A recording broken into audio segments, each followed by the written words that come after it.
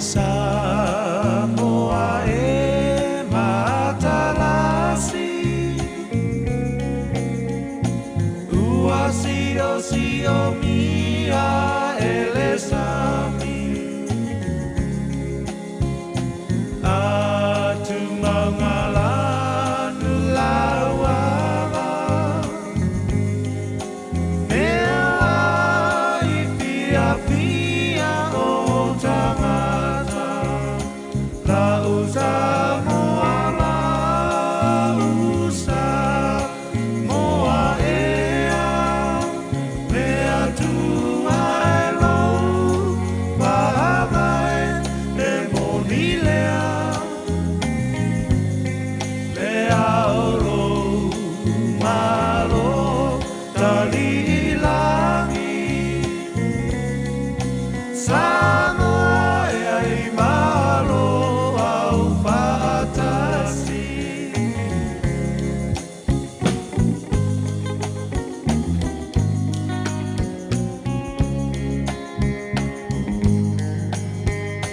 Lata o e ile e kueta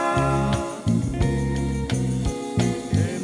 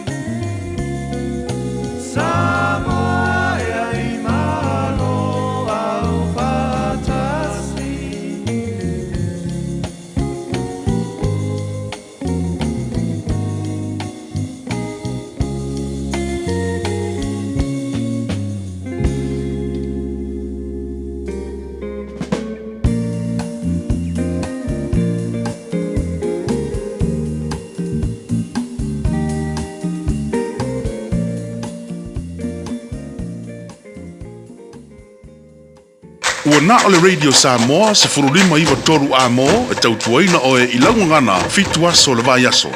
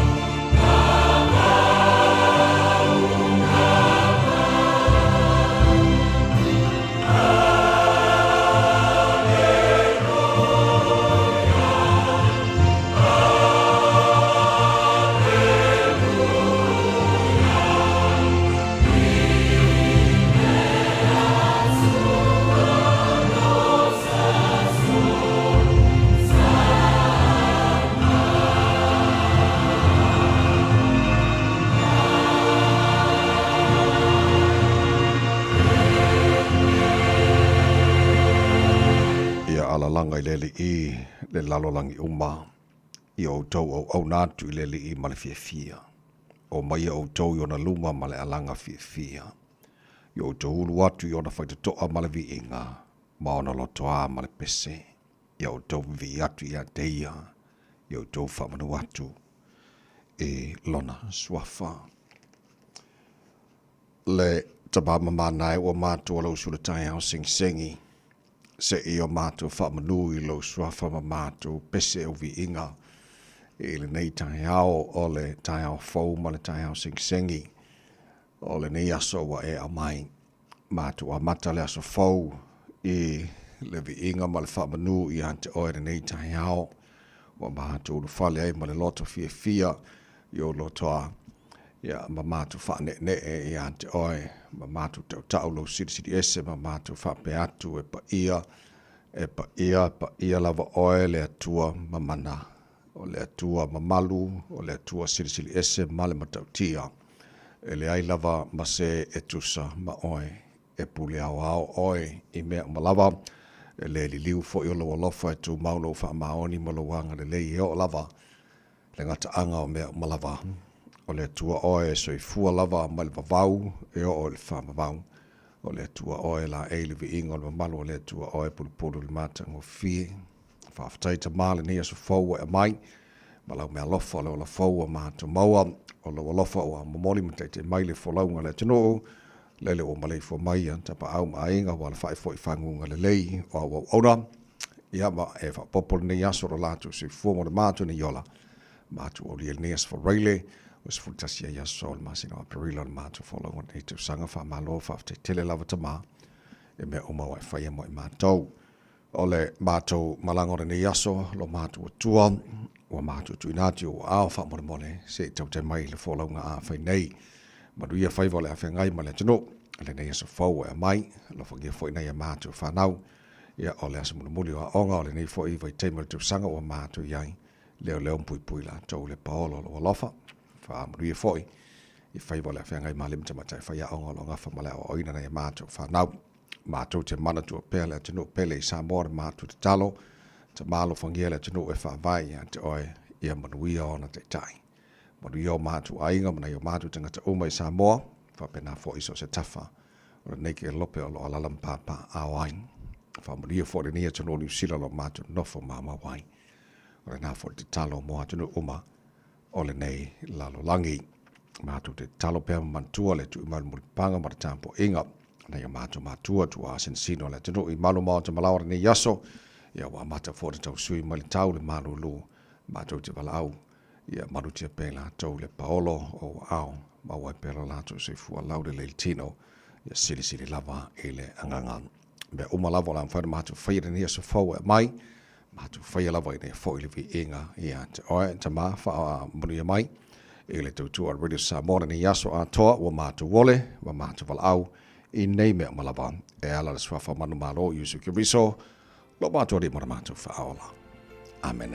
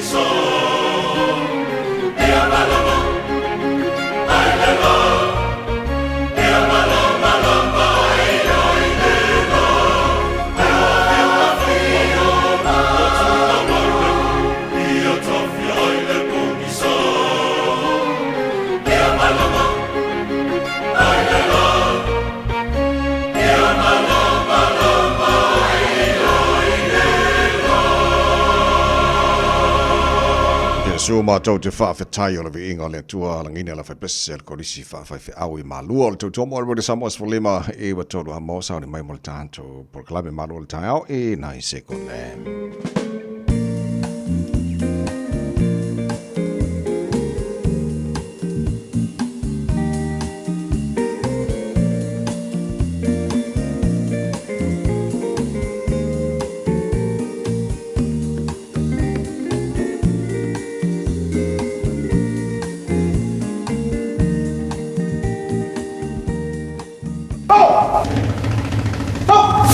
Radio Samoa, tasilima iwa tolu amo.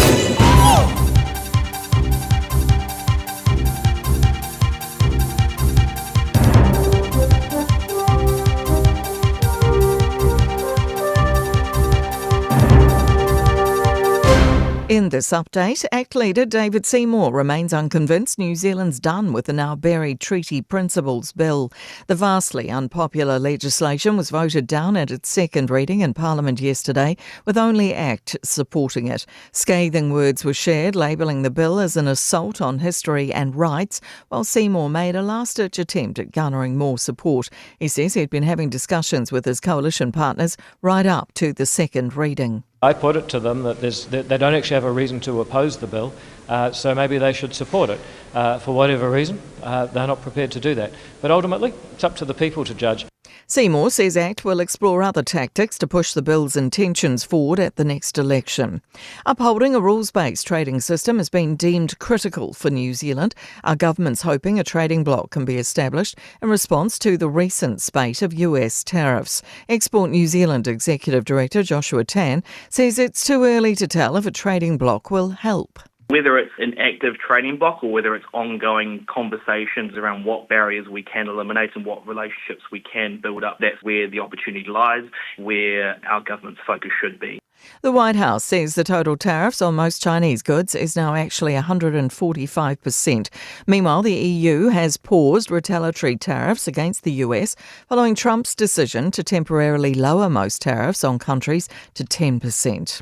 A union's claiming Woolworths' new operating model could lead to pay cuts, costing experienced workers thousands of dollars. The company confirmed the changes yesterday after undertaking consultation. It also plans to close its Blockhouse Bay and Mangere Mall stores in Auckland.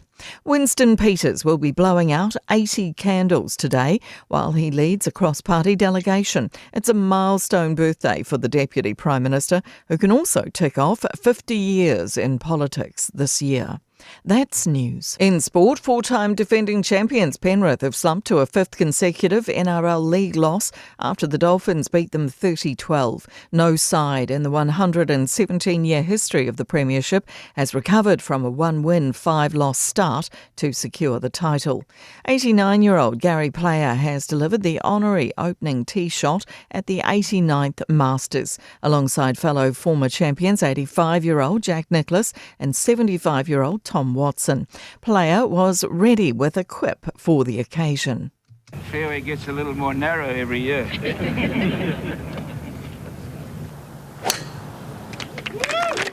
SailGP have cancelled next month's event in Rio de Janeiro to investigate Australia's wing sail collapse in San Francisco. That's sport. I'm Jodie Gill. Ua na ole Radio Samoa se furulima iwa toru a mo e tautuaina o e ilaungangana fitu aso le vai aso. Ele swafa mana malolo tātua ri whaalo i usuke riso e momona o wha tulau mo wha talofa i o mo wha wheloi e fo i lewa te le lava mana vinga o te tau waisa mono watino pelele pa iha mana malo la wha whangangara nei tai hao sing sengi malo le sui fua manuia wha malo fo le tunu ia le folau i le nei tai hao ia e wha tulau i le whasongo amalat folasa i o pa ia sautu whafa Samoa o la mala wha tulau tupu tamali i o whailaunga lau fu le lom tula toa Samoa le leo fa vai lolo lava le fainga wenga le tua o au na tofia le tando matai le langi e lo fa tuna pa lie so se vai ngo au kilani manu sila so se tafora nei ke lope a wale to tuino le tua mo lona finangana so se kane si lo fa fale le maluai ma ele alo atu mo sa ringa le fa ungo nei foi pa yaso ole fa tano fa tado pokalame e le fa fo mai fa tuma tausi sa wa matamata malo so lu ma fa na lo fa taro fa tasi le malu le tai al sa mo nei tai housing sengi ta lofa lava tatu avele vi inga mal fa tai le tua o le o tatu silfa manu le o mala ia matatu o ria fo ne yaso o le aso o fa le tua tatu ti ori matatu fia yai par patia langa le o tatu matai le langi tatu o ria ne as for railing so tasi yaso le masina opera la tatu fo longo le dua fe lo se full malima lo fa mal tatu tua tatu fo longo tatu fo lo le la lo na lo fa tatu il nias fo se mola fa fo le porca la malo le tai already samos for lima eva tolo amon ta shaba elo so so mai insinia on Facebook ma YouTube or Samoa Sarah tasi patia ma le fionga pesta alge lucio ya ma to ona nei tavai meni tatu ina ai se pa ile tu la e bale ta nei malo le uso malo le se formalia ta shal nei tai fo lange mama fo ilo se sunga la tavai le nei fo itai fo happy Friday Samoa let's no pele fa tsalo fa tu fo I maliangang fia ile nei fo I Riley. Sorry, o mari vai sorry. Yes. Ka ai fala tavai. Mas fa marcha mo tanto nei tai. The world is new to us every morning. This is God's gift. Ole mea lofa ale tua ya te itato uma. Ole fou pelea ole lalolangi. Itai ao ta itasi. Maaso ta itasi. Manui e tele. Lo wala fai maile nei fo I asafaraile Samoa.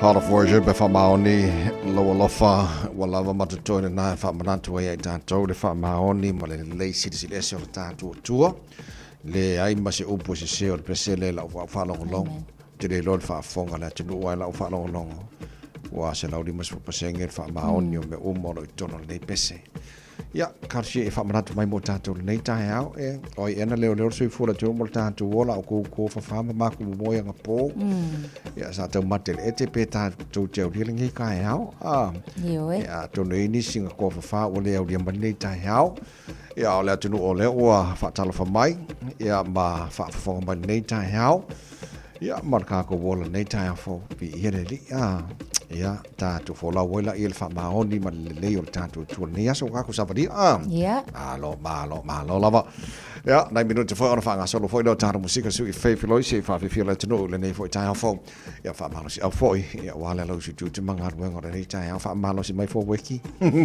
fa ma lo si mai fa marka ko pa ya so fa mo mo to kwata fitu ta nei o ngalo ya o to ro nei ya so ta proclame a reto le la mai pasta la faile a copa ya ma le pe fa no mai su temi e le na fo proclame o ta ma lo ta fa nga na ball nei fo tai fo today in history data ba vai parliament to puleso sfruttasi operilla il tele to sang ba vai tai na fitu il town dai ta fo ngan pro tani pe ta fitu ta proclame ma ta na nei fo tai fo ta to ba vai po amadu wala dai tai out.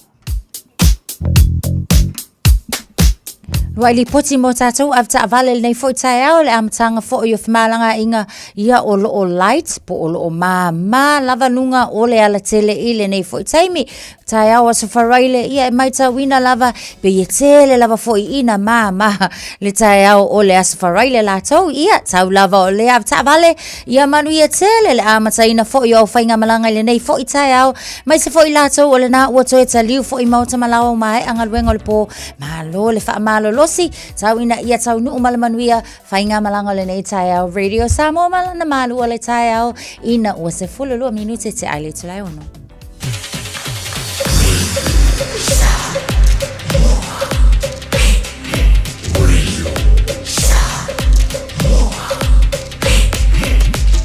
Tasi limoi votu, amo. Ua mawhai ana au ina atu le tala o le tau I aso taitasi ona o le lango mai a le Pacific Finance Limited. Telefoni o Varselau fitu whawha lua fitu. O le mainga matala nei I le tala o le tau o le nefo I tai fau tama ki makaurau au ki lani o le nofanga leo whaasalunga a le Radio Samoa Sfutolu. Ua I le malulu I le nei teimi o le tai au a o pongi sa pe whafo. O winga wha mawino le tau mo le so o le whaasolo ina awa langi le leifo le tau. I le tele vaenga au ki lani whaasolo atu le awa uli male whiawhiana nei angi mali marisa vidi mai se sa e lua se fulu mare tasi. O le maulunga nai o iei le mawhana mo tātou I le nefo I aso tai au pe au diam ia o le whaasolo ina matua I se suru mātango whiele nā tele vaenga au ki lani. Lua se fulu le maulunga nai le mawhana le ea mo au ki lani I le aso tai au le vaenga I o tuatu le whaasolo fwere langi le leile aso sa langi le leile aso fua aso lua aso lulu pa uti mo le astofio le nawa aso o luma na yatu. Ya, o vai o mai o fa mawina la vai tau mo tātou le nei fo I tai au fo tulanga masani o whanga solo fo I le proclame malu le tai au a le Radio Samoa la mo whan tātou wa vai tulanga I le tau te roisi vai ngori sila whapena fo le tau Samoa ma le se vai nga o le kelope tala o le tau Radio Samoa o nato whala loka le Pacific Finance ua loa le tautua le Pacific Finance I no ngā tupe mo so se wha moe ma liu whai puiponga a so whanau sa whai whainga malolonga ba so se wha lawe apa laine lo le pacificfinance.co.nz pe bala au le oval se lau fitu whawha lua fitu e talo sanga sauna no ngā tupe I le bao le 5 se lau tala ma le lua se furu hawhi tala e lua minute whai lau talo sanga online www.pacificfinance.co.nz ai tasi le tulai whatali e se tali e iai ai inga whabitoa pala au lo le Pacific Finance Limited I le oval se lau fitu whawha lua fitu oval se lau fitu whawha lua fitu. Sefulu lima lau jale tulai ono taulanga tanga loa mai lana CD sefulu whaiva lau niu talaina whawhiwhianga rina Samoa nei tai au na tunu anga juta mga ruenga na tai au ma lo la valeusu ma lo wha ma lo losi manuia whaiva nei aso o le pese lea moi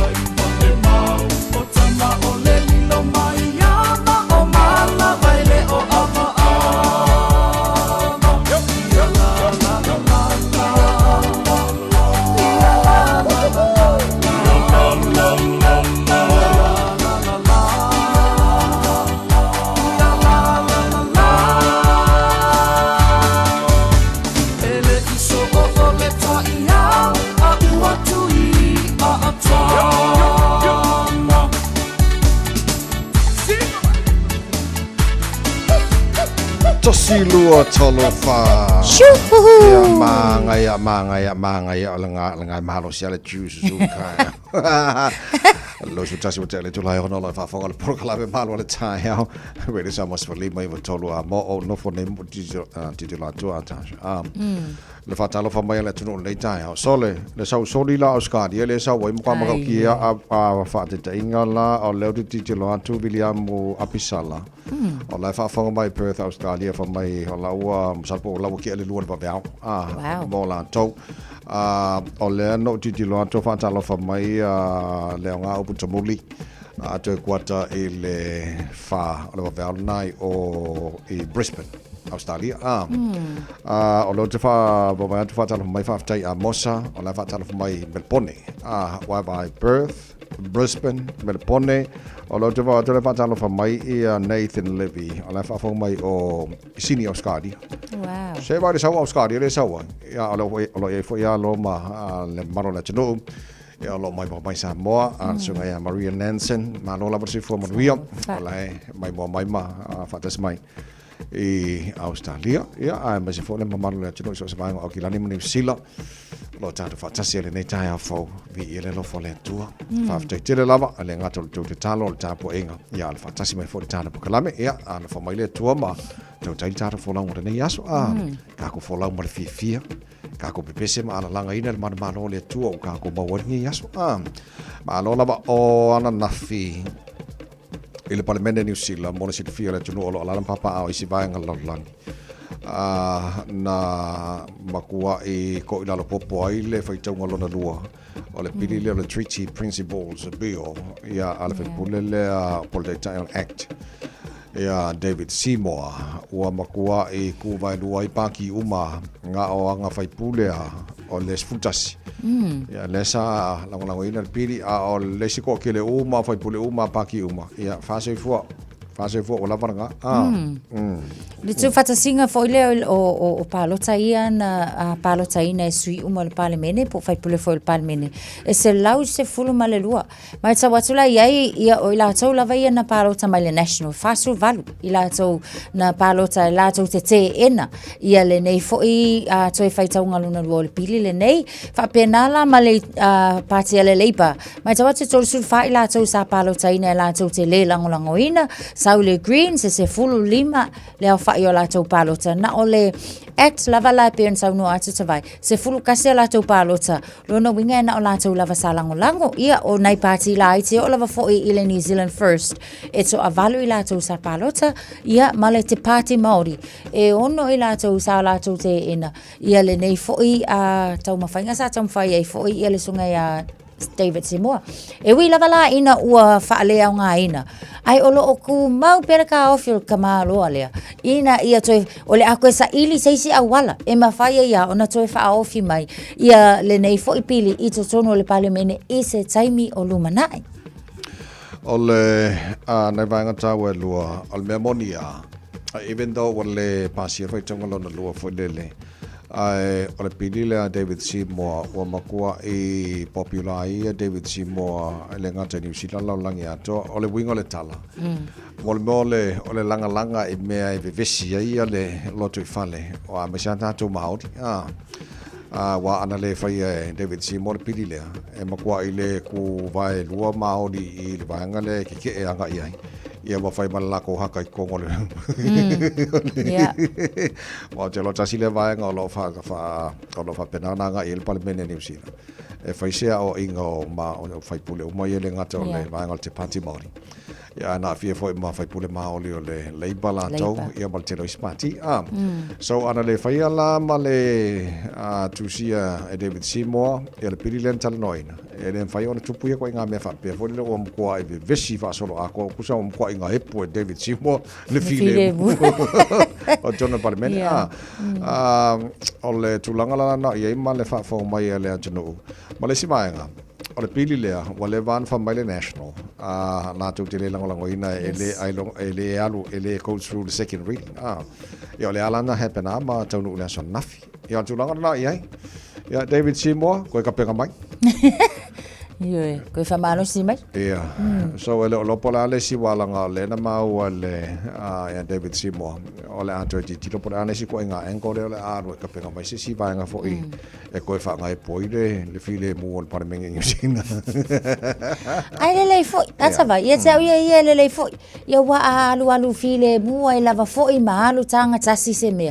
Ele ma fai fo na mau mai ni si manatu fo ia ma sei si fo i perspective fo po se angle fo tilo ia fo ia le fai nga malo i le never time so po fe la vala nga ia le pili le talo sia ia nga mo tanga ta uma i fo ile a fa mama fa be na o sei tu etasi alanga a fa pe o sei tu eta tau lava ona launga sia umai tanga ta uma i le nei fo i pili ana fina tala no tole por kala mail fa salanga le pole do au kilani Wayne Brown il avelta vale ma fai langa video call telefoni ole la titi lo atu ole I mean ole fatu ese ile tu lango ia ile se sia la na bena fai o ke le lo para lo winga lang facility for my o low ol fam talanga quote o lowly cabinet ministers if you ila ko ilimo ia po BMWs ana ile ska male felwa i o mele o le maua ko sala ile so le kula fongo le fa ngar kel fongi ai o so nga o ka vale la feo i se limos ko inga if you feel like it tamalo se limo ke limo foi nga ia ole sulang foi le ono ta avale ia e ia la vola tu avita aval fa pitoa So ata so taranua lai mayoral roles e kakawanga ia ile ave ka avale fo ilele ia ale minister ia po o ilava ia fatata ingala e peila o straight ina Leo Wayne Brown e kawalanga ia sanga ave ka avale ole wingal na lantala fo ilele le amenga fai yang o ka avale vai ngala fai la to ave ta avale awa kusole pese excuse awa nga fai sa ave ka avale o kele ave ka avale ma o ka ngoi la telefoni ang fa pela ia sa ulimo sin fa pena lona winga ia la ta avale ai fai o ona olana ia famtalanga e multitask o le pe wa kele wa fai uma nga luenga tasi ile taimi tasi a o le e lunga le awala ona o le mo o mia fo ilele male mana onga ia o ila tau fo isa fai la tau fono ile na fo ia so o le winga nga kasko inga e ka ka fo nga fai sa o ka vale ma sa uli mo sino ke alu ma fai unga luenga a sa o le o titilo atu male e pe fo nga mai fa tu le fi Wayne Brown nga vai nga wale lang ina speedway len fai unga kilani wa lana tala e pe nga kilo ingos ka nga ka mai ilva nga lenga po inga le ka ma ave leo o tanga tane yo lo sin fake ya ilva yo nga cancel nga fai ilva nga le ya wa fai nga fa mo fai nga video call malele malonga kan ko nga le lojes le sempre li lo lano ngi o lano ka ko ya mali lo pe ke wa mo kong ila sala o mo sa limo ke felo o sa BMW sanga V6 sa kalo fast tamalo e felo tamalo BMW oh Wayne ya le nga ka si mo sa BMW ke felo ngi ya le lei o fa fi fianga o tai au no los furu iva mal afo tele tu lai ono RSA e fa fo po clave malol tai au with samas for lima iva tola mo malola va se vo good morning Gerana no watulu u samoa wala wi lo ile la sanoa no wamanu malo fa abaile aku amautu wama bae Sama o tu mau pe alo wanga ba sa mai la pesa si va samoa o tu mau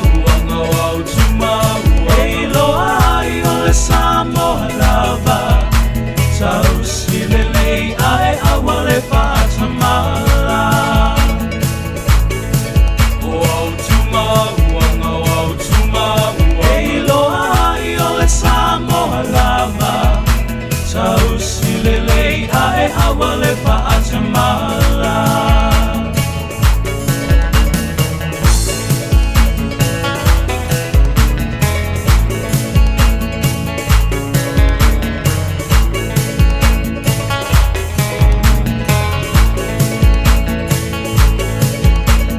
Watu mawalanu lau awa si o mi ai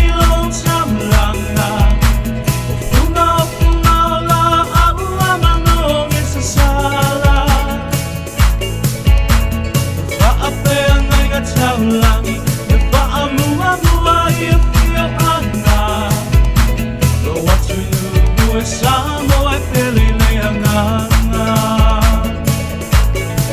O tumau E iloa ai o le Samoa lava Tau silelei ae awale pa atamala O tumau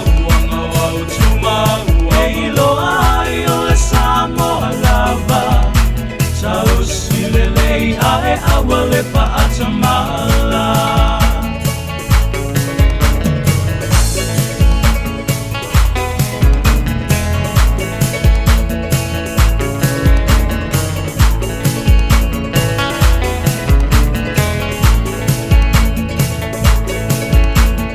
Apa isi pasela mana esa se ko isa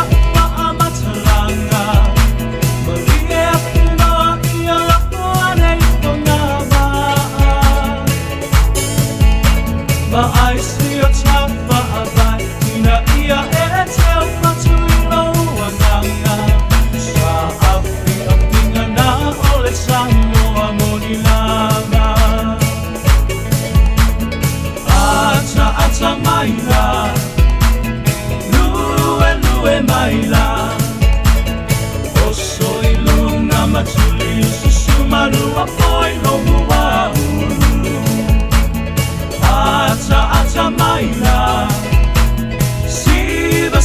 maila o soi lunga matuli susumalu apoi lomu wamu o tumauanga o tumauanga e loa i ole Samoa lava tau sile nei ae awale pa atamala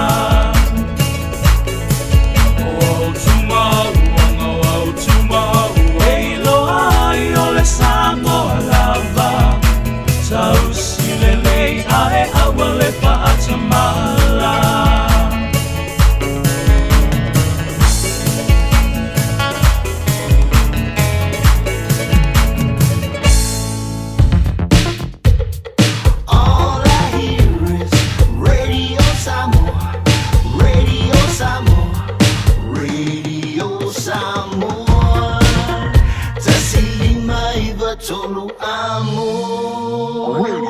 Samoa, kasilima i wakuru amo. E whaatalo whaatu Samoa i le suafa mana malo i su Keriso. O te wala aulia i le hava ma le whaaloalo, o e malo a inga. Tau te susu ma whiwhio mai tātou whai sauninga, i le nei sauninga whaapitoa ua whaingoina. O lo a inga i le tafu e o le sa tauro. O a whawhita uli ma whaingatā, o lo o whea ngai malo a inga. Aua nei whaatuai ma misia le nei a wanoa tāua. Mō le fofo o nei whawhita uli. O le nei sauninga o le aso maliu, aso whareile, aso sfulu walu o perila, i le lima i le afiafi. O Lau Universal Church, sfulu tolu Lempi Drive, Manukau. O le Casa Beds and Appliances, o le tali o manaonga, i o loa e whaatotonga ilo mauta, ini tau le lei, toi anangata, e mawai moenga ngā o si tutona New Zealand, wha apea se tino fōa o le potumalo lo, lau ai manofoa, TV, la au pese, usa aisa, masini tā lava, telefoni whi aveai, maisi. A whiu ane loa i le whawhituwha Great North Road o tau, po le tolo whituiva Great North Road i Henderson, le Casa Beds and Appliances, telefoni o valu se lau, lua, lima whāwalu, o valu se lau, lua, lima whāwalu. Talofa Samoa, o Ateshna Ryan, o le Licensed Immigration Advisor mo le Auckland South Immigration Consultants. E visosoani mo so se tu ai ngā visa e malanga mai e New Zealand po Australia. Telefoni mai nei loa i le o valu o tasi o no valu whawhitulua. Po le olua tasi o no valu fitulua tolu o. Whatara whalpakala mele tāsal nei tai au pa anga whātasi mai Amerika. So ki kilo ako i Sangalibe o Libe. Whawhanga mai o Nebraska, US. O la ua te ale tasi la oli. 1:22 p.m. o i Amerika le na whātasi mai ai. Whatara whamai ai. Loto mai Vau. O la whawhanga mai o i Alaska. Ma lo se fo manuia. Na lo la fa fa le fa mai le nei tai hau. To telefoni se fa tala fa mai o Melbourne di mata afa ele katapso. Ma lo fa le fa mai o le mamaole o tafalo langi o lo mafuta ma fa mai le no. Ele tara proklame le nei fo tai hau. Ya o le au na fo na radio Samoa lo fa yon tara so tai ai. To tanto umo te lo na to ie fa fo mai. Is vai o ke lo pe anta. Ole I mean feedback le no mawa u ia folele ole e tu se fa pe ya le sa mo pe a mafuta mai ile le ngato tatu taranoanga tatu wanga na samo ya musika fo il tatu ngan so po fe ala ma ba o ta for kilope e ala papa o le tno ya fa fonga mai ole tatu so ta ilungor po kala mil tatu ngan samo ya pe ala mo samo yoi alo manato mon wielo to ala papa o ina ba nga se langi Whaftai fo le tua nea wano tātou maua. Ia lau tātou whātai nei tai hau. So kilo aku kalau whai. E kakale wha good evening mai le sia kungu uleam kua ule loa po whea le vāngon lau langi. Judask po whea ngi ka whewhe. Ia lelei. Ia good morning. Tātou lo whalangolango i le tele o medicine ma whala awal whamak. Te lo tar fi fiele mo ni solanto o le wo ye ni sio fo la o ma fa ma ke lo open le no te tala ya mo so sta sin fa yo na ye fa ngai na fo le te lo pola se tau ya ke lo le fa tar fi fiele mo ni sio lo yo fa lo la o te le fo la o ye ma fa ma Pe le sau do ngala na Chief Medical Officer Dr. David Hooks ile fa ilo ina fo ile ole ato atele nisi ile tau sanga lava le nei lua fe lua sumali ma pe ma le afe lua se lau ila to o lo fa lango i fa la au fa pito e fa la au ia wa mai tau atu. O lea ua maua mai le wha mama avenga mai le wha mak. O le a wha atau ngō fie. So pe ala e a wha apela o atu le lua afe tolu se fulu. E sa sau ona o atu ua 5 afe i lātou e mawhai o ngā pengifiki ai i tau sangata i tasi mai fuala au la ia e wha pela o mai tau atu i ngō fuala au ia e whai asiki ka unga kāta vai o i ngō fuala au. Pa o Vene Toclax, ia o leisi le na o fuala au foilele au ngā mole ngase o le leukemia. Ia o leisi o le acetidine, ia o leisi foilale na o fuala au lea ua maua mai foi ia lona ia a whaamama avenga foilele e mawhai o na whaapa ulo na tau. Ia maisi fuala au ia lua o le iprotinib, ia ma le upadacitinib o fuala au la ia o lea ua whaamauti noa mai. Ua iai le whamama avenga foilele e mawhai ai ona foilea ona anga waa iai tangata. Wa e peisa kau iai se li miti foilele. Au le taimile nei. A fuala i le afe lua se lau i la tau ua mawhai ona, o le amwhai ona anga waai. Se tūlanga le lei tele lea mō tātou. Ia e mai se lava i la tau o loo mana o mia. Ia le nei foi a fe soasoani. So pia ma le tolu isfulu afe tāla i tau sanga. E whaaluina mō fuala au nei. Ina ia maua mai foilele le whamama avenga mō i la tau umalo o maua i ngase ia. Ia foi o foi tau o whapea. Alongo minga ka o mai e noa whamek e fuala au foi le e tau fiofi ma maula anto e le titalaina le vano mo te longa singase. Ia e foi fuala au o le sa tau fiofi ala uta tala le vano mo la anto foi le ia marki ki ku ngo fuala au e ku se ai polisi vevela ka karka o ka u. E sa o le la va. Ka falonga ku pe wa mangia ngia mai. O kangi for ka kau karan kakak ngaka se ngofona. Nga maloa. La mo fa pa ole o vainga i wa mautino alfa pa ole venetoclax ia male upa ko ki fa pe mai upa to ai upa ta tensip ia mai se la le leisi o fala au le fa pe mai mole hepatitis C ia male inflammatory conditions longo winga ai po se fala au ku so no es por el feto malo se fue morir en la fa na the wrong way. E whamaoni rei mea umalava e le se foi o si au tala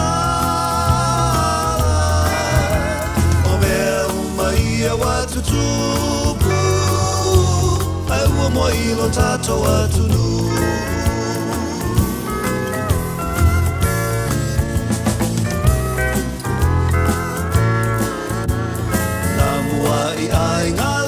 o savai I wholau ngā whawhine mata maiti Ngā salana wai wa mawai Hawaii E whaapea ma Hawaii ki E whamaoni nei mea umalava E le se fo I osi au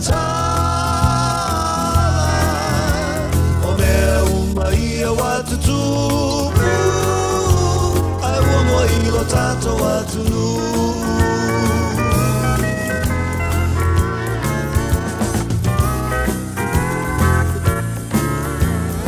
o ele ua le vana taatitia ua tumu nei I tangata Polynesia mai vasa e tele ua lato ausia na tangu ma le fia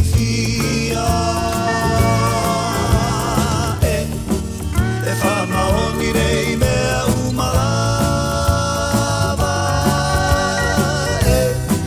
E le se fo I osi au tala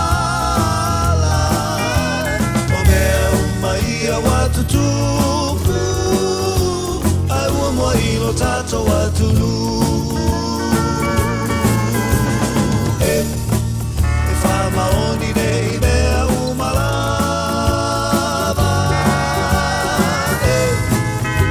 se fo I osi au tala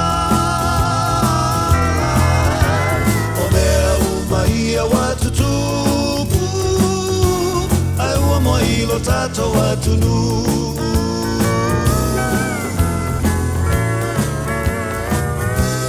Talofa Samoa o Jerome Gray le nei. Pe o e ti e lau ta vale po e whaafonga mai I lo maota. Ia tu pele ni lo lau le tio le 15 a mo. Radio Samoa, numera tasi I New Zealand. O le nao lo o solonga le lei lava pea tātou I lunga o le ala tele, mai ta watu o le na ua amata o na feo lolo lava foi ia lunga o tātou wala tele ia tātou motorways. Pau le vaenga foi o lewa mai ta watu o lewa tau amata lava foi o na tau lanu mumu mai ia o tātou le I na up north, Tōtara langa ia tu foi I le north, Tōtara ia nga ia tu Sunny Nook and Rosedale ma whaasolo ane le vaenga le na Constellation Drive na pau lava le na o le vaenga o le tele lewa mai tau atu ia o le na ua amata na feo lolo pisi mai taimi le nei o nisio vaenga uma lava ia o le na lava o lo o solonga le lei file mu I le nei taimi o le taia ta avale tau ina ia manuia tele lau whainga malanga le nei fo taimi o le taia ma lua le taia Radio Samoa. Talofa, we're the Katinas, and you're listening to Radio Samoa on 1593 AM. Bread of life sent down from glory. Many things you were on earth, a holy king, a carpenter, but you are the living word. Say it now. Come on.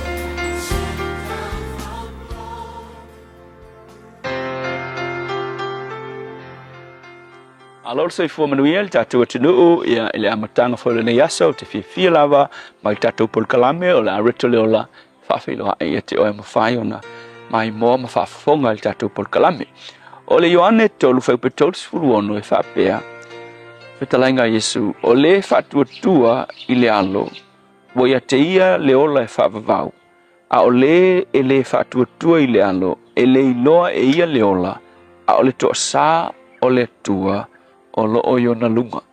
A le upu mo o le asu le nei, fili nei lo whaavavau. E fili le lalolangi, e ke le fili pe aioki, e fili taimi le nei. Wei loa e le whaavavau le lalolangi le tātou te iei nei. E puu ma saa tele le avanoa wa au mai le tua tātou te ola I le olanga le nei. Whate te inga, ia so matunu nofo I New Zealand I lalo I Christchurch.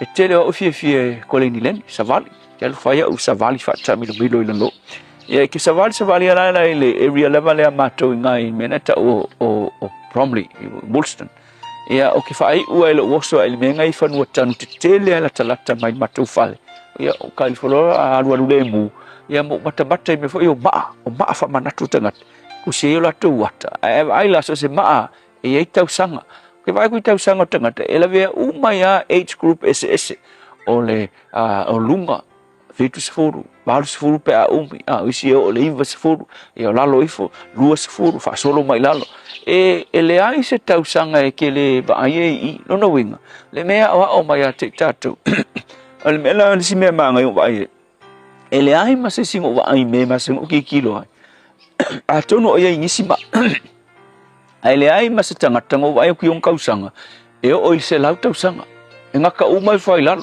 so le mela e fa tupu mai lo ma fu e fa manatu mai ai e le fa va singa mai kai mi pu lava o mai le tu ka ku ki ola vai nei tangata ta ti e tu mau sa ola ai le se singo o se lau I ka mai kausanga ka mai ale mele fola mai le tu o le fa va e maua e le tangata so e fa manatu mai le tata u le mele na o tatu I lola il tu spaia e lua fa vau o lo fa matala tu spaia o lo tatu wa nga ia tu nei ia o le manuia e fa vau male mala ia fa vau le fo ita u e Yesu a o nei fa vau e lua e fa lango I lau filfilinga e te faia I le lalangi le ngai pe ngo faia e kere o ki ngofko a filifili le po fe me ke aru le manguia fa vau pe ke aru le mala ia fa vau le ai o le taimi pu le ke olai wow mai le tua e ke filifili ai fai sau filifili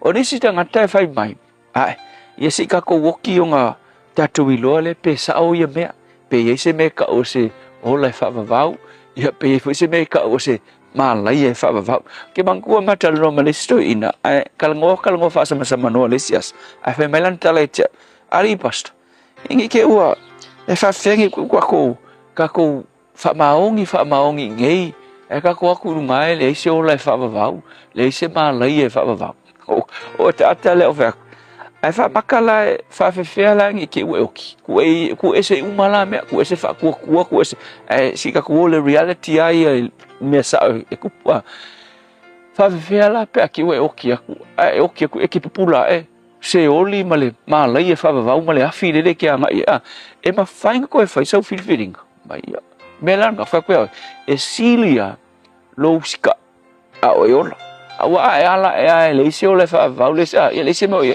ai ala ela e mongi ai le mala e fa va male afia nga e ka le tali inga le lo fa tu no le tu ele no mal fela e ma fa ko fil sa kalia la ka un fil le timing so ole lu ila mo ole asolengi feeling e lo fa va ole ala fil ngo lo fa va o lo tali ina ole alo le tua soifua o lona suafa o ke riso Yesu ka au mai le tua i le lua fetau sanga o mawai ma tau i le sa tau i Kalvari e whai mai o i latu uma e whaatua tua i le ngaluenga mahe anga whai Yesu paura ngau tangata e avaku e le tua le manguia e whaavau le ngai whaalongo ngai tala le whai mai o e whaatua tua i le alo le tua ua ia te i latou le ola e whaavau po le manuia e whaavau o le tangata i le whaakua i le alo le tua ma le ngaluenga mai anga whai le alo le tua e le ia ke ia le manguia e whaavau o le malai e mai o le toa sao le tua o le malai e whaavau e i lunga o le natangata pe mai kala Yesu o au nei o le ala upumoni ma le ola e le ai se tasi sao i le whaavau o lo i le tama le manuia e whaavau pe a whai e le ui i a Yesu whawheonga e ui a Yesu e ke whiri ngei a o maua le mana vaola mai le tua whawhetai le avanoa na maliu lo walo mo i mātou te talia ina le whaolatanga ua mātou maua le manuia ma le ola e whaavavau whawhetai Yesu Amen.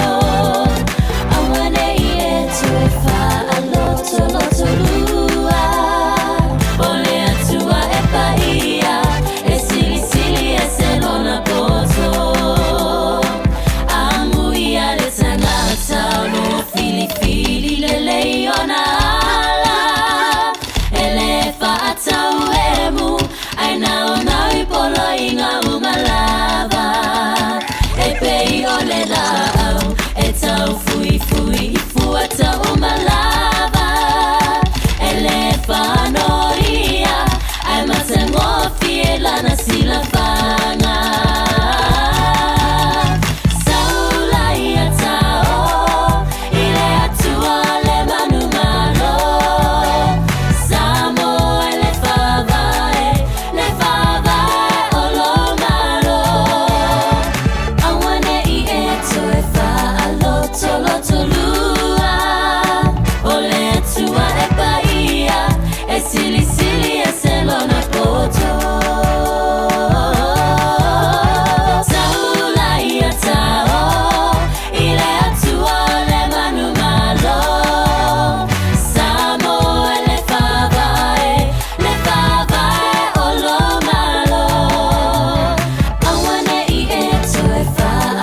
poto la talua ole atua e paia e sili sili e selona poto ole atua e paia e sili sili e selona poto ole atua e paia e sili sili e selona poto.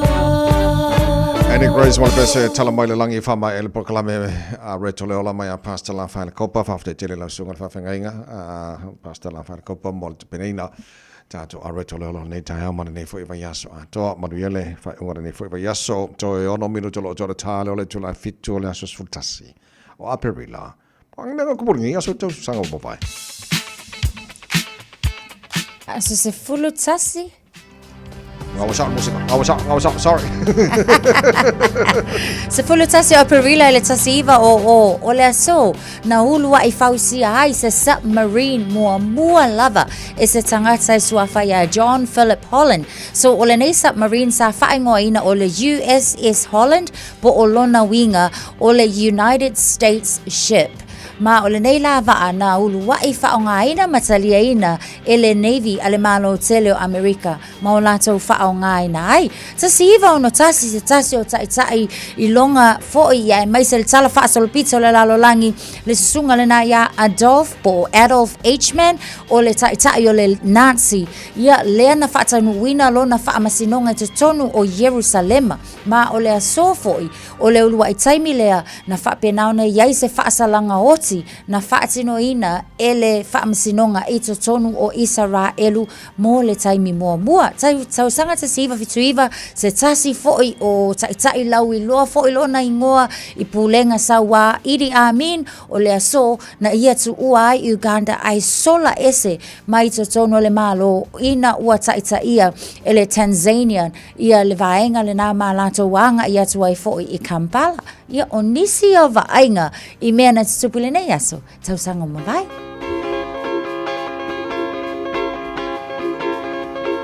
Música malie awe fefe mana ia sivae Música malie awe fefe se mai ona tene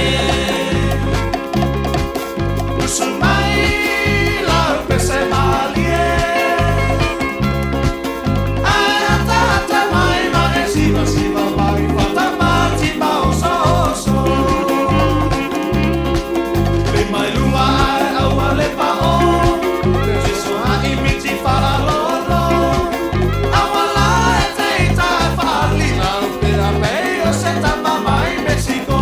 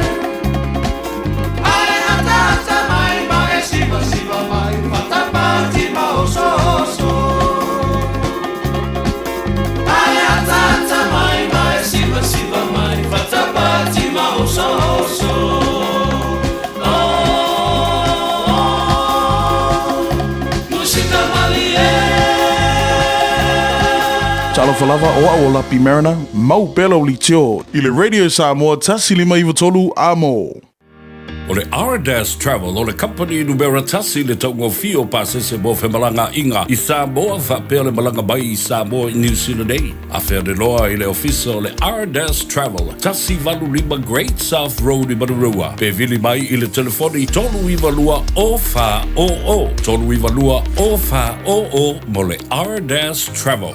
O whapitoa nei ale Tai Ping Supermarket i Henderson. Mai le aso fitu e o le aso se fulu tolo aperila mo ana VIPs. Iwa se fulu mara iwa sene mo fala aina Somalie. Tanga aniani se full kilo. Tolu tala iwa se fulu mara iwa sene. E ia inga whapitoa. Mawalau lua se lau points ile ta seni whangawai o le H Bay Water. Po le tasi lita o le whangususu o le Anchor. Le Tai Ping Supermarket. Ile lua se lau mara tolu Lincoln Road i Henderson. A fio mai loa. Hey! Aua na ia vea oe pei o isi tangata e manatu maa ili wha iti ngā. Ele na o le inu le vaiti polo na seki ai lea. A le vave tonga fitia le wha iti ngā. E ono o le tūlanga e maua i le fever rheumatica, ma e le ai lava se tasi. E mana o e o se e pele le nā tūlanga. Aia. Ave loa na i o walo, e whaile siaki le fō mai whale ainga, o le tausi mai le aonga, po le whale talavai, e vave, whaingo fie, ma le mea sili o na tāua, e le toto ngia, e ma whai foia na whaile tui o le baisilin, e ki lia atoa ai. Saula ia Samoa, i le nei vai tau o le tau mawhanawhana, ia tausia le leina i o tātou alo ma whanau, whaile siaki, ma whai loa le tonga fitinga. Mo nisi whamatalanga, sa iliana i lunga le social media, Stop Sore Throats, pe asiasi i lunga le upenga ta whailangi, Stop Sore Throats.nz. Hey, hey!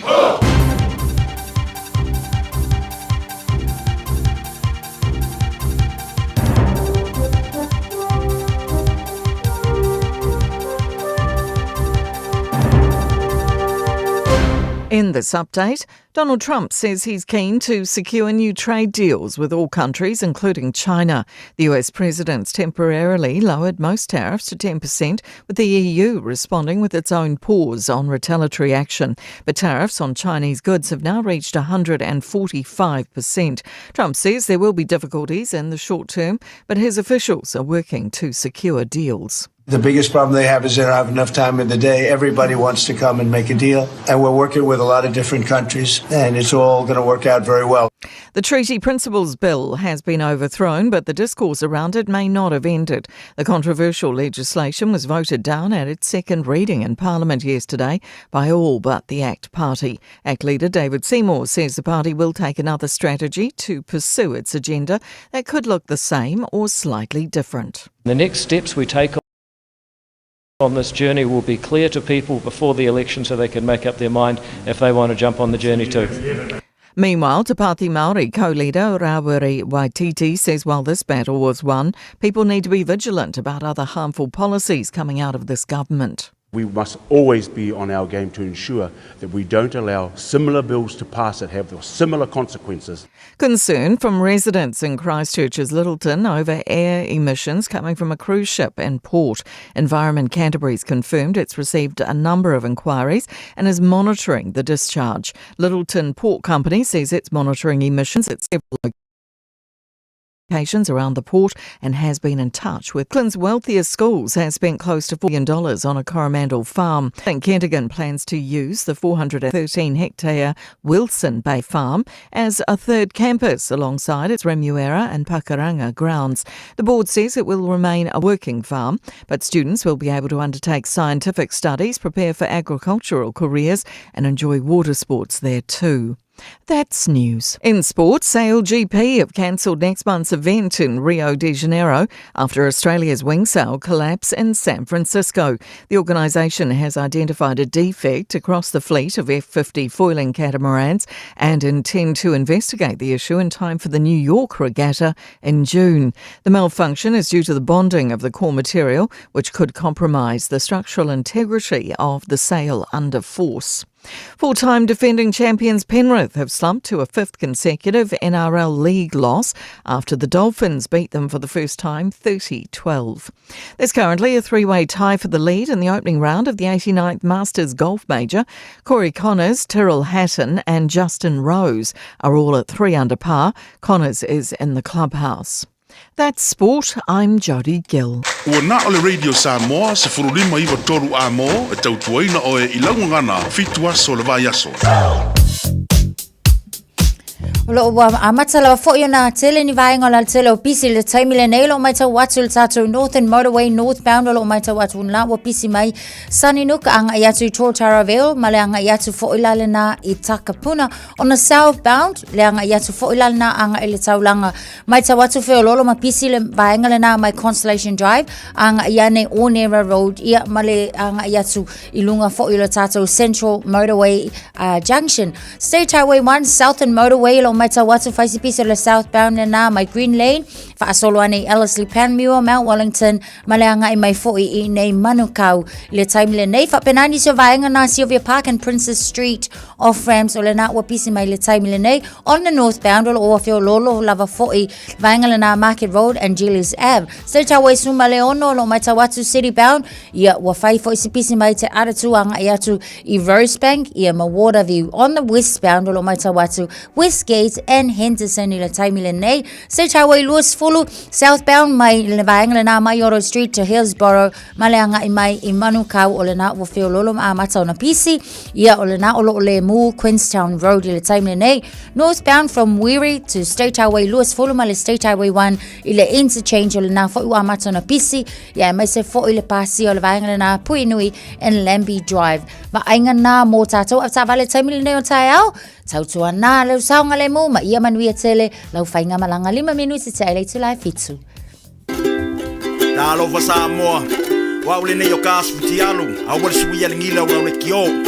A eva mai ina se furu 5 iwa kolu, a mo, Radio Samoa, vevela a. Ua mawhai ona au ina atu le tala o le tau I aso taitasi ona o le langolango mai a le Pacific Finance Limited. Telefoni o Varselau fitu fafa lua fitu. Malola va se formaria le tino le nei vanga le tai o fo fa tala fa mo fa tala fa le mano le tino fa mai tono fa fainga wenga o lo ila tolo fa tala fa mai o I le Hobsonville Raymond Healthcare Village. Tana Iona malola va se formaria le tai o vanga la tamale nei le talo le tau Samoa. Fatalo fatula tino lo fa mai so se vanga Samoa nei tai au. Lai langi le mai tau Samoa nei vanga tai o te valu. E fai po utimu ni so taimi o winga na le tau Samoa ile nei aso ato na va yato e ile taimi langi le tau e fai taimi po utimu te lo vai ngona tino tolu se fulu male tasi le tolu se fulu degree Celsius mo ngona vela le Samoa nei aso lo se fulu male ono e lona mo lalo ya le to ma fo antato so tai fo nei Samoa le sui already Samoa e pia fenga ngan mana tu marba tanga vai ti pia tanga vai ona mo fo le antanga tu lango ia ile tau Samoa nei fo tai fo Somebody talo tau I New Zealand nei I le telo vai ngona motu saute good morning pa angal tata pokalami so vai ngona motu saute maro lava se fo manuia kai Cora langi le lei tau se fo iwan mo ngona manu le Air Nelson langi le lei fo ile tau Lois fo mo ngona mafan fana o mo langi le lei le tau Queenstown langi le lei tau mo to se fo iwan mo ngona manu le Air Team mo langi le lei tau mo to e le nei fo yaso va to la fo langi le lei mai Wanaka mo Westport e nei fo yaso Dunedin o la fasola na langi le lei le tau awa e ni so taimi los futasi moru ona ma fana mara ayo fangala aule ayo kiriso ma lo so fo maria kara stete langi le tau mo to e le nei fo yaso los futasi moru ona ma fana fa mawina ya mo to le nei yaso fo ta to dia le motu I matu a pito la lunga le motu matu ka tai los fo moru ona ma fana mo nei yaso la faso ona awa pa utimu e ni so taimi le mo Wellington ma lo la so fo manuia pa ngal tar pa la la mo le foi tai au fa solo na awa tau e pa utimu tara fia na fa solo langi de nei ile anga yatu la wauli mana fia na nei sfulvan marunga na manu e mo tom ile ne foi aso na fa solo na awa pa utimu te va ngo tauranga ile so fa solo langi le tau po tau mana nui langi de le tau rotorua fa solo na awa pa utimu e ni so taimi mo tau Palmerston North e awa pa utimu nei aso fa solo langi de le tau ni Plymouth langi de nei pia Masterton lang de lele tau mo to de for yaso Hastings lang de lele tau Gisborne lang de lele tau kiri doa ya malo o marka ko sifi ngai lead sifi ya de lele on awa tau mo Hamilton so los furu mo ron ma fana le mo Hamilton le yaso tamaki makauro au kilani no fanga fa sa longa Radio Samoa ma no fanga de lan moana le blues as futuro le manu du ne bang on the tai au Ya, ola fa soro na awa leo malama mai papa tu le fisi awa la titi. Ya lo pala mai fo lang leila to o winga na to le so awa lang le leila tau. Ina so to lo su tasi morunga ma fana tai pe audio la lang le leila tau. Ka uli leia ma le ka longa le fe ka ya. Malao e tena. Los fu lo morunga ma fana le e mo au kilani. Aso ata ya. Pai go to atu lang le leila sa so fu aso do aso lulu pa utimula stoffi. Ora na pa ya solo mana ia to. Pai go ta mal na tala tau nei time o time. Ua loa le tautua le Pacific Finance i nonga tupe mo so se wha moe maliu, whai puiponga, aso whanau, sa whai whainga balononga, ba so se wha lawe. Apa lai nei loa le Pacific Finance .co.nz pe wala au le oval se lau fitu whawha lua fitu e talo sanga sauna nonga tupe i le bao le 5 se lau tala ma le lua se furu hawhi tala. E lua minute whai lau talo sanga online www.pacificfinance.co.nz ai tasi le tulai whatali e se tali e iai inga whabitoa pala au loa le Pacific Finance Limited ile oval se lau fitu whawha lua fitu oval se lau fitu whawha lua fitu. Se furu lo tele tula fitu le porkala me maro le tai hau hui le samos fali mai patoru a mo ya ma lo lava whaftai le atunu oka ele ko kiro kako a ingar ngi kai mar kako e kale si o whakalo wha mai lungo kako Facebook mari YouTube o le samo ya ma lo whaftai tele e ya vi e pere tu nei tai hau de lo a ta shau whanongo nei le porkala me le umatu nei o le a reto le ora o le mea whamanatu mai en tau, o le tasi lea awa onga ma le topic ese le tauwhi ese to tira tangata. O le winga lau tala, e oa fo iai whai au ma le to tira lau keu siano.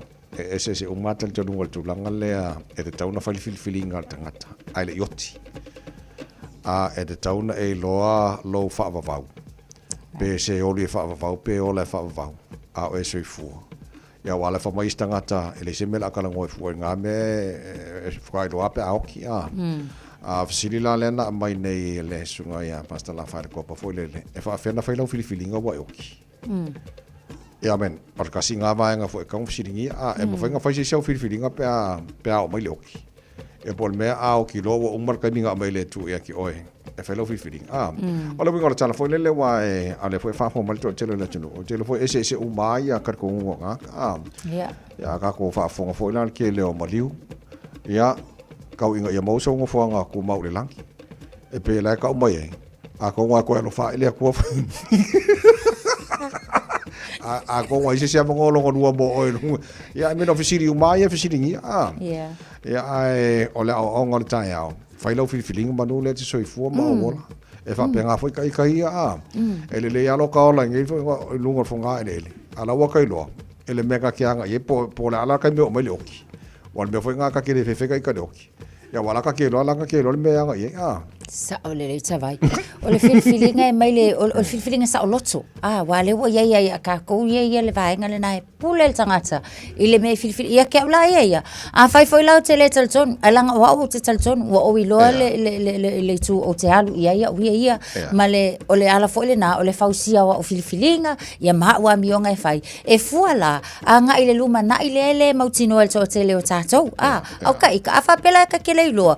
Peka ke alu, wa e isi e mai ele ise me ka o se mala ia fa vau ele ise o le fa vau ia ke ola ia au fai la lau filfilinga i le soifuanga le tatu te iai e lua lava o le lele ia maleleanga ia o le takut and the bats and the ugly e puleila e fai la ka filfilinga a ka le filfili la mol kai milela filfili mol sai mile nei sa le ia wow te loai on fa te inga leleia e fai fai mo tau mo tatu le nei tai a fa pela le unga le mau o ama le nga te motiva le nga alu mau o le afi a fa yaku en fa yanga ku dia ku se si le lo se fa il mako ai nga le lo o ngi iwi mai la wala le mo sa o ya o le o ngolo mai na ala ye mo se mal o perfecto ala e o la ka wa ku fa o ka ngai o ka ka ia awangi i mimika i o ama ai fa si feeling i mo le o la fa e ka mai nga a ele ila fa feeling ka ko mangule manga ba ia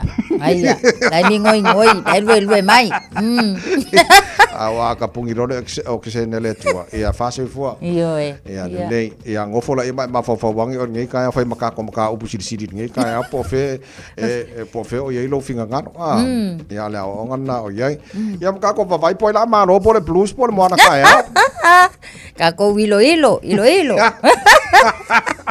Ora ka lo nga muanga de lu fo lu maka ka super rugby. Yes. Ora ka lo ke de la fa i mala o e tena wala fo mala e dia. Tasha mal fa fo mai o ko ia ko ke fa ko le blues. O le mala elia.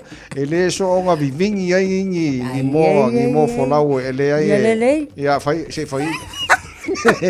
Alanga afia vivingi ale mo. Ai sawa. Se longa la kusi se fa sila nga voilele. Sale vivingi. E foi mo nga ku vivingi.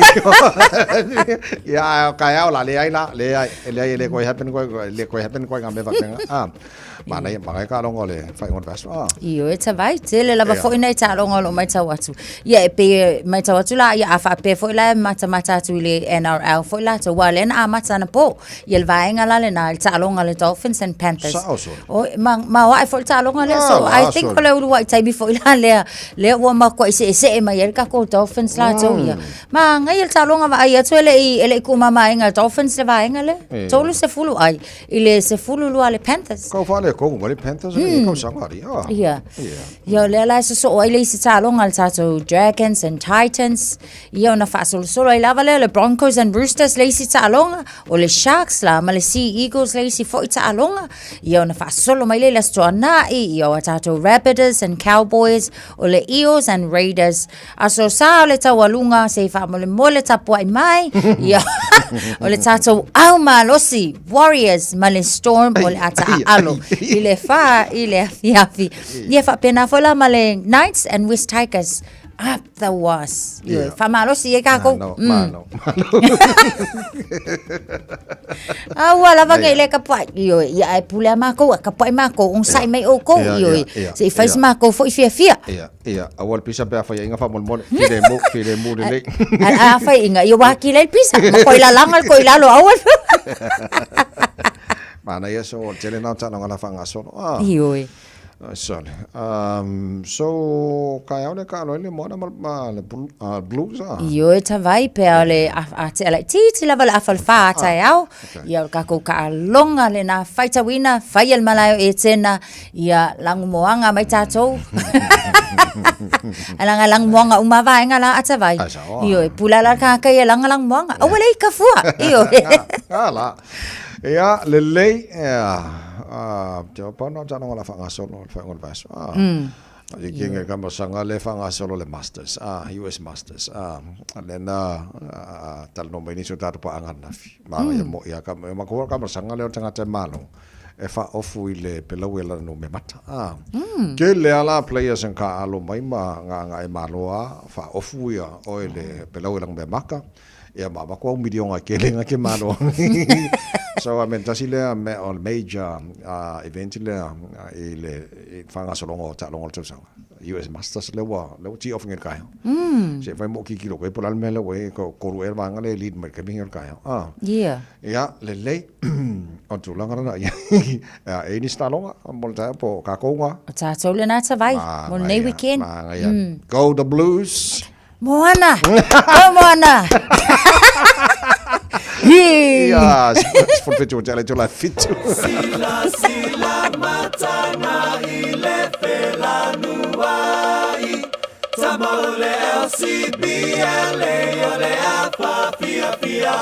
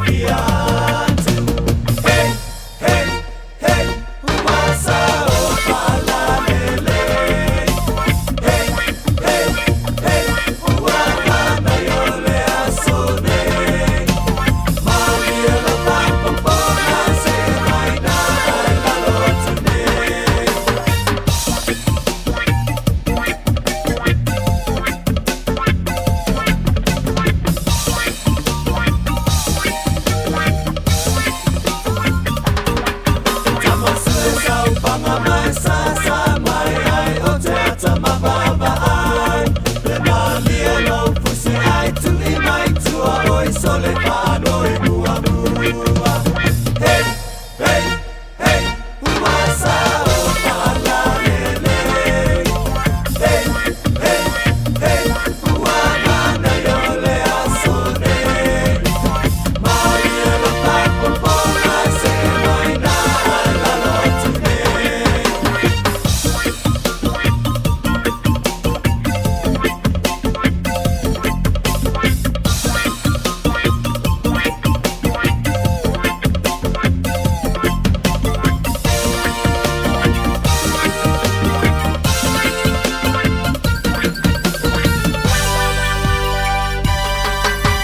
Sila sila matanga ile pelanuai.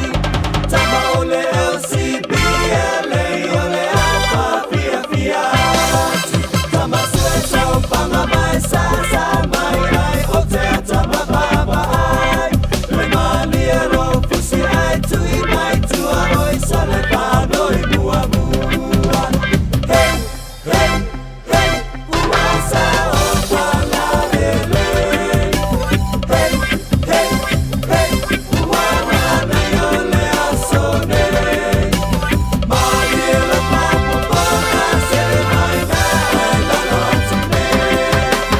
Hey, hey, hey, uasa o palalele.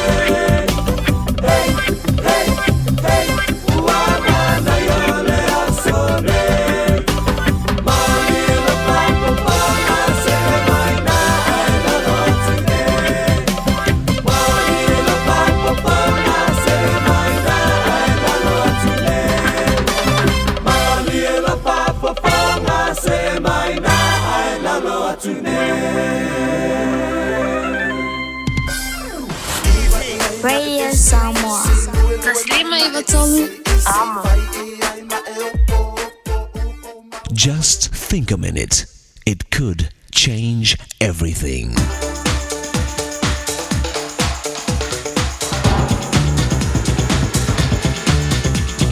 Think a minute. Can you imagine an engineer building a bridge with no plan?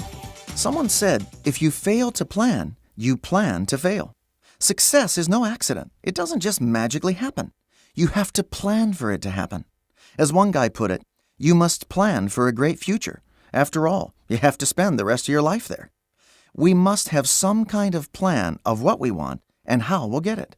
You know, if you shoot for nothing, you'll hit it every time. And if you've accomplished everything you've planned in life, you've probably not planned enough. You're getting too old when all your dreams are reruns. The very successful head of the Chrysler Automobile Corporation, Lee Iacocca, used to ask his workers, what do you want to do? What do you want to be? What do you want to have? Where do you want to go? How do you plan to get there? Write it down. Now go do it. It doesn't get any simpler or better than that. So why not start living your life on purpose?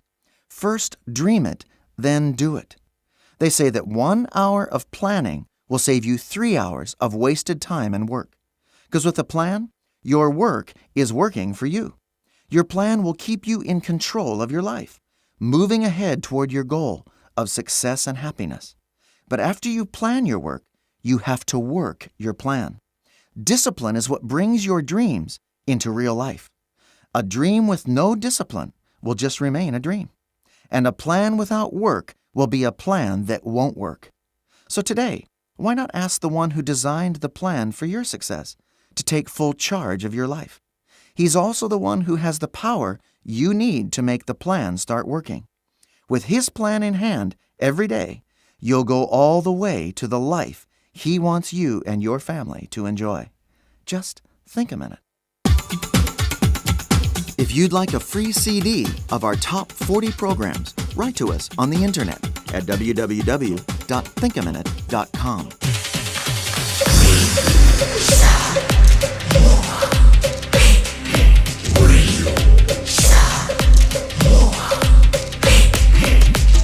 Tasilima Ivatolu. Amo. Lo se full tolu le wachale tula fitu le porklame malu le tai out radio Samoa se full me tolu amo na tasha le po ta tu so tai Samoa le suilo ta radio Samoa pele fe ngala la li ne fe ngala mana tu ba au tanga ba yeti pe tanga ba ya mo de tai out fo Fatalo fatule nei foi aso faraile la wafionga ngal malmana happy Friday ma lo lava le tau tu le nei foi vai aso malo lo sai Ya malo po se fu malo le su ya te tu sala fa pensunga ya te vai pa te o le uta tu tu mai po ile as falei de le aso fi ai te vai Assaulted le malo fa te telefoi ele on se mai male tu mai de tatu ngarbenga le ngato nei tai ora nei vai aso a top sa tala no le po tatu po klame malo le tai e sila le nga fa tai fa lo atu o lai bulmulia sa mo tu lango ye le o lo langil technology lo ye nei o le winga le tala ngal man ba mai atu se fi le o ino na yalum fa na u a me sa ngam yo ka vale el tisi e mo ke lo ba ngale le la nga ka ko mo lu nga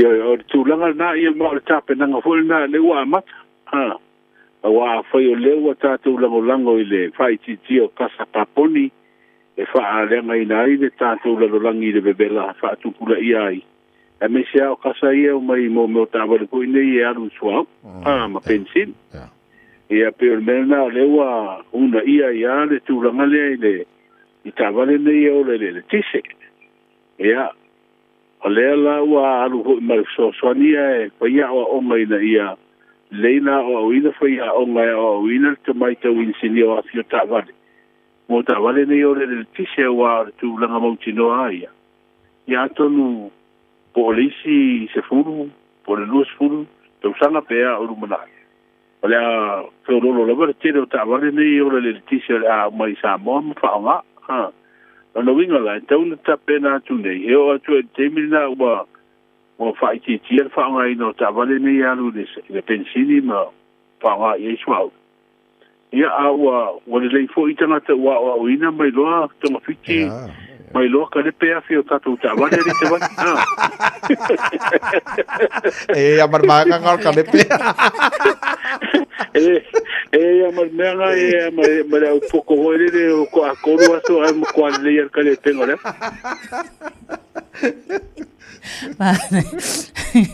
la wafionga ngal mana tatu tala no le tai o ava no fo ie malanga mai nei New Zealand ma malanga mai au ma oni ava no su engata ia oni ava no fo ie fa ame meo ia ina yo tatu tangata ina ia maua fo ia le maunuia o lo maua ile nei fo ia tunu New Zealand ai peta ia ne o lo mai tau atu ia stasi sa ia fa tanu ina fo intulanga fo ia fa fainga luena ina o tangata mai Samoa it's tonu New Zealand nei a o le mai tau atu o sa fa ia ise tulanga fo ile fa sol tula fono la se fa lau te lenga o le namta o pela o fiong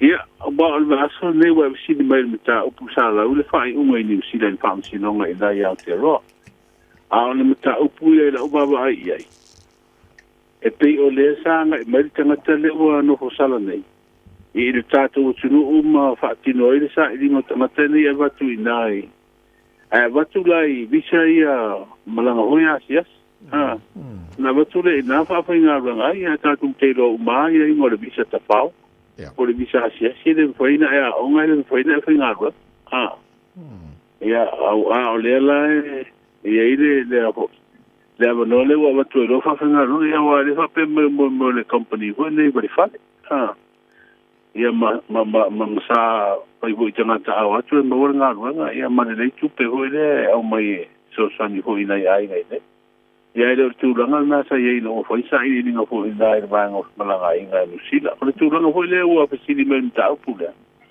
ato no se ba nga ta ho no ta tu mutua baba ai lo to ye yo ta tu tata wa le inga no fa ba te mi e ba tu fa tu la fo no ye fa inga no na ma bo foi na se le ni so ni mai da ti na o ai ma ai o le foto a to ya di mai de o se si ko inga yo inga tu a tu nga no fa ba te mi o le ba tu ta tu te ngata no fa finga runga le na tu langa ho ni so ri tu la fono ni sita ya tu langa ye te wana o tonu fa salanga il tanga tau fa ma ni ala so le tula fono e o tal fe ngai ngai o inga nei pai o al me lo fai e lo fono e tatu tanga tana malanga tuai ono tula ma ho la sanga lue malona a tenu mo ho le se le ni ale fa pe mai le se le ni le sale mo tung tau na maua ya o le ho ya tula ho le wa no nga mo ro la sa no po so tula fono e ni ia fa ke kia ba le to e mat ta tu langa le o ta upune ia ni mai a fie na ta tu tanga ia me se ale te pa ia ta tu tanga o le fa te ia e o ta tu tu ni sa mo a po ila wa sa we e to foi se ia tu ni singa langa na ia ta wana o mana o le fie de ba le fie la tu ni sina ma fie mo se nga langa e murmuria e tu le o tu langa fa Anai. Malo va tai wa ole te lo tasila va sa tala noi fo tata pakala me malo le tai ole va yaso fa tau sanga le fa sala ele fa lo le ngoi na lo tu la fo ole mi ngol fam sinong ale tala fo le ole tau fa ole sa mo fa vale le sa mo ele se mele le ale foi ma wa pe fo nga mai ni soli pot e ni si fa ngal nga na ile po san po le va ngo fe malanga inga na I sa mo le sa so so ni lo ngoi ona ko mai a mo e lo ve umai la lo fa salanga le o ingi ia wa le te va vai tu langa na te vai o tanga ta finga runga I le vai ngo fumaranga ina New Zealand tatu tulu le sa so so ni tanga ta le I le finga o pe pane mo wai visa fa tu mo no forms me tu langa pa pena e sa so ni o ke lo hulanga mo wi sia ko me la lo lo ya sa ole le ya wa ele asa le foi ma sa lo me fa pe wa pe la sa le so ni po ye yo no vinga la sa mo le lunch mo le fong wa fong ba lu le fia asa le ma lo fa tai ala ta to fa u wa angale le ko ka pangi ki se mo le ko pe ka wanga le me basan ke ngi ale umtu ale ngal me le bo amata me na ia o tala to na fin fa lo me lo bisa le para ton ko le pc fa malulu me le tu ya Michel fa malulu ngane o le ona malulu ya ma to le ko la le se ko ina ko la le tise au ka ko la ni tu mo ya o le ai fa malulu ya so o le tu la ngala le ya wa fa pe mai wa fa ti le vai ho le ngau se le tise ni se o afide mo me le tise so o fa ti foi malo si te o tise mo mai le malo se le la ia o tu langa na pe o fa le tonu pa uma o lalo ia tu langa le tise mo le tu fa so mo tato mo tu po o tu langa le ia o fa lo mai le malo si te o tise e u ia I te mi fa tu langa mai pe ai le va nga ma le va nga mo tu po ai ia te mi o pe fa so ko se mai ia tu langa na ka ko wa ka lo fa o pe mai ia fa se pe la o ma tu le tu e sa le lisi e le ve le sforede fatto io e le ve ma tu le sforede o le mo sau o pe mai tai o le fitu le ala o pe ia fa ftai o le sa fanga ma o masini laptop ma telefoni ko ia na po o le mo WhatsApp so taima ai o le tu ranga na le ia o le o pe ya o le ro na polar te mi a pe o le tu te mi na no tu la fa le tu le ma la no le ti se le o ya o no vinga le te mi to la mai ai o la vola o fa inga ro na fa pi a fie di si ya te no tau no mai le so fu a fie ti se di ya la fu to pi de te le po se ti se fa ina mo mai ai tau ho ni mo wa le tu la wa pe se fu pe fu lima le ma lo se tau na mo wa no mo to po ia tarsia wa la ya ho ba no fa pe la o tau no mai ia to nga ho nei o afi so a u le fa le to nu fiam ia manu wa ho nei o fa le le to nga na mo to fo tu la le wala o fa lo ngot o to nga nei o ko afi nei e de fa pe va tu dole o ka sa ro sa ro spare part e va tu na o si le e va tu fa u le to nga wa o company de Mitsubishi le o mai ai Okay. O tūlanga la e a watula le oka. Te masina o whau o na pia o nisi o afi nei o tere na le to tere na whaongai. A o le e whaongai tātou. Ia o tōtonga la e watu le oka watu a matalea na whau tōtonga po spare parts. E au mai e whaale iai rafi. O le talana ta wharonga o tā mātanga e mastasi o Tangata sini e tono malo leiron si le fie tūlanga le whaangai o io vanga ia. A tūlanga la na wa e fuhui na o kuso le whatu atauru mai tatou a fifo. Ia wa le wa oka ia unu na winga posura o le oka atu na watu lea watu a whainga ruenga e whauere aki. Kana o mai e le wa e lua a fifo tene le au mai a kuso. O fila na mai ana whaonga atu mawale nei a o afie na au mai nei o le lisi. E uman whaonga, pea e ono masina le au mai, ana toi whaafoi da. Ia a tonu e whaafo, a wo o tia au kuso. I le nā teimi, ia po September po Oktoba, o mai anga ruenga o fifo. Ia ana tau toi mau, mai ono winga e titirua iai. A whai o leo whaasoa wha, pere tise no, leo whai mamau o lalo tūlanga le mau ino le tise. Ia, o leo pe umane tau sanga o tāwhi o warua e wha, pere mo tu o pot, tai tāsia ia. Tāsia ia i a tonu e...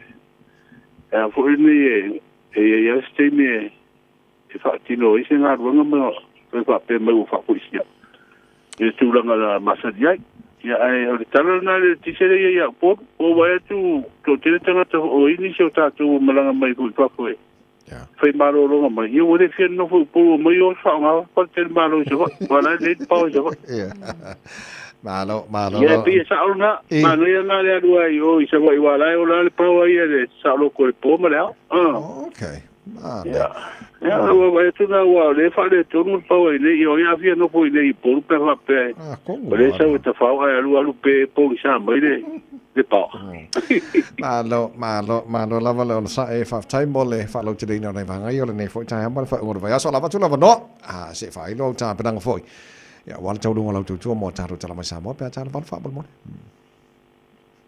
o leo mar via sa ilinga leo le po ina mo tau fi ai tau le to ese tu wanga le sa fi mo wai ona o se vesi de sa tu pu mai o me va le fa wa ma lo fo le se va ya so le mbawanto wa to o nanga official pu le na fa tonu ilana fa ilo por tanga vai fo o fa pena na fa la wi lo le va ya so wa tu ina tu nei le loli o le tise wale o ndanga o fangu e o kisene i le tonga pitia fu nga singa se le mo tanga singa se o tatu tu no o tu puta mo se me o le metotua o le o ye le vala ulia a mo le mo yo ba i le tatu tu no fo ye a wa ya tu le latu sa dinga fa mana tu le so baleu wa fidia se wa te mai tai e ve mo pelestene o le uni le kapi fa tu malo le tatu tu no i fa san le anga se vai ia le fo fa ino mai te mai mal tu sala ia le fa ya o fo fa ya o ngau fo ko tato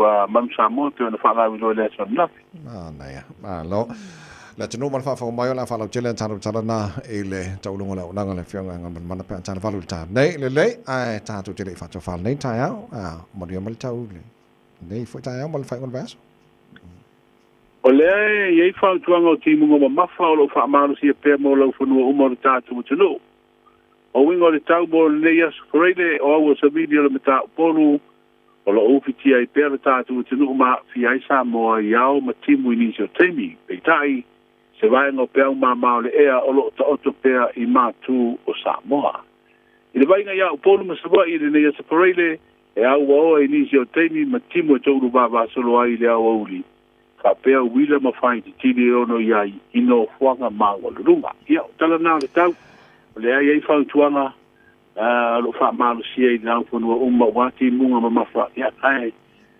tenton wai le ni winga ma ale tele ma fa le ton mo te o ai fa mo ba yaso la fa ngal mana fa mano fa te tele level te tua no ele na fo va ngol ta tung ngai sa mo yo fa va ne yaso mo ni fo le anga tu fa mo ba yaso ja, maar we voelen het tapo Engel Plus ari ma ko mona Pacifica ma o mal te usala ka po ia mona oh caro fa lo yo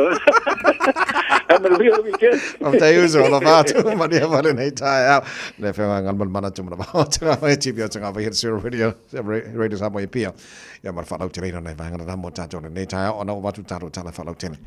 Pe tala valu le tau. Nei jo mo Radio Samoa sfolima e betolu a mo maltemi o fa mania ngaso. Fala.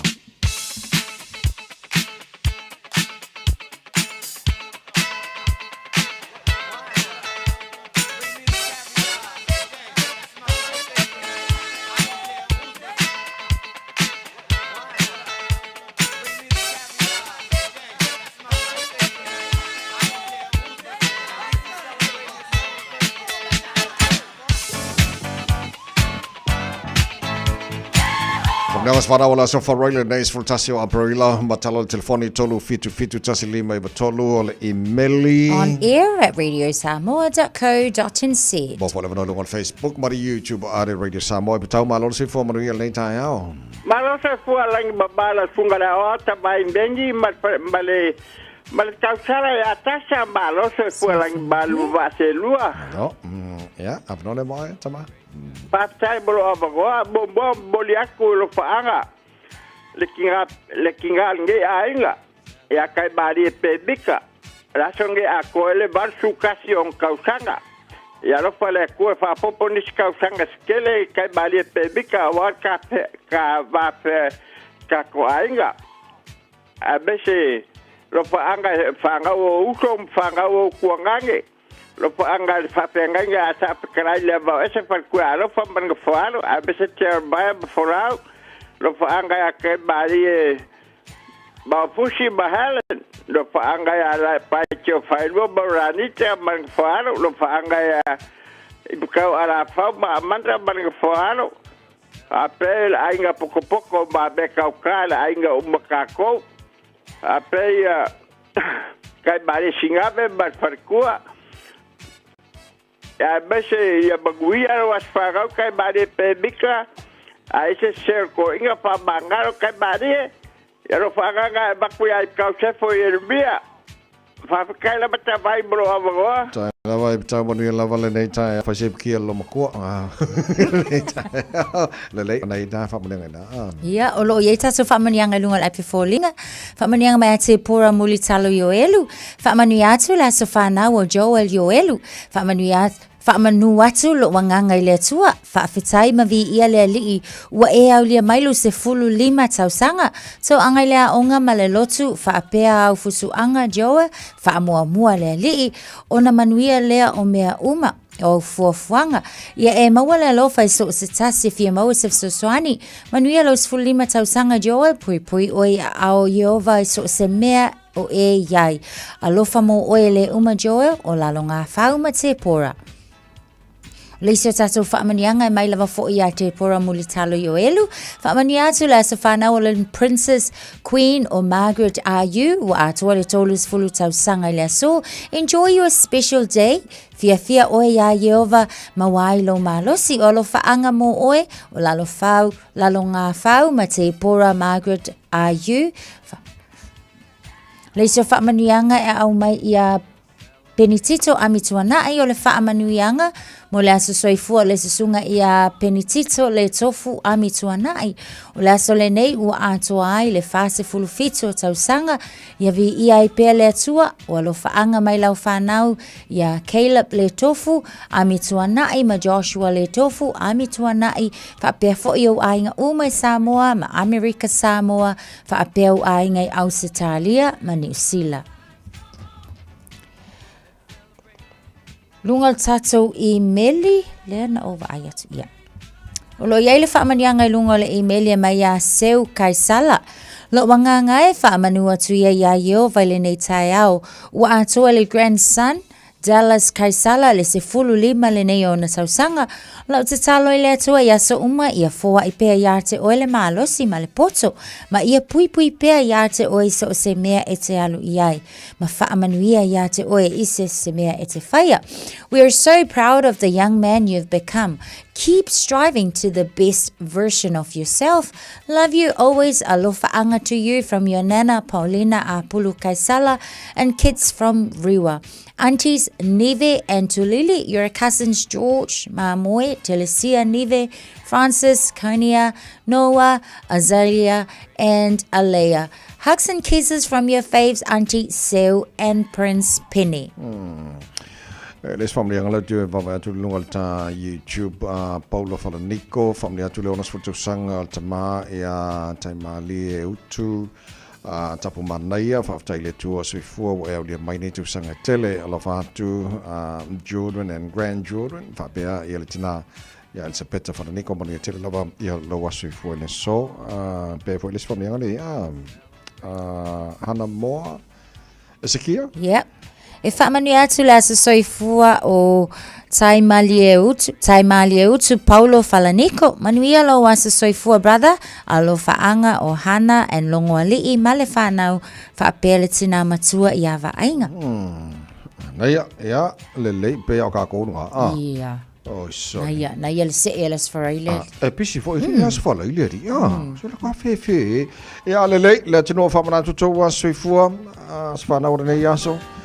Speciale family attuale pure ngoma la fengolo ngal radio Samoa mal por kala mal taya mal Peace Chapel ele ya Yehova. Amen. Le tua fa popolo tu sangalo tu si fu ma che kele lava. Mania to was safe for. Tres furono da ba. Ele lo usua.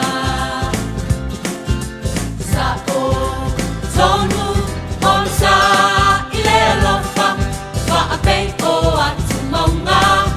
O mia Jerusalema lo wala fa vale si o mia lo mola elele lo tua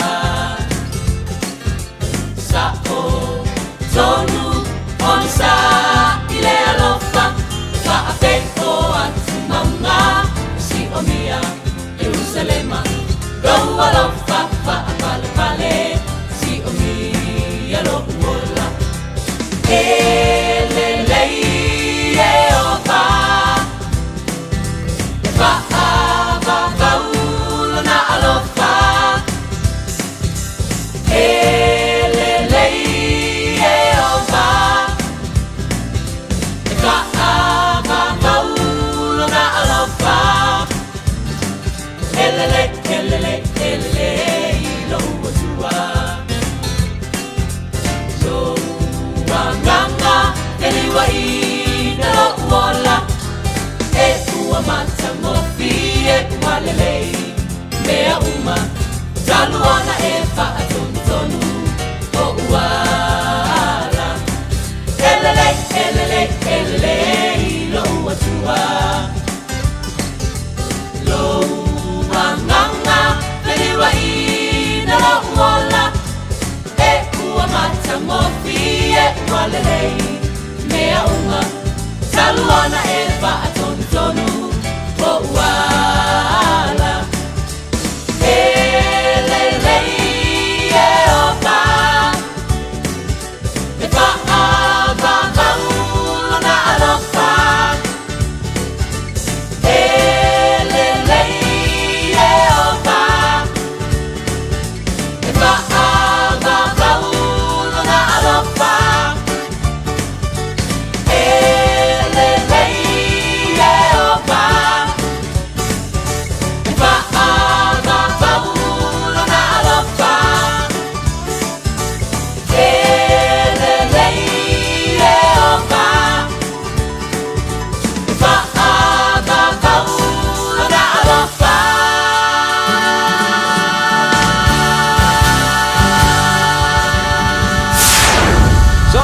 Eva Malipese, malo fa fonfonga Samoa, malo fo ile va ile musika. Radio Samoa #1 New Zealand akoa. Simpson.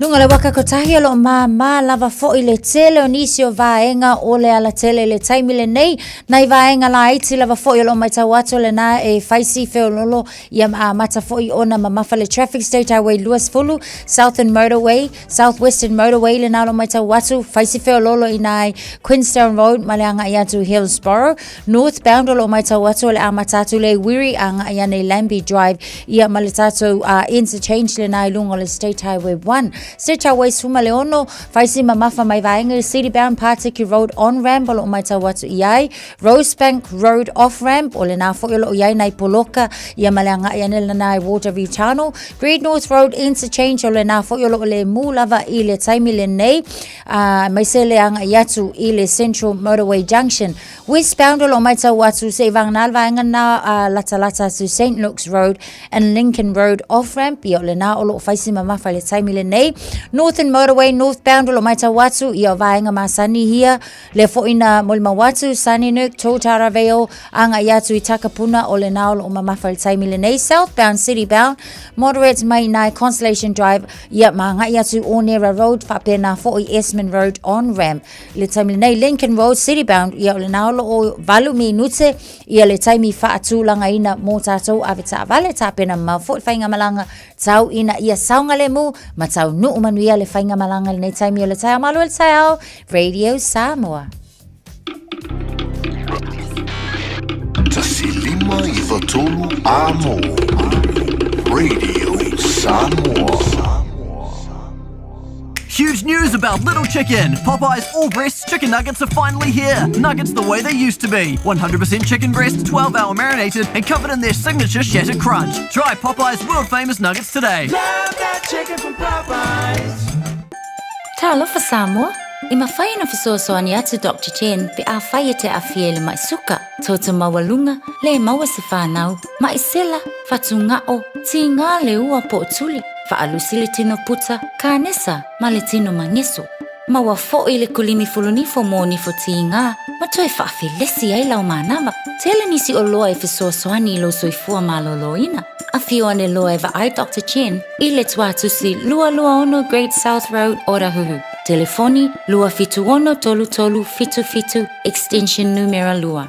O whapitoa nei ale Taiping Supermarket I Henderson. Mai le aso fitu e o le aso se fulu tolu apireila mo ana VIPs. Iwa se fulu mara iwa sene mo fala aina Somalie. Tanga aniani se fulu kilo tolu tala iwa se fulu mara iwa sene. E ia inga whapitoa. Mawalau lua se lau points I le ta seni whangawai o le H Bay Water. Po le tasi lita o le whangususu o le Anchor. Le Taiping Supermarket I le lua se lau mara tolu Lincoln Road I Henderson. A fio mai loa. O mana o mie oe po se isi lo a inga se fisosoani tau whi malanga inga mo New Zealand. I mata au poe pei o le vaita mai no whanau po ngā luenga. A whai o lau tali o le ioe, wala au loa Ken Fernieho o le Fern Immigration Services. E iaila na laisene, ma ua silia ma le se fulu lima tau sanga o lana tau tua. E toa tele tangata o fisosoani iai Ken, I mata upu tau whi malanga inga. E au fia ai mata upu na o atu le tribunal. Ma apili le minister. Tanga iane le matou Facebook, ma le upenga te whailangi I moli mau. Mo nisi whamtalanga, wala au mai le Fern Immigration Services, ma tala noa ia Luisa, I le oiva, lua ono lua, tolu lua lima tolu, lua ono lua, tolu lua lima tolu, po le o lua tasi, tasi lima tasi, o lima. Rena sama so lima iwa tola moto iwa minu tolo tōra tālo le tula valu tau lungo tātu tala mai Samoa pēr tala valu I le tai o nei tā shofa des mai api o le finance direct mo le tātu ripotolo nei tai au. Good morning and popongi manea, Api. Blessed Friday morning. Good morning. This is a pleasant surprise. Who may I ask am I speaking with this morning? My ghost, Natasha. Oh, wow. Hi, guys. Good morning, Hello and good morning. Yeah, Kiarana. How are you this morning, Api? My brother, absolutely fantastic. It is another Friday, guys. You know, here we are. They say, thank goodness it's Friday. So everybody, wherever you guys are, whatever you're doing, if you're at home having kokolesa, if you're trying to get the kids to school and get them out of the bed, yeah, kia orana. And a massive Okay, Api, thank you so much for your time. Now, my question to you, for so many years we've been talking on Radio Samoa, you only deal with the homeowners. Now, you tell me why you only deal with the homeowners, please. You know, brother, that is a good question.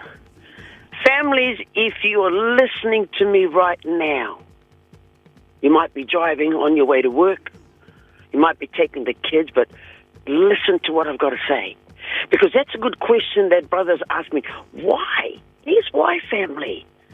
When you are a homeowner, you've been paying your mortgage all this time over the years, 5 years, 10 years, 15 years, 20 years. You're paying off a mortgage, but you're also building equity. And that equity in your home is your pathway to getting financial services, even if you've got bad credit, even if your loan has been declined from the bank, even because that equity in your home is your collateral, is your security to say to these finance companies, can I please borrow some money? I don't have anything here, but here's what you can use. Listen to me carefully, families. Here's what you can use in exchange for the loan. It's that simple, my brother. Because finance companies have their criteria. Banks have their criteria. People that lend, they have their criteria. So that, in the law of the land, this is what the finance company have been able to do, is to lend you money using that equity you have in your home. Now, if you're smart, there's a smart way, my brother, of using the equity, and there's a foolish way. Now, we all know that song, family, if you're listening to me now. The wise man built his house upon the rock. The wise man built his house upon the rock. The wise man built his house upon the rock. And we all know the story, that house on the rock. Excellent. Stood still. But guess what? Yeah. If you build your house on the sand, where you're not being wise about your equity. Now, families, I could talk all morning about the subject. Excellent. Homeowners, take advantage of this time that I'm giving this resource to you for free. Get on the phone. Give me a call on that magic number, and that's Olua Ovalu Fafa Lima Tolu Tolu. Remember, even if you've gone to the bank and the bank says no, Liai, declined, give me a call. Let me see what I can do for you. I'm not going to make promises, but I'm certainly going to give it 100% of my skill and experience to assist you. Families, I love doing this. I love being on the radio. I love having the opportunity that I can talk directly to you, my families. Excellent. And that's why I'm saying, if you've got this, call me. Okay. And I can help you sort those out. If you need to pay for your son's flying lessons, if you want to pay for your daughter's piano lessons, if you want any financial services that you need, that you're struggling in your home and you're not sure what to do, give me a call. We can sit and have a chat and see what I can do for you. Okay. That number, Olua Ovalu Fafa Lima Tolu.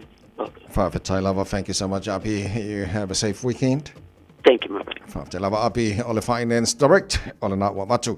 Ialan telefoni Olua o Valu Fafa Lima Tolu Tolu te famino tolo tolo ta le ole tula valu tolo ngo taro tal mesa mo pe tal valu le ta nei matua ma lo lava le on sani nei vai aso ia la semul muli au nei fa no ni foi mai kan ye tamam tai nei ma lo on sai ya onga ya okay ya ma lo foi fa ya o lau sungan fa ya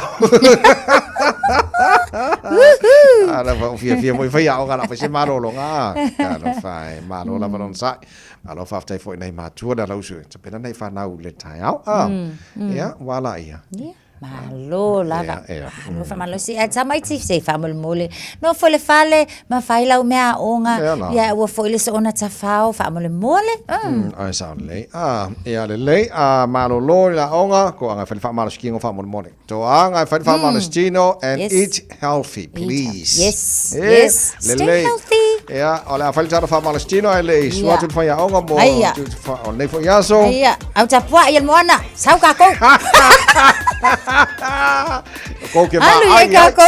Ko ke ma ai. Pa malo siang e plu al wak kon moana. Yo. Aya. Yo, dunga. Aya.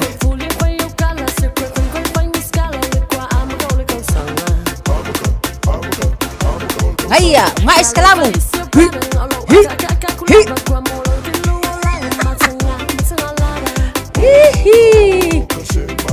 Au safa. Aya. Espito. Iya, halo yai. Aya. Luma. Iya. Gua. Luma. Gua. Au safa. Gua. Akayai. Au safa. Aya. Ngadale. Yo. Aya. Luma. Ai. Yo. Luma. Aya. Iha. Luma. Chuhu. Tua. Shuhu. Au tafa. Yo. Shuhu. Au tafa. Aya. Shuhu. Luma. Nasi. 2, 3, 4, 5, 6, 7, 8, 2, 3, 4. Yo. Hihi. Aya. Luma. Yo. Moana. Yo. Mangaya sa iluma. Oh, the blues. Na vai papo alu yai moana manuia talonga manuia pol talonga la piki le blues tamai tai ya ta alo ile sonai. Thank you Moana. Say what? Radio Samoa. Taslima ivatolu amo.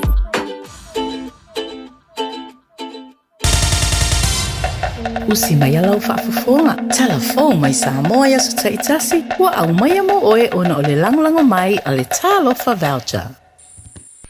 O te whātalofa no tātu o tunu o le whai unga fo o le vai aso o le taualunga o le ngā luenga. Usi mai alau whaafonga. Wa iu manuia sa i di ngā leo le mawai o le ali o to ese ne mai atu uanga.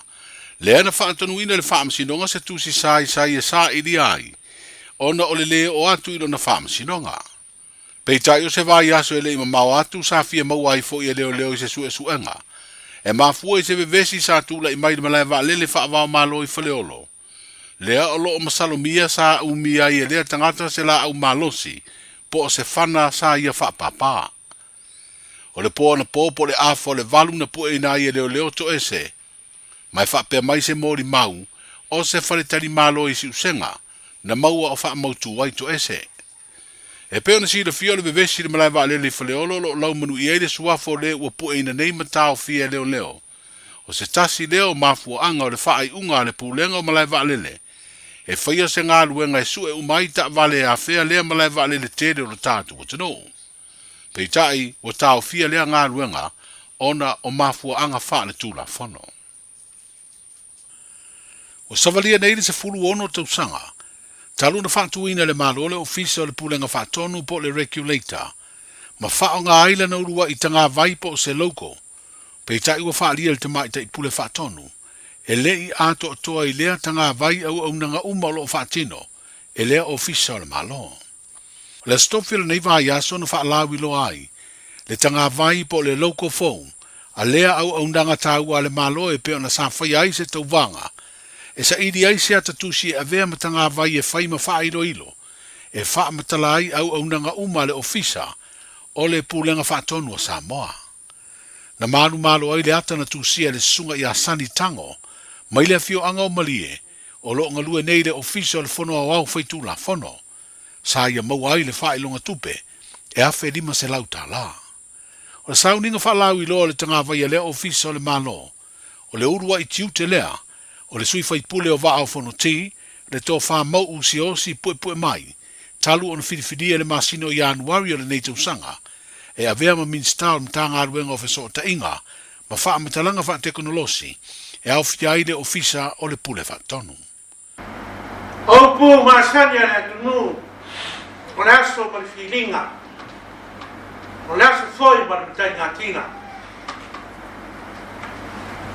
O tātou, na ka pena ma wha mautu,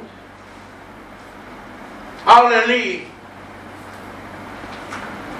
na te whala o tene anga i rona alofa tu noa.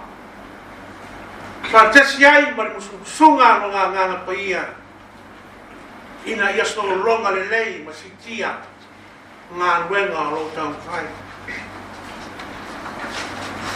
O le aso rua sifuru ma le lima, o iu lai rua o lo wha. Sa wha sara lau ai le tauanga le ofisa, o le pule whatonu. Mao se tala wha lau i loa o se loko. O se tasi nei o ia inga o le tauanga. Ia tangia i le ata wha lau i loa. Ia au nanga e se esi. O loa whatau teia e le ofisa o le pule whatonu. Ma o le so, o le ata tau ke tala no ia hai,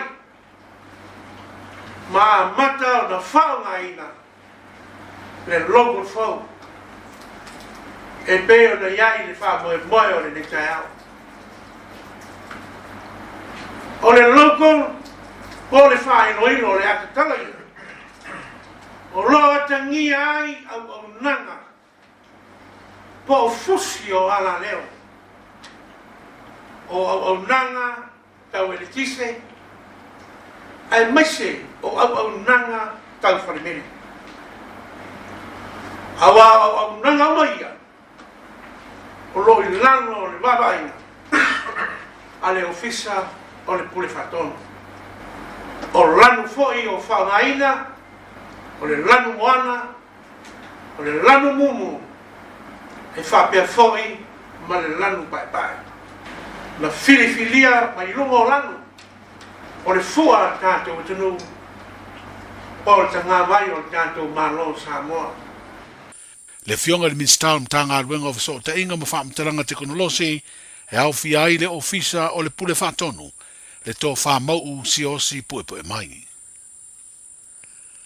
O le ua amata whao ngā nei e le vaenga o le outu ina whangu ea o le okesene, mo tonga fitinga wha fo mai le mauta ngase i moto tua, se loli fou e ola i le tise, o se ta vale ua foa i le malo i Apani, e ala mai dea le vaenga o unanga tau porkalame o le atina e malo au fatasi, le UNTP, i lalo le polo keti o suinga o le tau, le alo au tu le wha ititi o kasa kaponi mai whela ua inga le lau ele wha pea ma le sami. E le ngata ina foa i le loli fou, ai wau fia i mama ai whawhanga aile le tise o lai lea ta vale. O le fionga le minstau ngā ruenga te tele ma whela ua inga le malo, sa ia tau a au lea foa ai, ono le mta ngā ruenga leo lo whaatino ina le ploketi.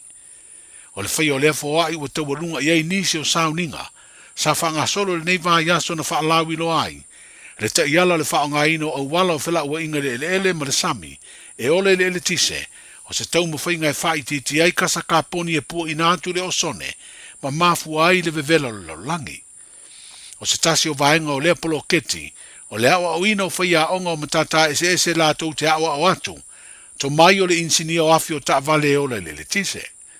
Se furu 5 miliona ta la se vaenga atu pe o lea poloketi, o lo maua e sa moa e whaatino ai vaenga ese, o lea tau mo whainga e pe o na whaale le iai mea whainga aluenga, mo le awa o ina o to mai tau insinia o ta vale o le tise, mo a onga o matata ese le Universitea o Samoa, le lau mua puna oa, Don Bosco. Wa iei nei do tātou atunu ile nei masina tāua o le kalena le au kerisiano, e whaamanatu aile e seta po le aso maliu ma le toi tu o le whaola, e peo na whaamanatu fo i le lerolangi le au kerisiano lātou te whaataua, le aso whaamanatu i tausanga uma. O le asfarida le vai aso fau e pa utonu i le aso maliu o le nei tausanga, ai o le whaai unga o le vai aso nei le aso tonai, o le a whaamanatu ai e tangata tāpuai, o le moli maua i ova i Samoa le aso na maliu ai Yesu. O se sauninga e whaamamalu i ei lea tāpua inga, e peo na whaailoa i se pepa o whaasara launga ma ua whaailoa ai, o le tausanga le te nei, e lua awhi lima se lau tangata moli maua i ova, whapea isi tangata lotu kerisiano o le tātu utinu, sa a wai i lea sauninga whaamanatu. Ai le lerolangi a toi le tausanga umawai lua o lua wha, wa whaamawina le e kāle sia, e lua sfutasi miliona tangata mori maua i ova ma tangata na vala ulia, sa a wai le sauninga whaamanatu o le aso maliu.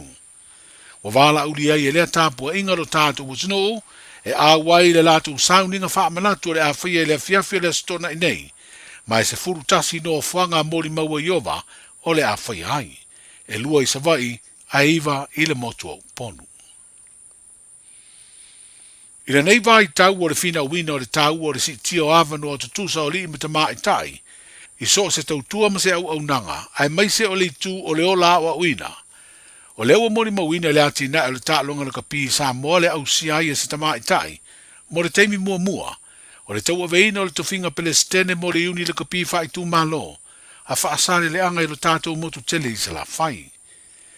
O le whiriwhiria o le fionga tau la papa, papali i se umanu tupu i matangi Jacqueline Marina Salima, e a vea ma pelestene o lea iuni le kapi fai tu malo, o se matati a lea wa ausia, e le tu pao ta mai ta i Samoa, i le ati nae, o le tālonga le kapi. O whaali ai le pepa o wha mtalanga, o se whae longa fo i lea o le wha mua mua le uni le kapi fai tu malo a wha sari le anga. O lo ave le si tio avano o tutuso o ta mai tai, e le ngate le awai le tālonga, ai o le loto lo toi fo i le pulea ma le ati na ina o le kapi. O siria le se furu tausanga, o awai le fionga tau la papa i le una i o le tūlanga le lei o le tālonga le nei, a waalo ma whanau i lo tātou motu o Savai. O le tau alunga le ngā luenga o le nei fo i vā yaso mai Samoa, o le ua mai a le whiriwhiringa o se whaia o ngā ulu mo le tātou au le kapi a le manu Samoa, ma ua whailoa mai ai le whiriwhiria, o le fionga ia le malu tusi ata pisi, e a vea ma whaia o ngaulu. E leto e tau whailua ina lea alo ma tama whanau o le tātou utinu, o na sai longa lo na sao, i le kapi au a vea ima se tasi o sui o le tātou au le kapi o le manu Samoa, ai sa a vea fo i ma whaia o ngalango lango, mo le au le kapi lava le atunu u le tāmilu sanga le Pacific Nations Cup, i le tau sanga le te nei lua o lua wha pēr le ipo le rolangi le tau sanga lua o lua tonu. Wa whaalia le whaasara lango o whairo lau te lei lea whiriwhiringa, wa amataria le tuwhinga whaia o ngauro le fionga ia le malu tusi ata pisi, i le te penaina o le tātou manu Samoa, i le tā longa whaitaulia ma sikotilani le masino i ulai, ma o lea tā longa le awhaia le malai o Eden Park i au kilani ni usila. O le isi tā penanga, o le tāmilu sanga o le ipo le Pasifika, po le Pacific Nations Cup, mo le neitu sanga lua o lua lima. Manuia tele le whainga o le vai aso, saifua. Talofa, we're the Katinas. Talofa, this is Pat Lam. Talofa lava o a ola pi marina, mau pela o litio. I le radio Samoa, tasi lima iwa tolu amo.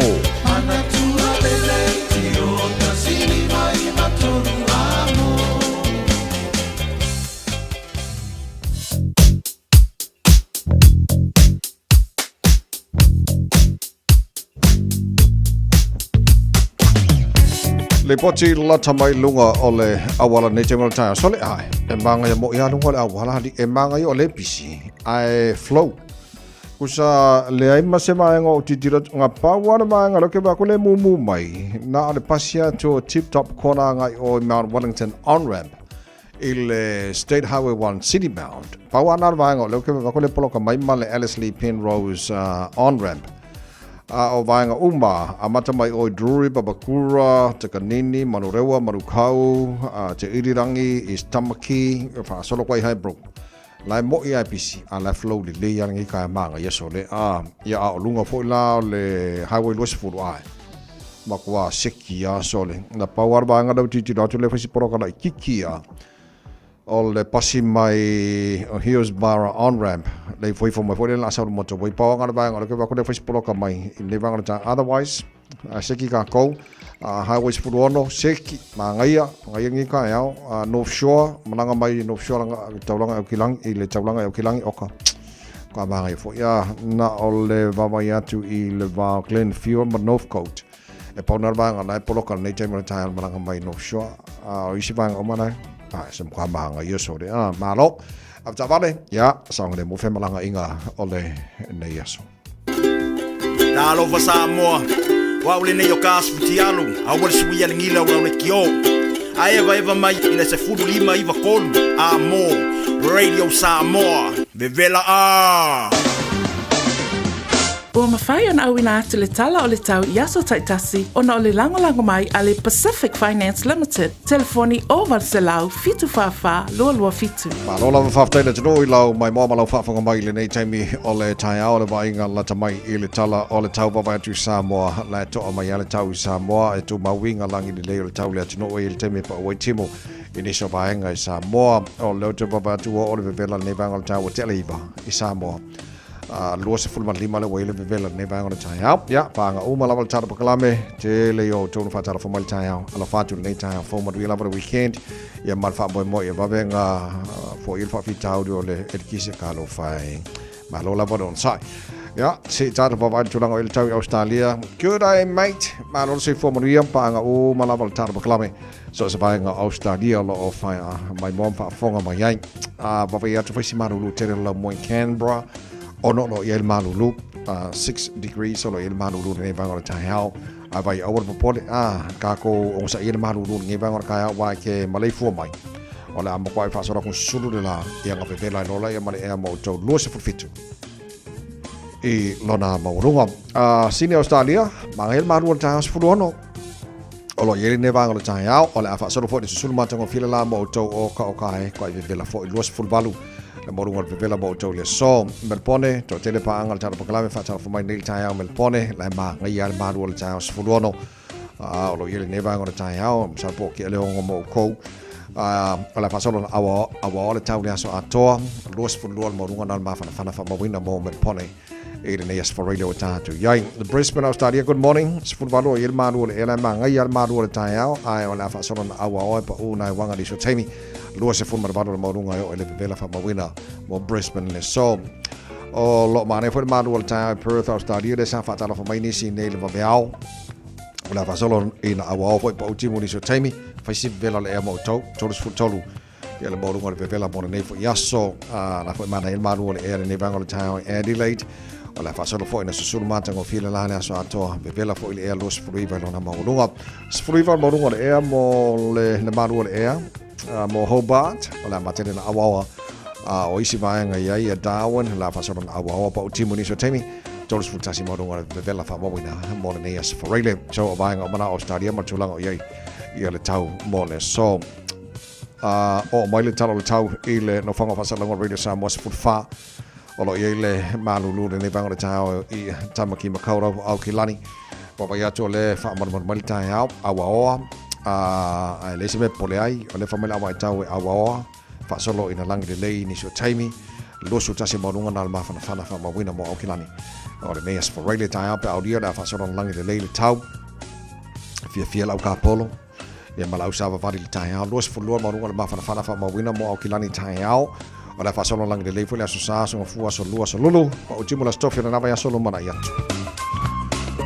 ma monga ila ba tau nei temera tau la tunu ala lampa pa au ni so mai ngon kelope e le tal tunu ngolo manu ma tau mo tau ile nei so fo wa tatu wa dia wa lo le tau tu ala Pacific Finance in nonga tupe mo so se fa mo mo ma liu fai ponga aso fa nau sa fa I fainga balo longa ba so se fa la vela ve apa lai nei lo pacificfinance.co.nz pe bala au le over sa lau fitu fa lo fitu e talo sanga sa no nonga tupe ile ba le lima sa lau tala ma le lo se furu ha fetala e lo minute fai lau talo sanga online www.pacificfinance.co.nz a tasile tu lai fa tali se tali ai inga fa bitoa pala au lo le Pacific Finance Limited ile over sa lau fitu fa lua fitu over sa lau fitu fa lua fitu Mori whaftai le totua le sui a ready Samoa pia le whiunga ngan mana tumara pao tanga vai tipi o tanga vai o le utawalunga ya tātu tala mai Samoa pe ona whafonga i nei tai au a whaine MC tātu tala mai Samoa la tue whaasala wina mo oi pia tale tu lai se fulu ma le lua le ole le so ma le fitu le po ana nei ia na ue whafonga le fo whanongongo mai se le fia o lo o mea nalo tupu i Samoa whaftai ma vena mo le ole tau le sa ili ia wa le winga le tala fo le whaftai wa vena mo ya sa ya polling for the lot ni te uto ya fine mai fo sisi a mesa me yo la amaros so fa ta yo lo mo tan fi wa mo le lo fi ta to fa ya ngolu man sa mo ya le lo che mani na manu to share pisi ya wa fo ile tan fa ngol ta to o lo capite lima ta to man sa mo ya fa pena fo fa to ya to papa lo fi mai fo sta so to finga mo yo la pi fa sa la anga ya ma lo lava ma lo fa le on sai ya ma lo fo sa idi ma lo mo ia faivo fa penan fit filia fo ia o taro tana mai sa mo ni fo ta hao ele to to be sa mo fa lima iva to mo se fo valu ma le afa o tele tu la valu o si ma lo fa fonga o le taurunga ne va yaso ta to mo fa sa mo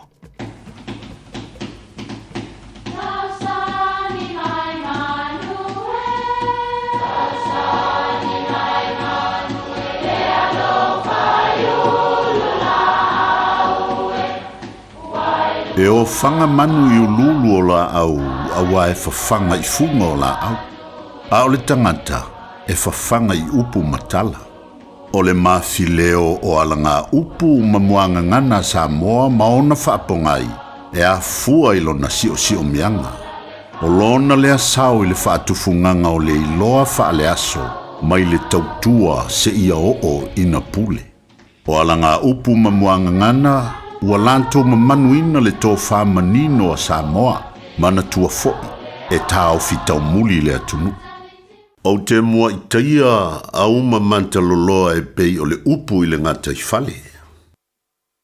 E whapea le tala o a uma mau o le lunga o le vasa e whatio, lea ua tau mawhai le tautai e wha sao ailo na waa i le sou.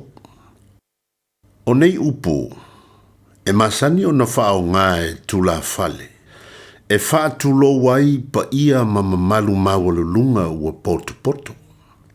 E whao ngā fo i e whai lau ngai a matai ala tau lau ngā. E ala lea i le wha tu lo mua o le au fia. Ai o te le i tautala i se upu. E ao lava i na o mua i taia a uma manta loloa. E pei o le whitalainga i le ngata i fale. A wae whainga tāle pa ia lea ua fio.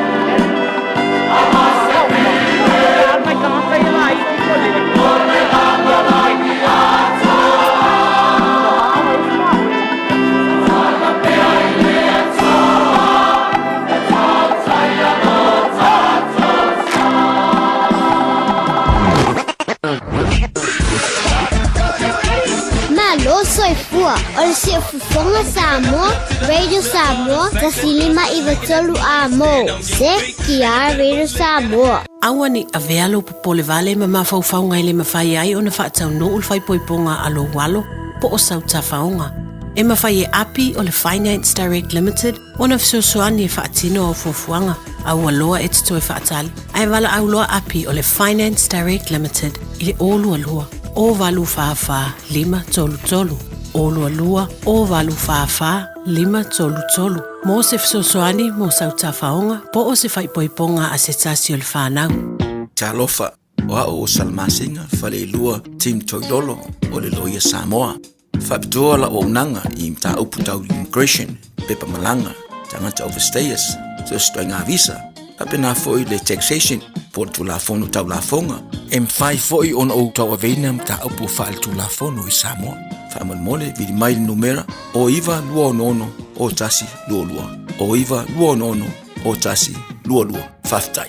Wa ye nei la lao le Bluebird Lumber and Hardware I Mangile, a wa wha taumolo ainga I Samoa. E mawhai ona whai umai oka o loa whauwhale, pusa aisa o ngā umu TV moenga, se tino forma le telo o loa ese. O wha tau umai mawhai ona tatongi le tātou ofisa I Mangile, ai piki I whale o loa o le Bluebird I a pia vai tele po sa le longa. Walau noa le o lua tasi 5 fafa, o lua tasi 5 fafa, pe I meli le info@tlmarketing.co.nz Moni si Talanga. Talofa Samoa, o Atish Narayan, o le Licensed Immigration Advisor mo le Auckland South Immigration Consultants. E visosoani mo so se tu ai ngā visa e malanga mai New Zealand po Australia. Telefoni mai nei loa I le o valu o tasi o no valu wha fitulua. Po le olua tasi o no valu fitulua tolu o.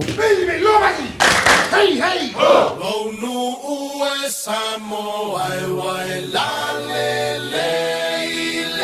vasa. La le, oe inu o le vasa.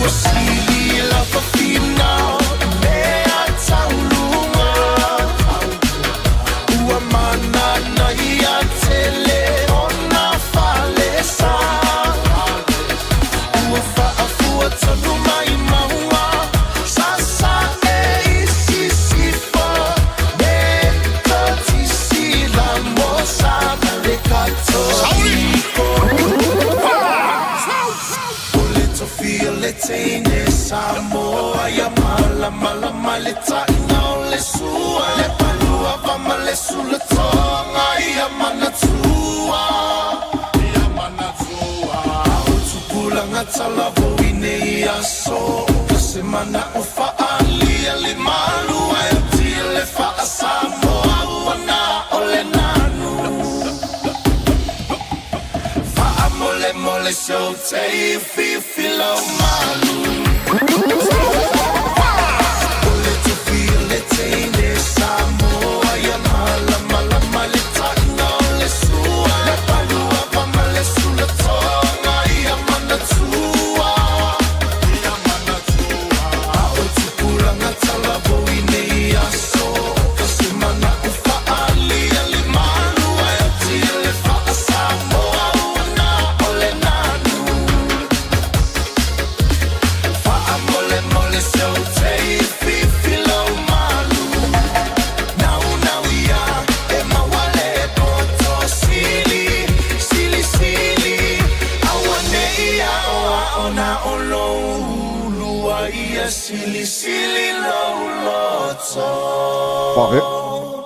If you're going to try we know what to lose a full malavalu minuto lo to toy on talo le to la eva to pound minuto lo to toy on le malu le tai out ali radio Samoa more than for years for really man of after to know ia lau mai mang for malau fa for mai le table tai as for really tado proclame wa lesi mo so oina so ono sit mo no fa tas mal tai to official ne for tai house so alo de se for money morning to vai ia fa filo I foi le nganga mo le fa alo I le tapu inga re tātou atunu.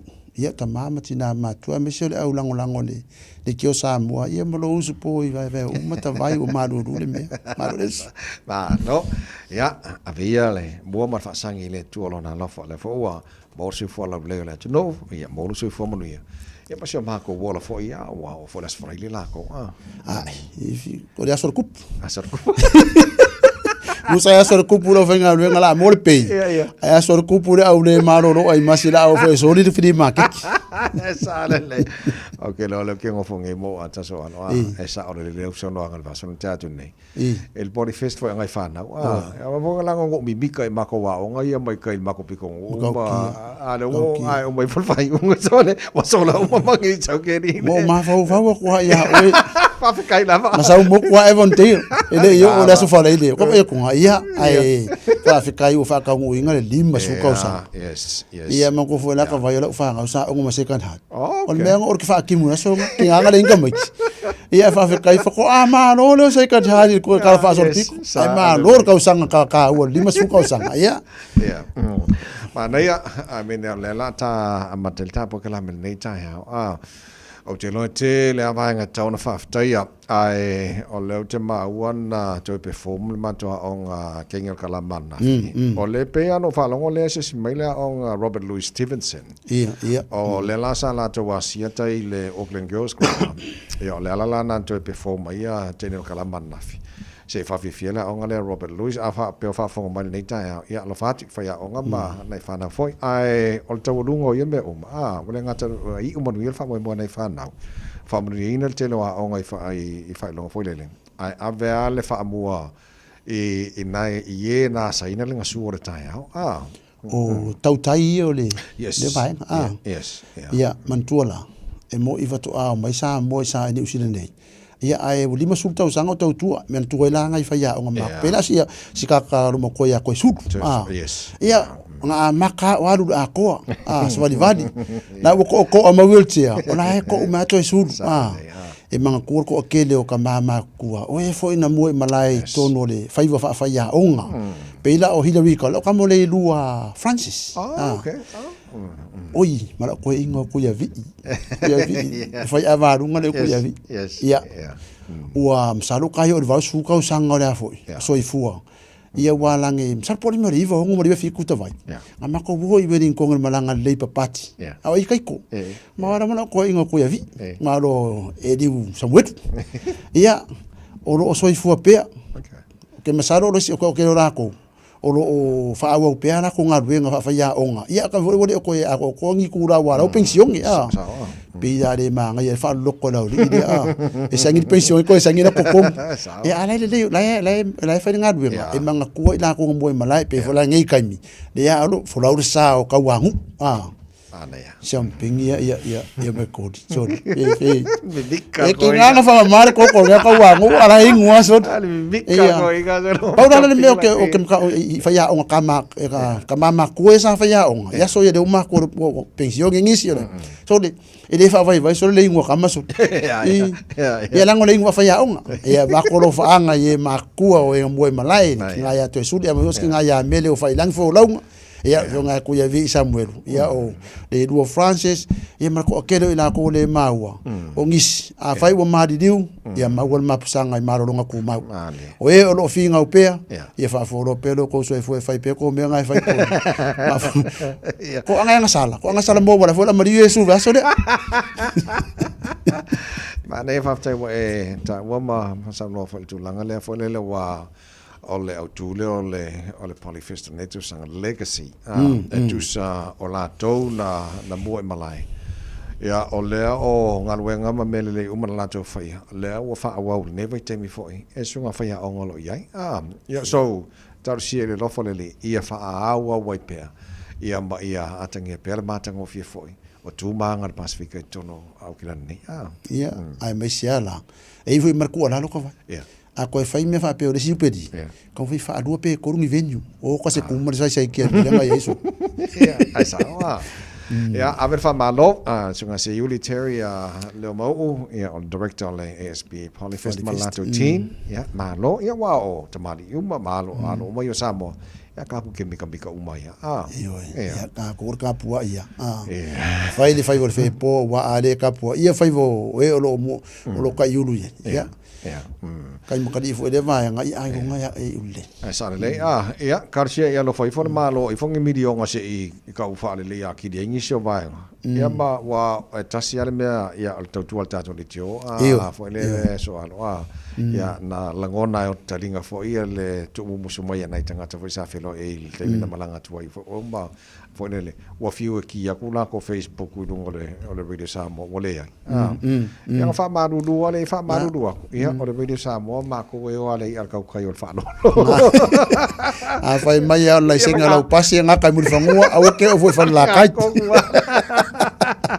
so tal si telen tu pe mai mano ya fa ko e bo na i ma tu fo ya ma le mano net no le onanga ya me sana to le fa na mo time su mai fo il time vai ngolo fa le festival le ka ko saufngi a o ko o le wisma o no so ka ke lo fa ngai ya le le so o le talana a matele por kala me wale mo so le ta le Polyfest ai o le uta tu wanga nei fo vai time ta wa so alo ya pe te lo le pa mai le sangi o kai mingi va so de ka vai e ris ka pokala esa kai mingi la o ko kuri ngol mo ngwa fa ma ko via ko luse Station of the Cross das fa le ya esa o eta vai ya o ka ko de vai kai mo fa nga furu po le lent le ko ke fe u fo de ka ko o le ngofo le fuefu afu de kar ko anga nga sala e si de ko anga sala mo ya le wanga ya ko ngi ka ko sa we o da sala pa ma le so sala sa ngi o le amatanga fo io o pupu nga le ri ia mankola o le anga fai mai nga rufe awu Yesu fa nga so o le ngu kala ku ava pela o ko runga pe o ku nga le sale pang nga mo a sing ta kala ai ava pe o mako ia pe dia o ku nga le sa sing fa no nga a sing se ve nga a sing des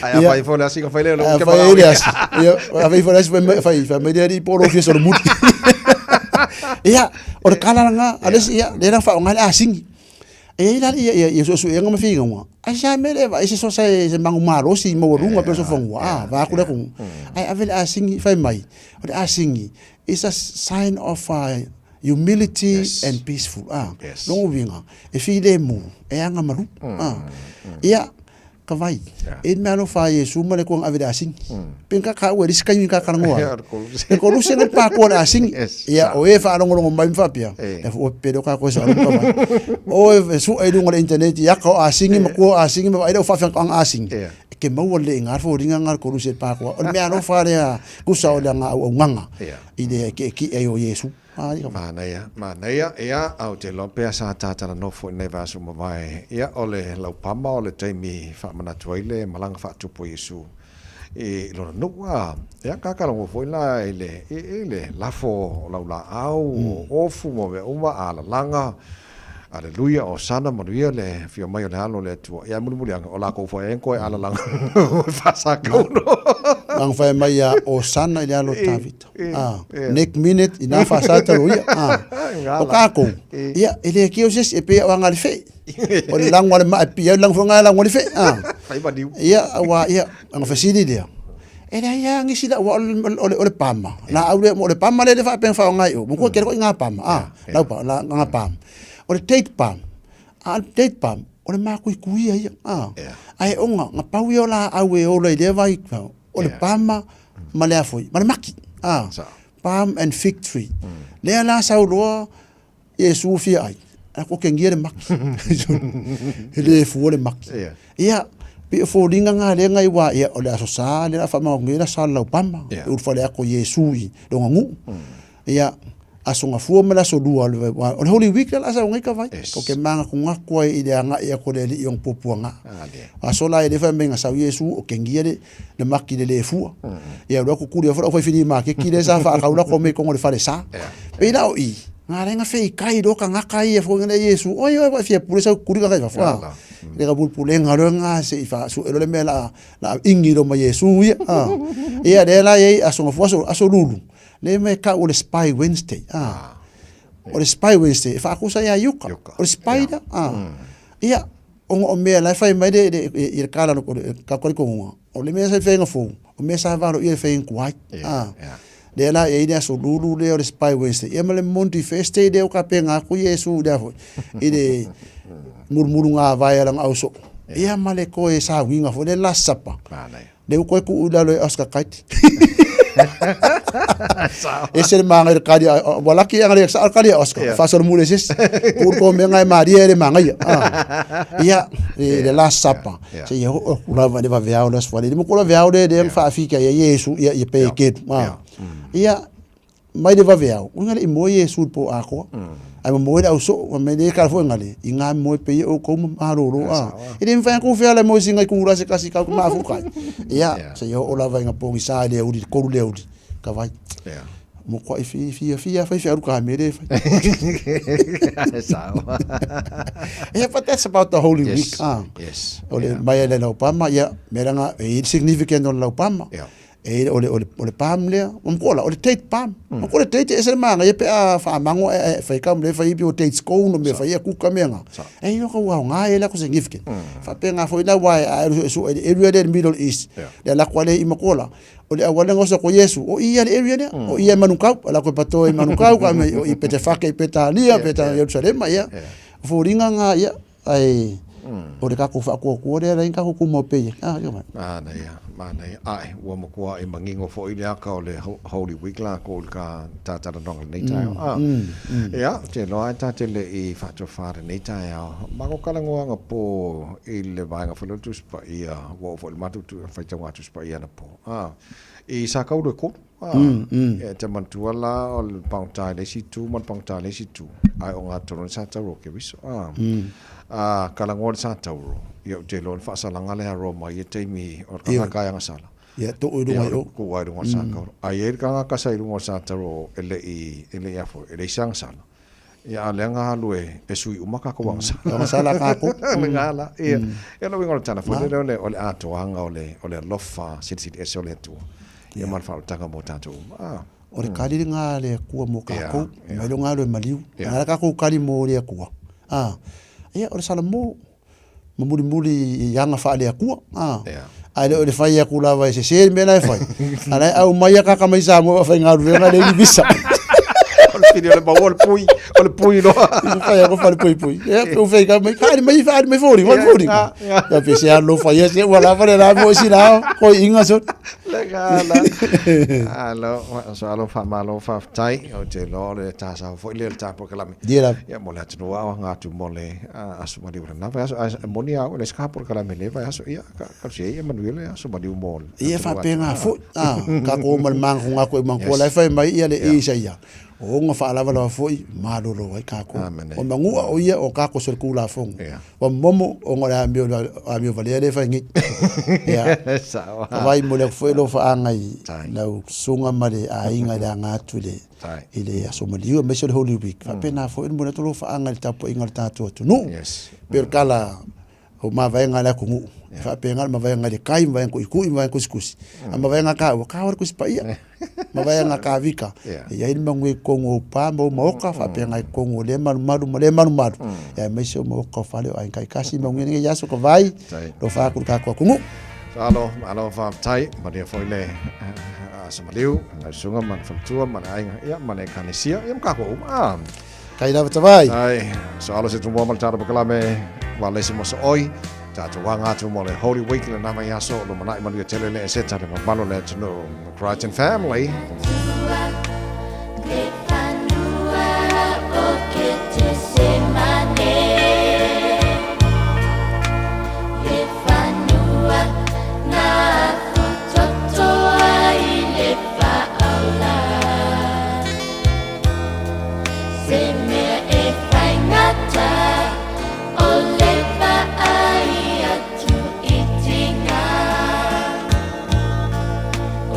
Sataro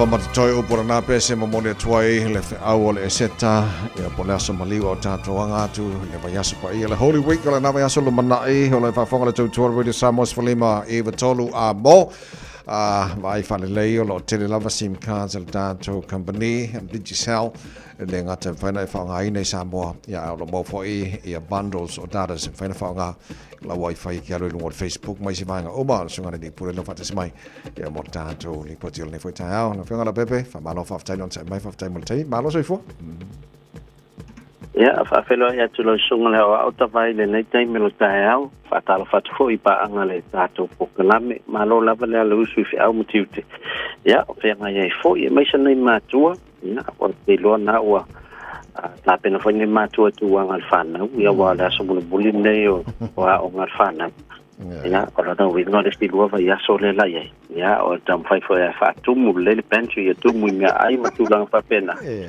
ia wala foi la no futa mai ti fale ia ita alot na aloa ia fa pe ufia ai ia o me masani wala nga na pasi me yo te vai ale fatwa mata mato asa le ia voi le le nga fa ko ko la sarka o pe se ka mai le lo fa ia so le lo mala ia sa le ia ta sia le ulol ta ia o male le ia le ato e si wa te fa mai se na le powder to me ai pa wa no fo ai me le ni ia ia le sa no ia po afa nai va nga le op nga tau na silfira tunu nei tai fa bol ia o le fe to se tala tu langa fo tau tu ale tato te ti saudi e mis foi ni so tato company o lo fa va lua ia e tal sanga tu malanga ngot fa lo foi ia ile tato community sa mo o mai tu o kilan ia o lo ia ile fa mo al mato e kalesia le sa mo ale Presbyterian i Mangele East i lungo Massey Road tolu Massey Road o taia whele mato maketi ta vai tele ia lava ese ia o se vai o ato tele o loa ese o la whatau i taia i se tau ngō fie tele a whai o nae wa tau sa ili ni lava o whanau ia fio mai taia o tātou mafutai i le matou maketi ia o luma lava o le matou falsa i nā i le tolu Massey Road ia lato vai e fo ni fale ie sai ngo fia na maua ta vai o matou le talane tonu ar KFC fo le lungo Massey Road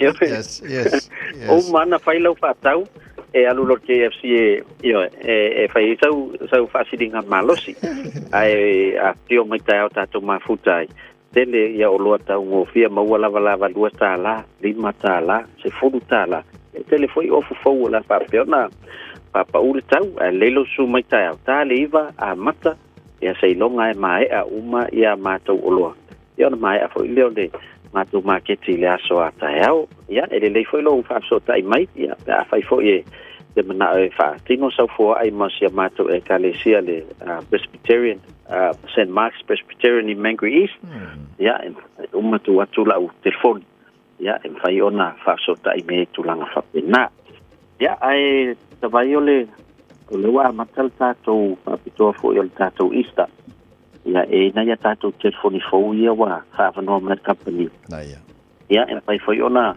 mo wifi longa mo nisi o la whaapeona whaamangeina ma o le aso mo muane o le o tatou se a whai asa e whaungaina click X la foi sau se leni niva yaso i pia whaatau foi sau tapapluas puta la pesiliatu ia e lua tatou wina sa la se ina i vai astaitasi al telefonio to inga felo Samsung S25 Ultra no winga al telefoni fo wala to no me pe ova e malua afele ta o telefoni na to vai ia ole mai ta o tula tatou se i la sol nei ia e le top up na fa tau faloloa ia ai ole numero sa fa ngai e la fol top up ole olu atasi fa tolu lima fa o valu olu atasi fa tolu lima fa o valu o le tatou top up lea e furinga mana le sala fo i le numero i tonga o le isia tatou telefoni ia o le top up po sa fa tau faloloa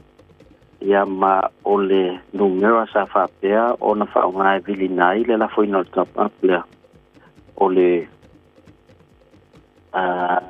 olua o fa iva fitu olua o fa iva fitu ia o le numero sa mo le fitu lua lima lua iva o fa fitu lua lima lua iva o fa ia lona winga lo el tato customer mo sa mo ua telefoni fo ia mala tam fai fo tato company e so ta ia tu ia ia wale fa o ina to la to telefoni mo au se talia ia o le tato telefoni mo mo ta partner la foi ai pa puni kini le fa mani nai ia o le se tato telefoni ia o le ta partner fai online ele digitalpacific.com ia sa la foi fiti ia la walu le telefoni au se talia ia man tu to fai fo le se tato sei ele vai aso sau ia tawai wa ton mol vai ngol muli ia e mo ila tau mai wa tele na vala mai e tulanga fo yo fa tau le bluebird le fai pa anga fo Malaysia tatu pa anga tia marketing ia o tatu official la vai e digital le fai on to anga i mai e fa to ia to tau sanga man fai ngoto fa tau le fa fai ngofina ia ele to tau o so vale le tawai alu sa mo e fai fa tau ma fa tino ngalwenga ne o mfa fatino o matula vai New Zealand nei ia fa tai tele lava mo le matu wa no ia mo la no ta vai tai ia so mal matu market te lo na was so driver fo ato ne mo so driver fo in matu market wa tai uso manuel fa mo tai au ia ka po i fo marka au le la malon lang mo le mo na le so sko ia ia na wo mana vela tar sangan mona bai ona o to pito lunga tu mai leva no sei malo le mato plus sei tawol watu lunga le pa si mau la le ta tu te au te lo le la mato wanga ye tai tai ya eta pua e le tatu talonga paule au le te vai atu e to fa ina lo na nei ma fa pena tu ya au le hurricanes wa le la ta alo ma kun sei da nane ma tai uso ma le weekend yeah, basta sei po. Se fo. Ja, alle tato proclamera na alle malo le tai au more ni fo ias for really fa malo fa te tele le tano. Lau te talo e for a couple of things on e banga ta we lua e le fanda o community free lunch las for sa asau nei. Tasi la o le fa e le fiafi mo lau ta mafa nei se tongi mo fo leva noa e lau food parcel. Bawalau tikere o yang ale pikela food pass o sosani na mon never time ka karse fuang ole ma volta longa le taya o le moana ma le blues ole fa fi le e Salmon Group Tangaroa College so mo manga ia ni me ngane kene fa fi anga tai how ya manu ia le fa mo Tangaroa College mo Eden Park e le so tai how I let to know after tele la la talo malo tapo inga but we la na foi se pati wasala sala ya vala but we le weekend telefon pa tala iva ya ona tot foi la tala fa sala so ma te fa lo tusti ti mon bokala me fi mai fa wa to torri sa mo mo le time have a great weekend. God bless to fase for Ua matango fiele aso muai mua Sauni mai lau pati malepo tupulanga samo mai fa afia fia e fa ava samo ile atua lo fa sino mangalena samo no ua tu pele pe ilo wanga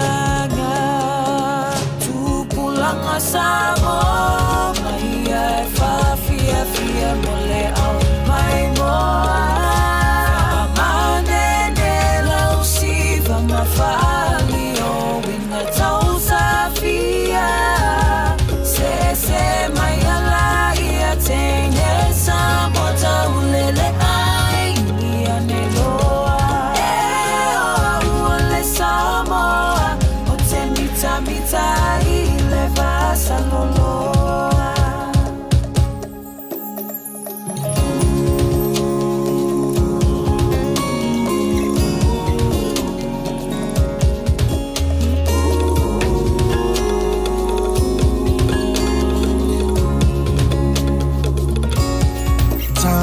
Matine Samoa ia e mana tua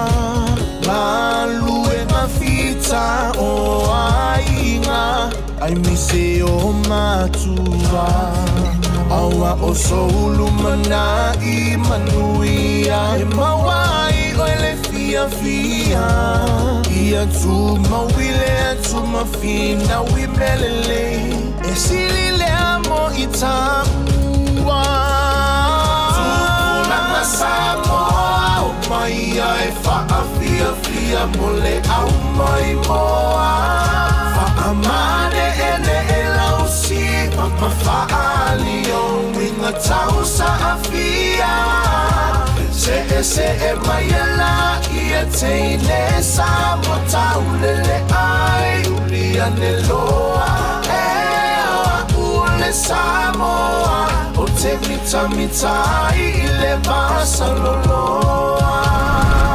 tupulanga samoa mai ai fa fia mole au mai moa fa amane de lausi va mafali o winga tau safia se mayala ia teine sa bota ulele ai ulia neloa e ule samoa o te mita i le vasa loloa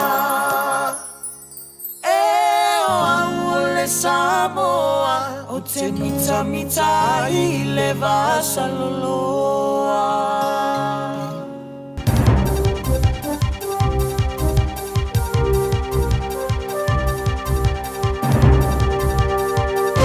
Tai amaria fa fumaya tala ne mole so mai atero ni sila e ulava sa fai ina de palo to mori tula fono to fa ofio mata fa si silo de fenga ngale waitangi ni sila la so na fili treaty principles bill e sa fai lo de te euro le party le act David Seymour e lo de muta angailea o yesa tu sila tula fono to fa ofio pe no longa na de mai ente te e ma fevese inga le tulu o isi party le fai nga malo so fatasi national money New Zealand first sa palo te tula fono to fa ofio pe la von sa la to fa iloina party le Labour Greens mali te party Maori sa palo te fo ia se vanga na de party le vai ale act sa falo ina ala langa tono le parlement no fa ina le palota a sta se tangata sa falo longo sa fa ile se haka mai no fanga o tangata falo longo ino sitting here au foi li poti Seymour pena te taliina le fai unga le parlement o iai se laus fu lo palota sa te eris fu tasi sa yo sa tali e nate taliina i le fai o le lato fai unga i le pili patino i le teiminei o iai nei a e ui lava le telo filaforo fo inga sa fai e Seymour sa iai le act i le loto te tele tu ina se talanoanga sa le i mafana whana i whalo ngono tangata i mata upo talanoanga mai le tai te na sini mai i le lato tapa ina leo le tutusa o aia te tau. O tawili solo le pare mi New Zealand Christopher Luxon i telefonia tai o tunu e winga le si o mianga fau fata winga o ienei a o toe tari foi tau i Amerika fasanga i a Seina. I le si tia i lunga o tuperotongi o loa e whauru fale atu mai Seina po tariffs i le sen lau lusu 5%. Sa fola President Donald Trump o Amerika le zona nafi. O le atao fia mo le iwas fuluasa mo le te minei ala na toe tali foi tau ia na tupe te tongi wha ala fonga e wha amalosia mo isi tunu. Ai o maa te o wha to ingo loa ma sea o lo ia i lava stulanga le mautonu. A o wha awau na fitau ia ia tunu maalo lo se lua le rolangi po o aia ma lolo ili tau o tupe wha ala fonga o loa. Tala no ai lau wha ili poti le parlemene na nafi. Sa wha li e Luxon o ana telefonia whaia e wai tai mai e tunu o li tulangi o le Indo-Pacific, Europa, ma tala no ia i le pōna pō. Sa fola sea i Luxon i le aitia le Komisio Europa i le teleatu o ngā rulu e vābala lata, ma te euro tunu sa seinin whainga paanga a le Comprehensive Progressive Trans-Pacific Partnership, po le CPTPP, e whaonga ele tūla whono e whaavai lungo le whatonungo whatu inga, ma i ofo i naise tūlanga tau solonga le lei ma le mautu. Sa i whaari ai lau whaili poti i le lusu fitu o tunu i le Union Europa, ma le se fulma le 5% o whatau inga le rolangi o no ina i le whainga paanga a le CPTPP, o lo o iei se awa no moni ngā rulu e whaatsia i le tai ana nafi sa wheala ne eitanga te New Zealand i le ivas furuaso o le toe whaatatia, o le talifo i tau a Amerika i ana tupe whaala fonga i lungatu, ma lungano le se 4% o le leina whaatupula o tupe ritongi o la fonga i o loa le ua wha malo sia i New Zealand nei. E mosu ia va vasamane Winston Peters e tau fiana na finonga. I le mai ai na faia fesile winga fai pula le party le Greens Benjamin Doyle. Le foi musu e sola ese malangono le ino fasanga ia teia. O le solu o le vasonei sa le toi ngungu ai Doyle i lona falia e fai tau selau ia fa matau. E au fiai ma fa matau le oti fasanga ia teia. Ma le la tamala i tiki nai vai a so tonai. O nei fa matau e sai Mata sa ia whasoi nei lungo o wala so te ingalo tele lalo le ingo whaarilo mua Doyle o le Bible Bell de Buzi. Ai le ur whale le pāre mene au ki topa. Sa au fia ini ata au fia fwe mare atos ta mai titi ma se urutala Buzi galore. Se ingo e pe o na ia whaali ai o se ingo whaulaula ma se ingo tau wala au. Ma se upo e whao ngā mai se vai ngole ata ti whanga James Bond le Goldfinger. Buzi galore. Se whao punga lafo e whao ngaina enisio tangata kein. Ai pe tai. O isi tangata e whao ngaina o pengo so te ingalau tele sa lato tuela foina na ia te ilunga o leo penga. Mani isi o whao punga e au noa lea, ma lea tustu singa Doyle. Ai e masa ni ai o le upu pusi. E whaasino le tūtino sao tama ta enisio tangata. O Peter sa iau lua i la ngā lea o penga Doyle sa ia ta wai ilan tustu singa ilunga o lana o penga so ta inga. I lea so tona ai e mawhai na whai Yesu su e ngā leo. Ai o lea solua sa wha manino e Doyle i a nei wha o punga mani wha moemoenga sa iai. Ma ia tua i ai nei o sa whainga i le wha vaea. E au fia i maniata sa wha lia i niana ngā yoinga mani taime olo na o langa. Ma ia ta wai e fia tala no whafsanga e ma Peters e pe tai sa te ena Peters. Ma ia longo i le Johnny Silla o leo pengo so ta inga Doyle e leo iei sa mea tonu. Ma ia fasiling ia le party le Greens pe ai sa la tu le fa ia Doyle ka pele o penga i le taimi sa firfiria i fai pole ai o le fa to a fa i loa le va so nei ma tom fa ia pui nei tu singa no fasiling ia o fa i poti a Peters e winga mana ongo Doyle if you tell no tu sa o ia te winga i le mata o pa sa ta le ai alu tell no i leo o Peters mana o malanga o suyo le parlamento lo malanga tu Tonga Hawaii Mavanuatu i le taimi nei. O le refa i polo le party le national, o se tasi o le vaenga o le loku whalilo sa whai eiso so ngā le FBI, polo o whai eiso so ngā le FBI a Amerika. E tiso matala ngoni sa wanga o tamaiti ni ami o whaungali i wai whalia. Sa fia lo na ola ola i le loku, ma ia tilo i ai, o na tento nunga o se me patino ia te ia. O lo ngā lue whatasi le FBI ma ofisa whawao malo e whai paanga, e wha malo sia tula fono, e so ina sa wanga i tonu o le kulupu ke lope o le 2x2s a po le truth. E to lua i tamaro lua i New Zealand e o mai ana sa se ia leo le isi sa i tau tino morianga ma whaasala e whare pui mo su tau sanga i tau sangtoroai. O le roku e le isi ingoa alo ia e pos whare sa. Ai ora poro kalame tu susia mo whemalanga i ngā whai whiau e whio i te tolua. Kama. No foi ai ngo suyo loku materia me alofo mo tu pefalu ina no foi. O se suyo ye neo le loku kerisiano pole lo kerisiano sa yo ele le Johnny Silla le fa ilo ina no ngo sa ye fa amautuina. O le foi pole le National Elam Hamish Campbell. Sa fa na mo ye le lotu. Mai o mai lava le temine o lo awai foro tanga le temile lava ye kala estete. Fa ali le sui o Campbell o stanga te fa lo no tele. E au feimala na ngā lua ngai whapito i susu engore kānesa, ma le scientisti ai le urwhale whainga whaporkiki. Sa whari e Campbell, olo i eilo ino lo whai e susu enga le 2x2s ini sa wanga ia mionga whaurunga ni tua i sa whai tamaiti. Ma i ta wai olo na so tanga ma le whapitonga te walatu ilo na inga mai uilava. Olo i eilo ina ni tua inga te wala mai ili i poti, e le iso na ilo ino tangata te jo tasi sa awain.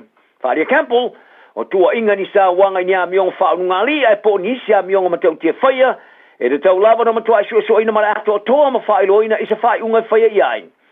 Ai na o mua siningi ele le Johnny Silla winga ilona awa ile 2x2s, ia meo le tau santaruai, ai sa tari o le mele nā tau ia te ia, ma ia tā wai o lon te tununga whare loku, o se mele nā patino ia te ia, a e tino ia te ia, o se tangata sa o loto lon so tanga, tangata lau tele. Tā longa! O le anganga o Terry Collins, ua mariu, o le wha pea nei lunga ne o laula kapia le Hurricanes a fitau i mara Crusaders e pōna nei le malaya Sky Stadium, i le lau mua le tamarasanga o Superlaga Pi Pasifika. O le tamao Collins ia Frank i malona tua Fafine Brenda, sa la tau a oina i ofula kapia tamao le Hurricanes, I se sauninga o tia le vaso nei, ina ua whaai loa whaia o ngā Clark Lake Law, ia lana au e mua ta alo. O le aso limo iuni e whaai longa i se fultau sanga talo na maliuli nei alo sa moa longo ai le All Blacks, ma le kapi le lorangi, i se whaalawa tau ta vale sa tupu i wharani. Le sa maari li wai malona tō lua ia alana madil. Ai o le la pepe teina ia eila, sa whaasawina e pēna lipo ti ai sa ia tuulo na tino i lumo o le na whawhine, e pui ai mai na matau ti o stoinga. O Collins sa mari tosu fatu sanga fasu talong fai taulia sa ta aloi mole All Blacks. Le sa fatu la ngai se tamapitu sivia tule na malo to e po e te tele le kopi. Sa fa ali e Laidlaw. O le ai tia mo le vala wino le aingo Collins sa amatama i le tula lata le i le a whamana tuino le futu sanga talo na maliu. O Collins sa mau e tele le kopi Wellington le vas fuli mata alonga sa ta aloi mole Harringans. I le vale ruafe mali tasi mali ruafe mali valu. Maulu nao ngai le ta'alonga i le lomua sa ma foi na whae ngoina i le whale mata le malale Porirua Park ia Cherry Collins Stadium e mana tuai o ia. O Peter Umanga Kenson o le ata alo ilan ta'alonga lona limas fulungu le Harrigans le FFNA lea sa ia toi mana tuai le mata aola i titi ia Collins o ta'alo whatasi mali tua ngane o lona tina whalongo tana Umanga. Ma ia ta'awai i ta'alo sia mwhana la tu whaia si ta'alo mata ina mana tuai o ia pe a whitaui male Crusaders, Talanal ne yaso. Maua le file mui tangata uman, soi foia. Ua mawhai ana au ina atu le tala o le tau Yaso Taitasi ona o le lango mai a le Pacific Finance Limited. Telefoni o Valselau fitu whawha lua fitu.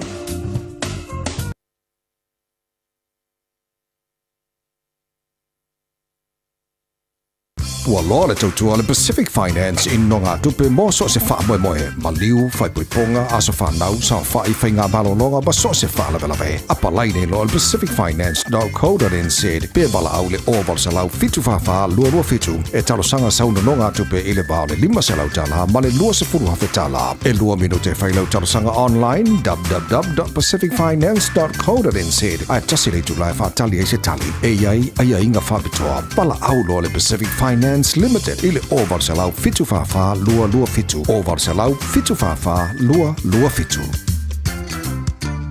Ua na o le Radio Samoa se furulima iwa toru a mo e tautuaina o e ilaungangana fitu aso le vai aso. Sunga o whenga whakao elo kawa le fōu maunga Max Ila. Senga o ka amilo i au kilangi. Mo koe fwoi mai lawa i o tara i le Tire World and Auto Limited. Lea ma o aiso skoi ngā meg ma pau kawar. A o le me Pico City. E ngā le lua lima ka alalwa i aso le kokongi. Le Tire World and Auto Limited e te maua i ta avale ma pau tau ngofie ia New Zealand antoa. Mo fo i se ti mag wheels mo so se i tu ainga ta avale ma le telewishi au unanga. Warren Up Fitness i le na o le se fulu tala pia i wha i lo i eina e wha afafonga le Radio Samoa i nei wha abitoa. Talia wins quotes, cue cards, maisi. Walau lo Tire World and Auto Limited i le lua fitu tasi tolu o mo pau ta avale. Po le lua fitu wha tolu lua o mo le whale inisinia. Hey, don't be that guy. Or that auntie. Ignoring a sore throat. This isn't just some drinks and lemon tea in your sweet situation. Untreated sore throats can lead to rheumatic fever. Nobody wants that for their family, eh? Go get your Pepe's sore throats checked at your GP, school nurse, or pharmacy. It's quick, easy, and most importantly, free. So come on, whānau. This summer, take care of your tamariki. Get it checked and get it treated. For more info, hit us up on socials at Stop Sore Throats or visit stopsorethroats.nz. Hello, ladies. O whiwha whunga lo wau pe toi whamomosi o fōlinga. O le Beauty Trends Hair Salon lava le tali. Mato te o fōina au nanga nei. Keratin, nanoplastia, Botox, hair spa, oti pe vali lo ulu. Roots, ma highlights imi tau lilei. Wala au mai loa kas o le Beauty Trends Hair Salon i le olo lua o wha whaiva valu ono iwa. Olo lua o wha whaiva valu ono iwa. Te tala i le fitu aso o le vai aso. O mamawhatūni ai tā lafu i lo mawhauwhau. A whaia i aiso whale motu. Wala au mai loa api o le Finance Direct Limited. E maua ai le fisosoani e kili ai au ai tā lafu. Ma toi wha afo i mai lo fia. E mawhain fisosoani atu e toi wha atu langa le wha ngai no au tupe. Wala au mai loa api o le Finance Direct Limited. I le o lua o valu whawha 5 O lua o valu whawha 5 E file muai lo mawhauwhau. Shake up, I'll bring you some more. Lua, lua, boy, wash your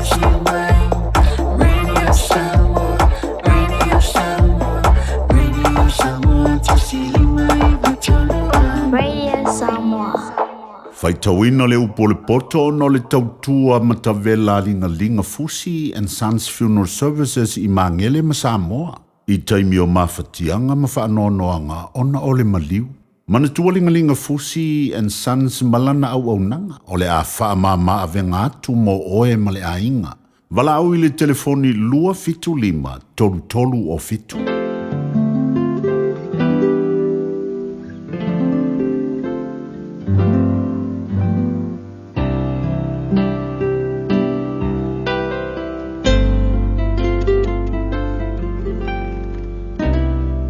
Fua whaatautau whai mango e no sia ia eleli. A ole me fua I a toa o lona lea fia. A saule wha maulunga, o na sa waile o le maa, a o ye le poto ye wha maulalo. O le amio sa o e amio tonu e taita inai I la tau, a le whapio pi o e amio le tonu e whano ai I la tau. E lea o ngale o loa I lea solto sa, a o le amio tonu. E la vea I lea nai le oti. O le amio tonu a le o sa oe wha laure le I nai lona ala. A o la na amio leanga. E pa uwaile wa amio leanga. O le amio tonu a e amio sa oe la vea I nai I la tau. A oe wha pio. E maua I la tau I a la tau a amio pa a. A o tiltangata amio leanga. O whano lona wha tuanga. E whano fo ili wha moe o le tangata amio le tonu. E la vea ina lea meo tonu ai le poponga, ai sau lea meo leanga e su ia I oia. O le ngutu al wha le mta ue whano ai le la te tua oi, a o le poto e la vea ina I ea meo tonu. Wa ori le ai pe a manuia ea meo tonu e ofo fia foi, pe a whano ea meo leanga. O le wha manuia o ea meo sa o e wha mamanui nai le ai, a ngutu o ea meo leanga e lepeti ai. O le wale sona mawhau na te ino I le la te tua oi. A wa whaalu longo le tangata mawhau. O le whealua I mawhi ave ai. Na te whaali upu whaalilo.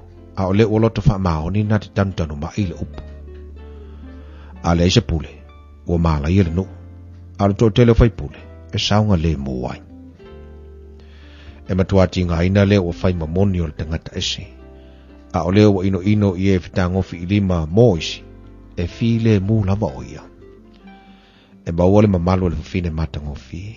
A tane marolosi e maua le oloa. O le tangata alofa wanga le lei oia ia te lava. A o le wasawa na te whaatinga ina lona lava tino. O le amio le anga wafai e ia le ngaruenga pepelo. A o le to le amio tonu e ia te ia le taui wha maoni. E pei o nei o le amio tonu I le ola. E whaapea fo I le o tausisi I le leanga. E ulea I lona lama oti.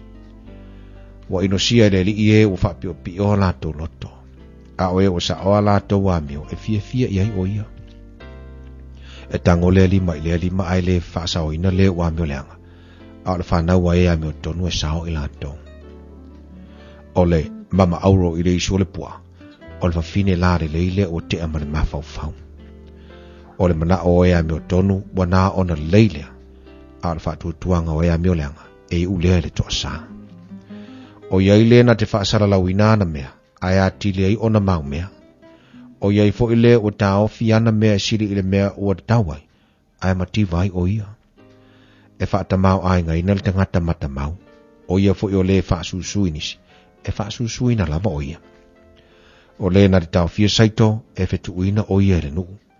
A iai le whaamanuia I lunga o le ulu, o le na te whaatau ina mai ai. O le na te sa ili lei, na te sa ili le alofa, a o le na te sa ili le leanga, e o lava lea ia te ia.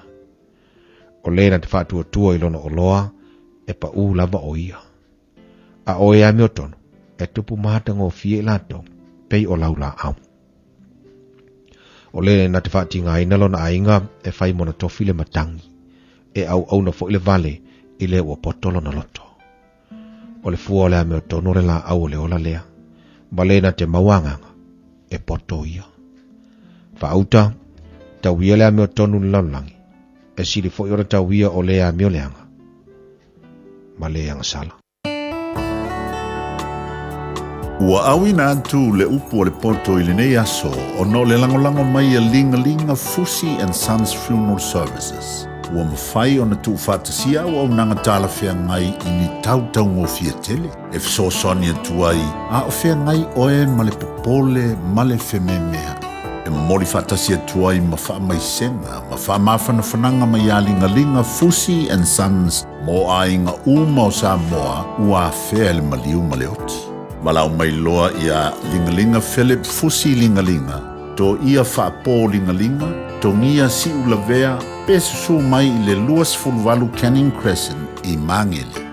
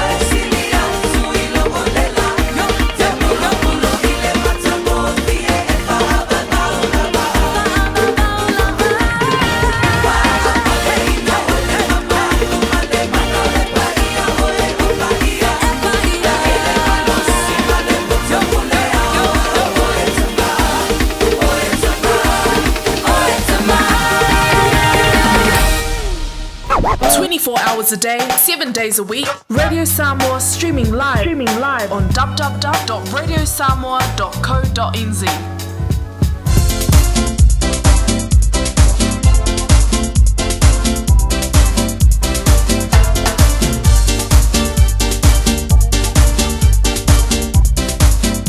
O polpoto pere whaafonga mai le tai au tau alunga ai se tautua ma sa aunanga le polpoto mo nei vaiaso.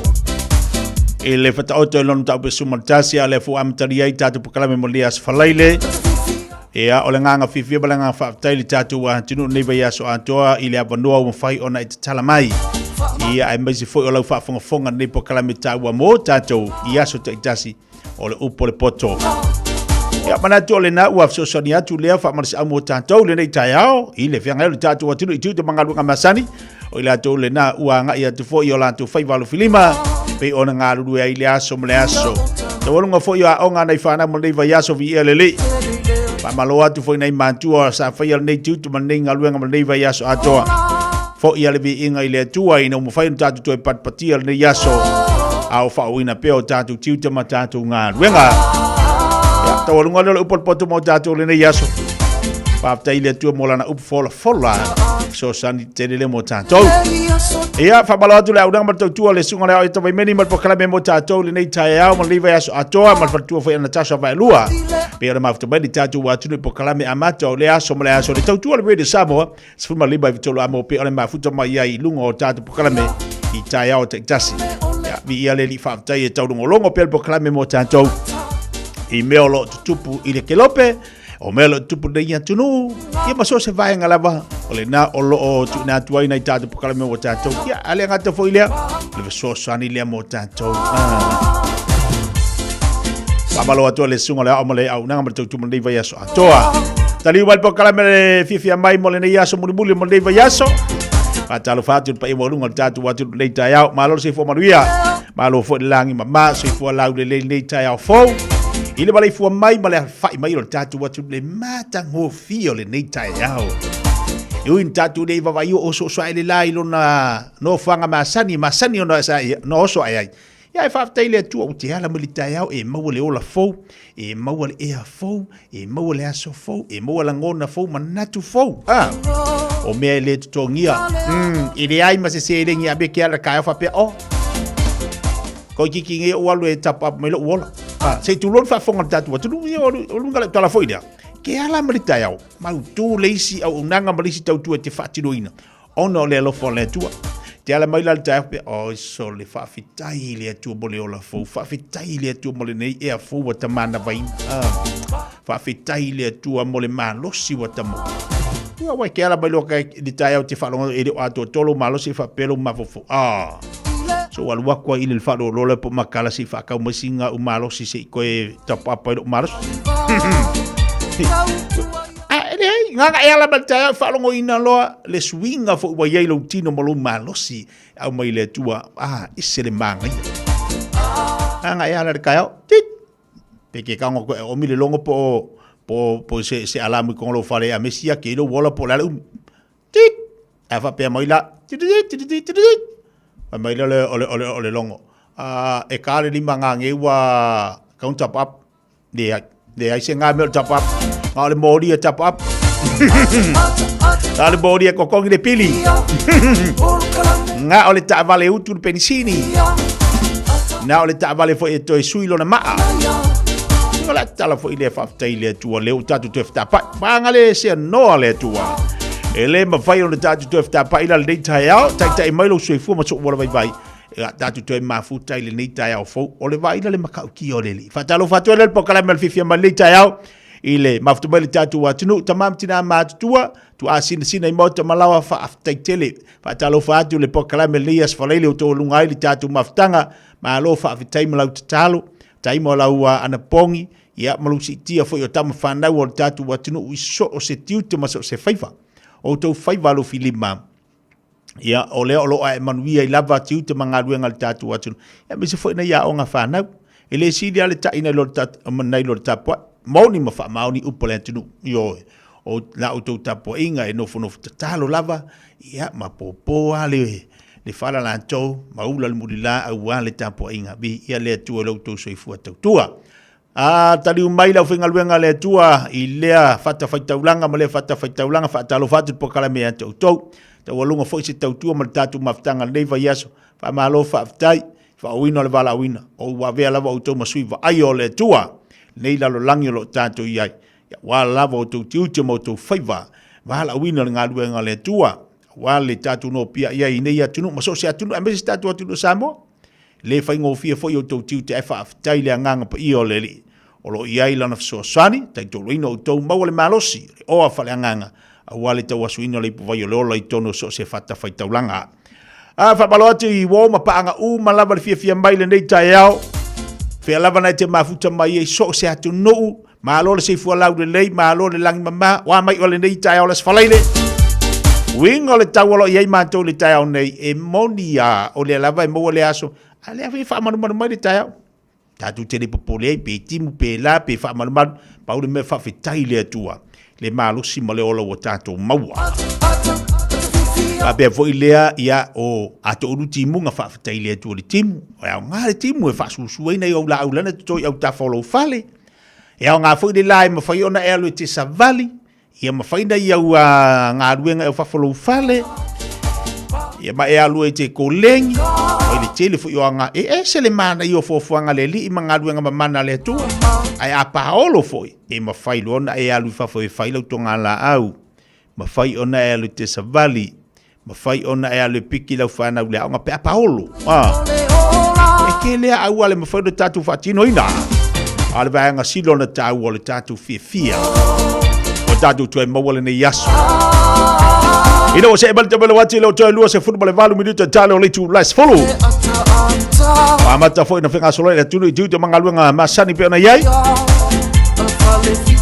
faamalulu atu o le isi tatou pokalame o le mafaufauga le asfalaile mafeso'ota'i ama le afioga ia lupe matsili a le poʻonapo se pa'i ma le tao nei o nei la le tau le tulae valu na faapea ailona ailoga i taunuu ai ai te ua toe talanoa mai le uso nei le taeao le vaveao ua taunuu lava ona o atu nisi fo'i o i latou ia ua nisi o fuafuaga faaleaiga ia maisi fo'i nisi o fuafuaga falanuu lea la ua le mafaina pa'au mai mo le tatou pokalame laga i talafeagai lelei le tao le afa le valu loo mo le feleo ia lona uiga e o'o atu poseme o le sefulu afa le sefulu e lo'o mai loa na ia le taimi aolo i ai le naunau-ta'iga lea fo'i tamali e fia au mai pea lona tau'au auā le taualugaina o pokalame le fifia mai le asfalaile lona uiga faia e oe o mafaufauga le asfalaile faia e oe mafaufauga le asfalaile e le vaega tāua le o'o manatuaina le taeao lenei atonu e fesoasoani fo'i le ma oe mo oe te loa le fa'afogafoga mai se tasi o tinā le tatou atunu'una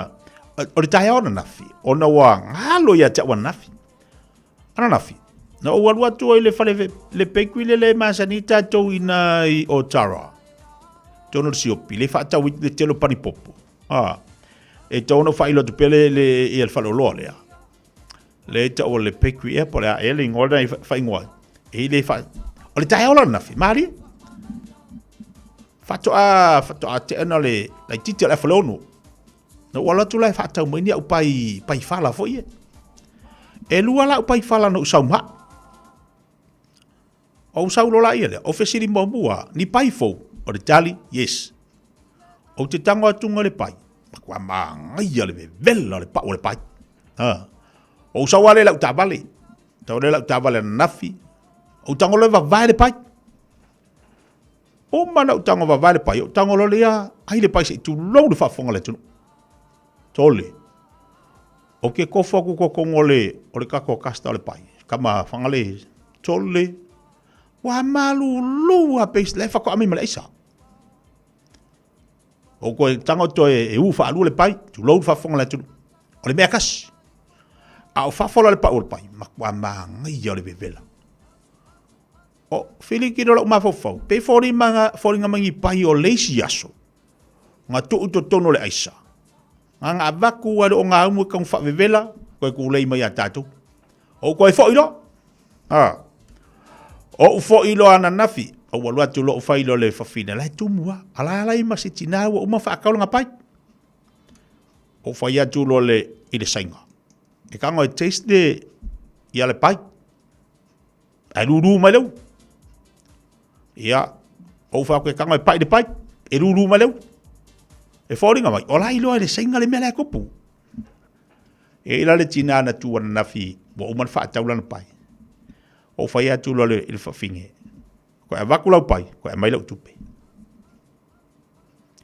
ya o le mea ngan kup o le mafu o le mea foi na tu e fa foi o fa tu tinale o le mele tup la ngalo tatu o mai va fa tatu pai le tai o ke lo le mea foi ngai kupula pai makua manga ia le vevela o fafu ai longa winga makua maruru winga ko kong to fa fo ina mal payatina le anafi to fa fo ina mal payatina lo winga la jala le tau molia tu mo tatu wa tu mo tanto ia vave e fa tau tatu me ai fale ainga fale ainga e mai se pe mo fale ainga mo pe kuia mana tua ai me ai to to Malaysia so fale ainga ia e foi ma chips ma boa ia mambo me ai le to ile siaso kamalanga makwa i mautua furi se ku ia to tonu fa maruru wai nana o mai a kamangar kaya ko ku waku ko nga mu fa vela o ye foi la le ko nga le vela fu e fa vela me ai to toripo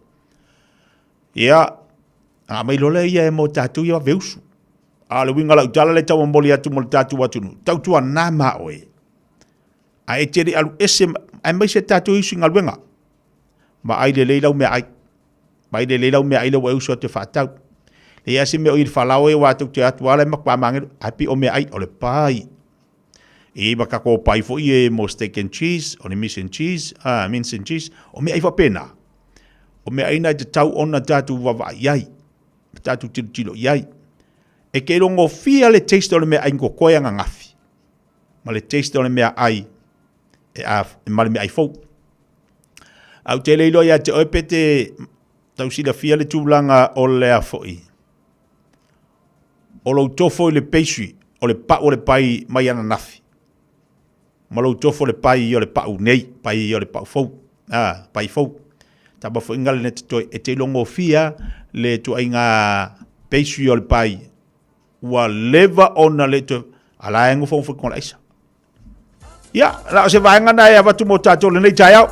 Tau foi ona sila fiel tatu watunu. Ia ale tu ala. Le senga me. Nga ukango kwa vavai ko fo sola. O ka se malu winga. Ele ai se vai ngai ai. O ko kango ko e ule pai. Ole me ai kas. Ole kako ka vale le wa mimilo. Mimilo sa o kako ka vale. Ko alu ko le sainga. Fa sainga. Ko foi lau pai. Lulu malu le sainga. Kango le pa o le pai. Lulu malu le sainga fa pe. Ola nga winga le sainga le mele kup. Fu ale le kango taste the pai. Fu ale le pai de pai. Oringa mai, ola i rola nga mele kup de fai. E ala wa batu tu ala mo tatu watu. Laki o le se laki. Ua mala mai masitina le.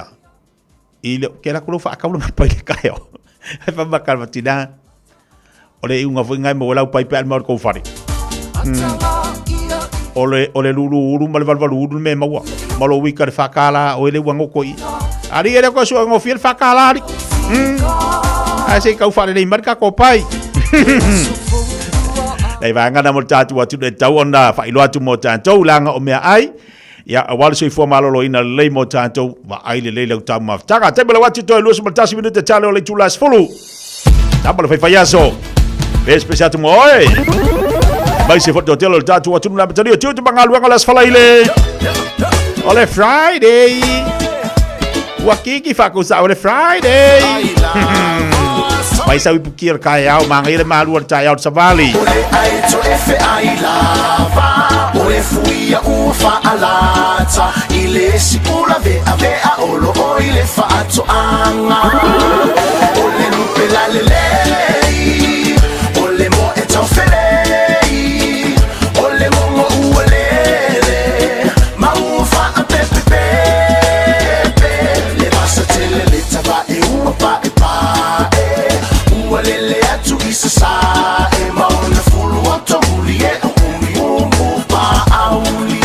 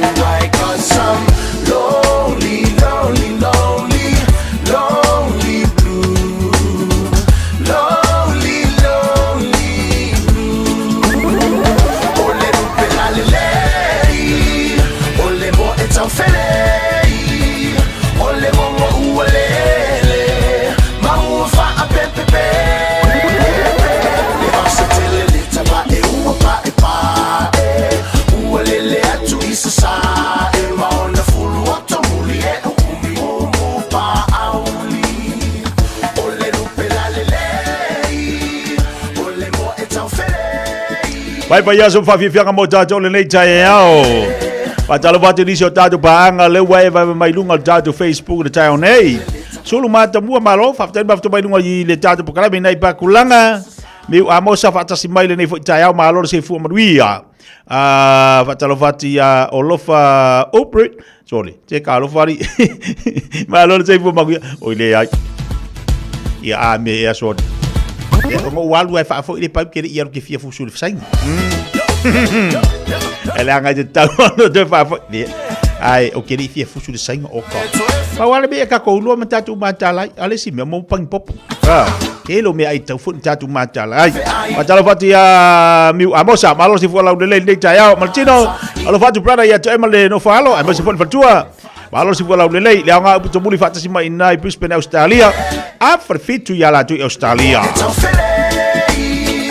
Lona lote fatalofatu nei taiao tamali ia fretten malo si for laude lei ngalo en se misi fatalofatu po kalabe to chou malo lesu sei pele manutai e sau fatalofatu nei taiao fo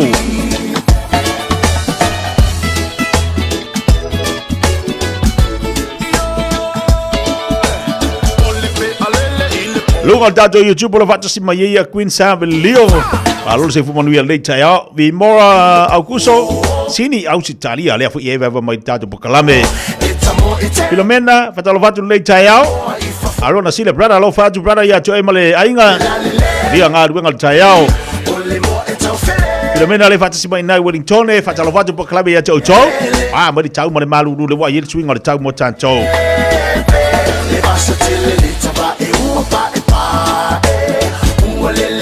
Talo fatu so ya anai le sunga le au brother. Vai fie fu mo le vayas. Ya le si me lango tamaya. Pe amata pe umale vayas o le finga wenga ele kai le vava. Wa fo inga le wakwa e vai. Ko kiki e vai le fo lord ngi fa finga wenga. Salwa ya so uma e map ya so uma. Ya wa le ngal wenga. E ngal wenga toni. Maka ukia. Ana mudi pola sabili fatalo fatu lei taiao. Se fatalo fatu nei tamama nei tina matua. E to telo tatu le vai mai lunga tatu YouTube mo lunga tatu Facebook lei taiao. Fatalo fatu le maua tu suafa ya ai tono lo e maua mai le lo tia fa filo ina mo o to taiao le nei. Fatalo fatu tina ya leu to lo fatu si mai nei taiao talo fatina leu tu. Sek ya ka unyi sila. E masimi fatalo fatu le falongo mai nai class 30.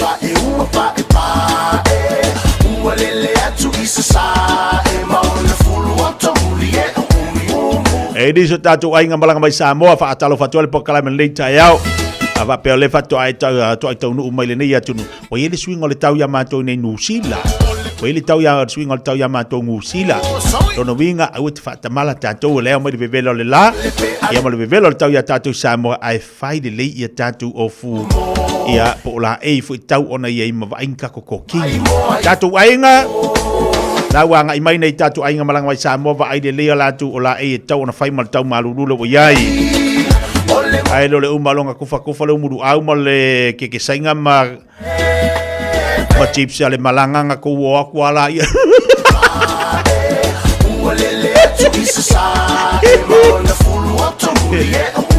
e no le vali no fo yo lo ngu lo le au nga fa ke fo ya la ia le oka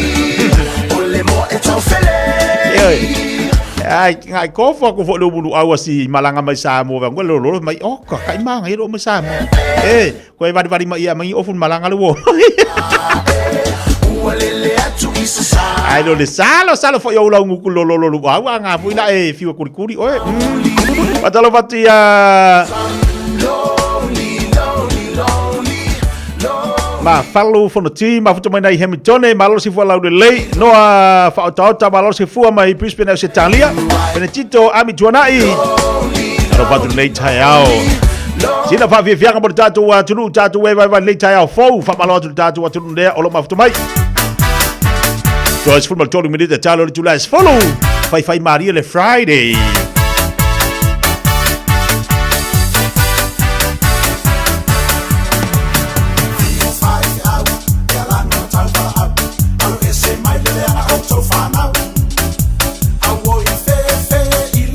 I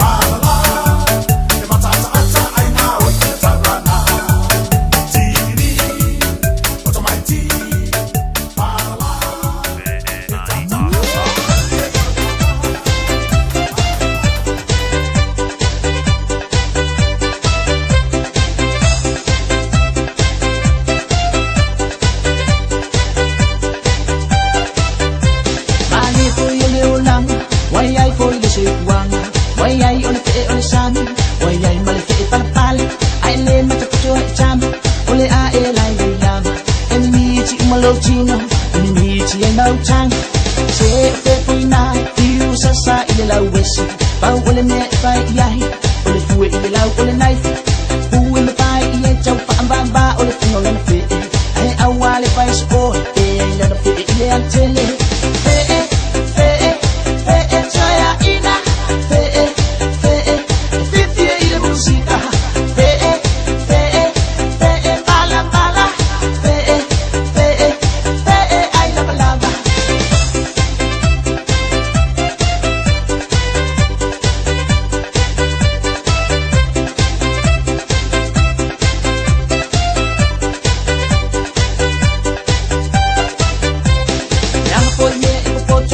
Se ile kuna olvea E o mai ki malie O mai fa le kekea A matai fa talofa Fa solo io poponga Ibi ima ave fa O masa le fo ile ola Mami mai kuka faonga Fa so mai ei malangona Fa longo i kala kama O masa ile olanga Ai ua kau fa kali Kenye pa ilang kai lama Seba ai la olve Ai fuelo lai le pangaka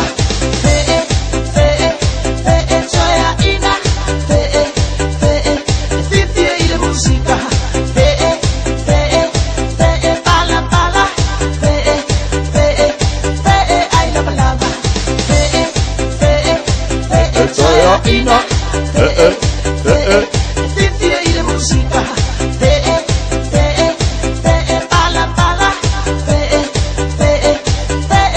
lava Tailo me pule fa fianga mo tatou le tai ao ia fe io e wa le fola tatou walo atu fa ngol vayaso te le fo le fe ola ai se ai mo se fe sami ai na fe lele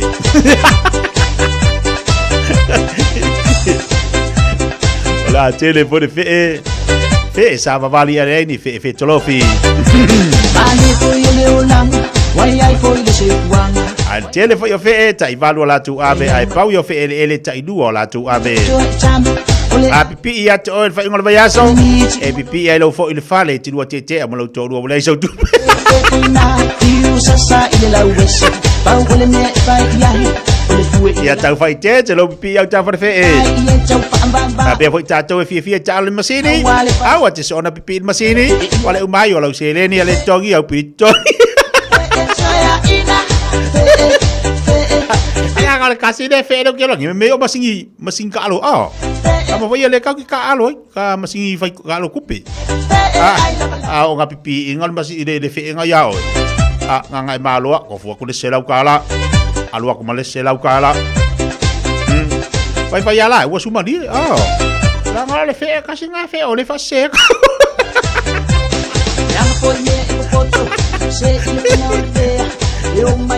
alo ko le nga fe ya alo ko ai male ia mame a fali alua koe mango foa ia alele umang kong ngengo foa alua koe male lau ai de kiwi kalu ia ka ko masingi poka la lea sau de fale pe ia misa marko olua pe ia pi or ko olua pa de fe masingi poka le lava yo e fai de mur vayaso ayo inge imao ai foi ka ko fe ngai fa ngol vayaso ya ga sa foi la ia le lo kula sa ya le e ko mu family skaulang al fe awa le lo makwa imao ka le fe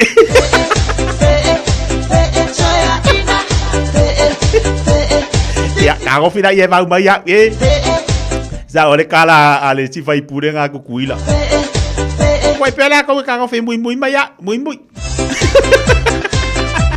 e vai vanga mo tatu atu no nei tai au ia le fa mana tu foi mo tatu fa ngol vayaso e te tau on tatu wa ai le lei ma fu le fa ngol vayaso la to wa te kofu no kai oi le vai le fa le ke vai aku le ko ke ia mai si foi fa le oka e mauro le fe nga ia oi ia so mai le au so e laki ko ngo ma ko fa le ngai la ku kai o fu sida wa kwa se ke ale wa sa we fa misa lo ko lua ma ke ia le wo ko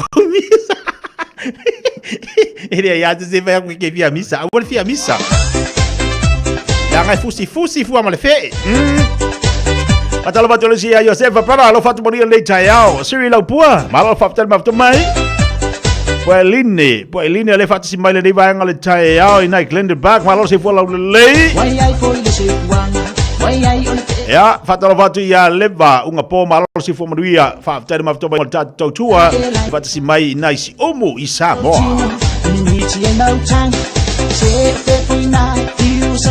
Tu tasi fa malo tu tasi le tayao malo si fo manuia malo si fo lau le yo se ki mo ta to le tayao. Awali pa sport ila na fi ile antele saya ina fiti ile musika bala ya ega ai ko ke do le ka nga fai apa le bo ngai ko ke do le ka nga fai usa ova mal fusi mal fe dai ka masingi alwa le seleng masaulala ia le pe fifari ila nga fe mo ile ke ia le wa fifari fu ila nga fe mo ile le fami kalkalo wa o mal fusi mal fe masingi dai kai alwa ko mal selengi yo la ia le fi ila nga fe mo fa ma popola fe mo ile le wa le nga kauko Sei mai disa tatu fariga tali tula se folu te mol fasalawino tatu tali vai fanua. Hey, awona ia vea oe pe o isi tangata e manatu ma ili fa iti ngā. Ele na o le inu le vaiti polo na seki ai lea. A le vave tonga fitia le fa iti ngā. E ono o le tūlanga e maua i le fever rheumatica, ma ele ai lava se tasi. E mana o e o se e pele le nā tūlanga. Aia. Ave loa na yo walo, e faile siaki le fo mai fale ainga, o le tausi mai le aonga, po le fale talavai, e vave, whaingo o fie, ma le mea sili o na tāua, e le totongia, e mawhai foia na faile tui le baisilin, e ki lia atoa ai, saula ia Samoa, i le neivai tau o le tau mawhanawhana, ia tausia le leina yo tātou alo mawhanau, faile siaki, ma fai loa le tong fitinga, mo nisi whamatalanga, sa iliana i lunga le social media, Stop Sore Throats, pe asiasi i lunga le upenga ta whailangi, stopsorethroats.nz.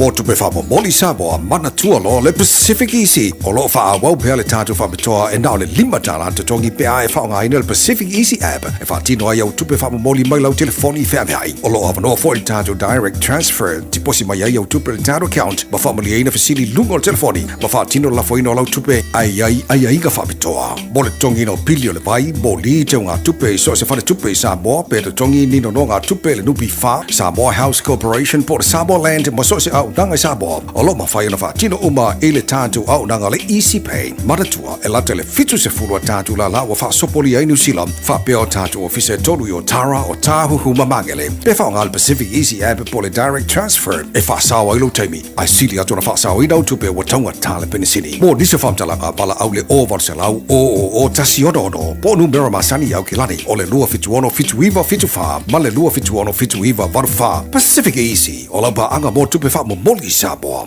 Oceania Career Academy, Sauni! Lako oi, kaule kaua! He whai ana whai! Wāte lumaga I maguia! A whaia sa ili se la asanga fau moe, a waloe te no whai. O le OCA e au tauina ai oe I mtata esese. Maua visenga fau fale, vali fale, palasa, male soifua maloloina. O le nei avanoa e anga wa aitanga tano fo mau masiti seni New Zealand o loo halala I au kilani.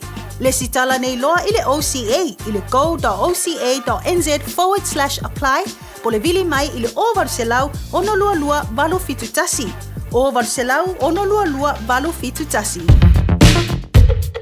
All I hear is Radio Samoa, Radio Samoa, Radio Samoa. Tasilima iwa tolu amo. Radio Samoa, kasilima iwa kolu amo.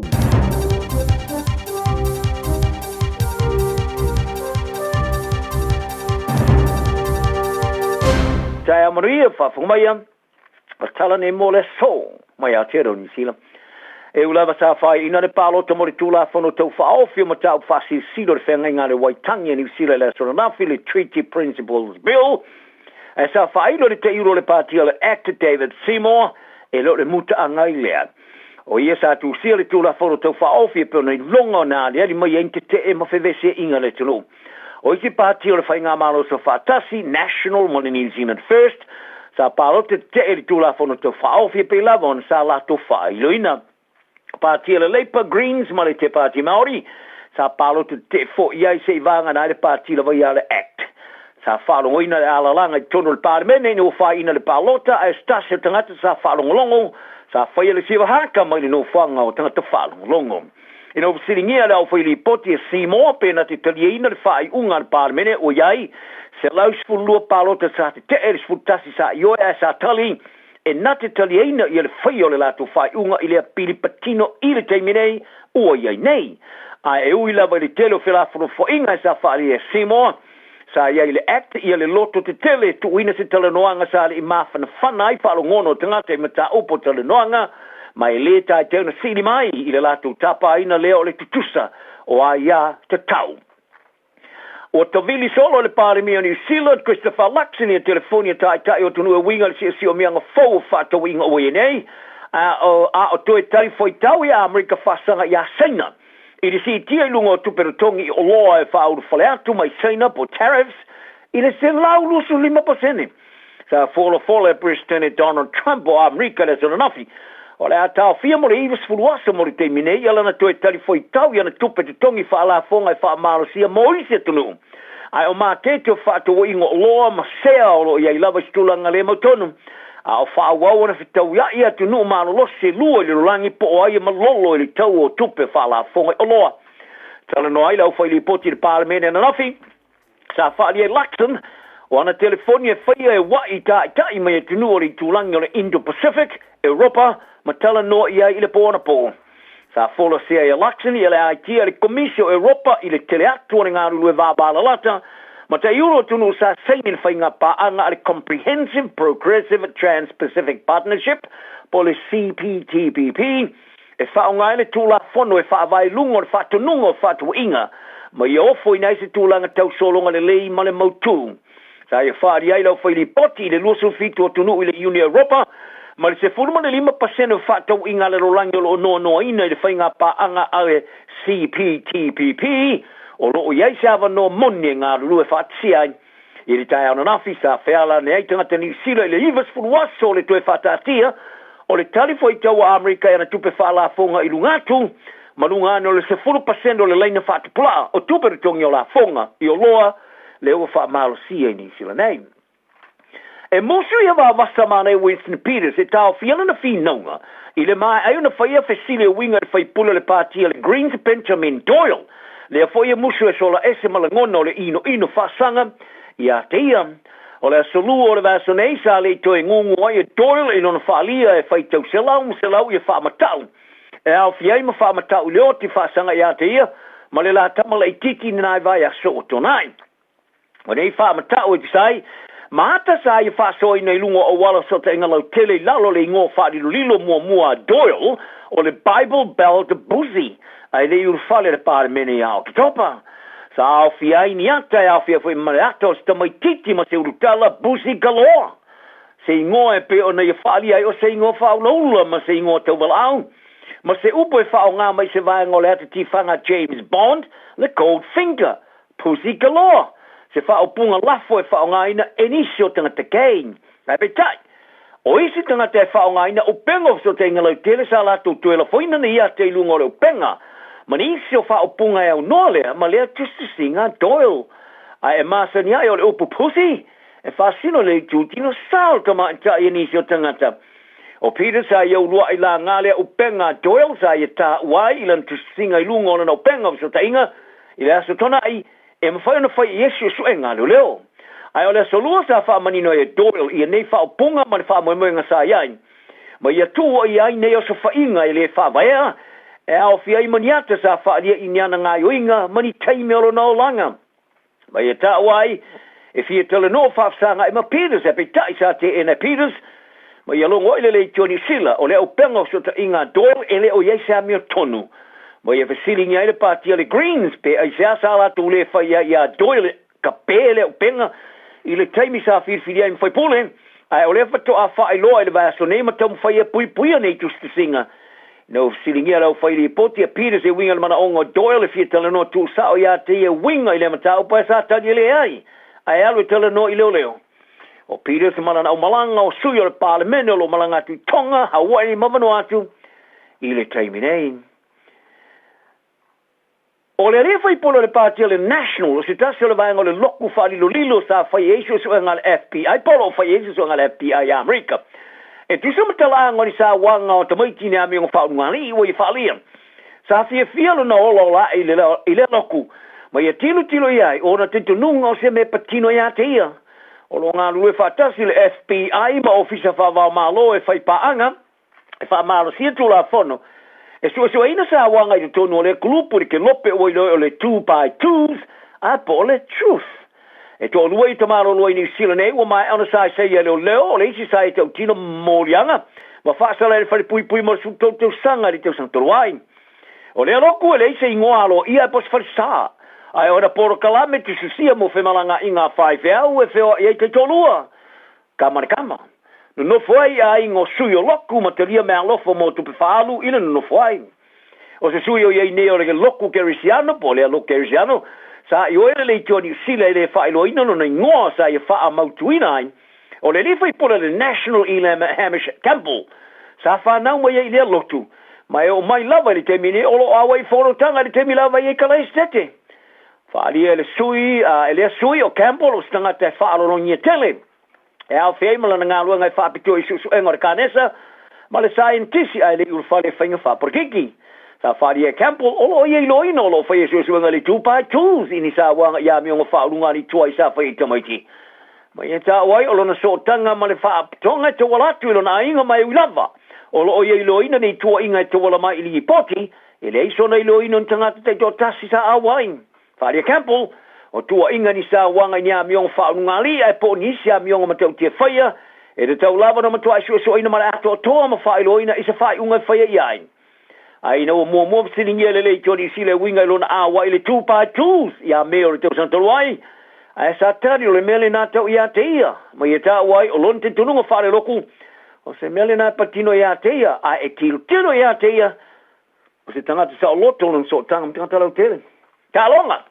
O le anganga o Terry Collins, ua maliu, o le awha pea nei lunga ne o laula kapia le Hurricanes a whitau I mara Crusaders e pōna nei le malaya le Sky Stadium, I le lau mua le tamara sanga o Supalaga Pia Pasifika. O le tamao Collins ia Frank malona tua Fafine Brenda, sa la tau a oina I ofula kapia tamao le Hurricanes, I se sauninga o tia le vaso nei ina ua whaai loa le whaia o nga Clark Laidlaw, I lana au e mua ta alo. O le aso limo Iuni e whae longa I se fultau sanga talo na maliuli nei alo sa moa longa I le All Blacks. Ma le kapi le lorangi I se whaalawalawe tau taawale sa tupu I wharani. Le sa maari li wai malona tō lua ia Alana Madil. Ai o le la pepe teina ia eila sa whaasawina e pēna lipo ti ai sa ia tuuno na tino I lumo o le na whawhine e pui ai mai na matau ti o stoinga. O Collins a marilu tosu whātou sanga whāsura tālong whaitaulia sa ta aloi mo le All Blacks. Le sa whātula ngai se tamapito sivi atu leo na malo to e po e te tele le kapi. Sa whaalia e Laidlaw. O le aitia mo le walawina o le aingo Collins a amatama I le tūla lata lea I le a whamana tuino le whātou sanga talo na maliu. O Collins a mawa e tele le kapi Wellington le vasfuli ma tālonga sa ta aloi mo le Harringans. I le wāle ruafe ma le tasi ma le ruafe ma le valu. Ma olo nao ngai le tālonga I le lamua sa ma whae na whae ngoina I le whare mātamato le malale Porirua Park I a Terry Collins Stadium e mana tuai o ia.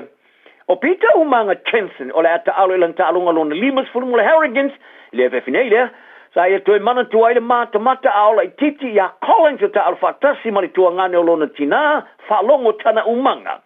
Ma ia tā wai e tālo sia mwhae na lātou whaia si tālo māta ina mana tuai o ia pe a whitaui male Crusaders, talanal ne yaso, maua le file mui tangata uman, soi fuia.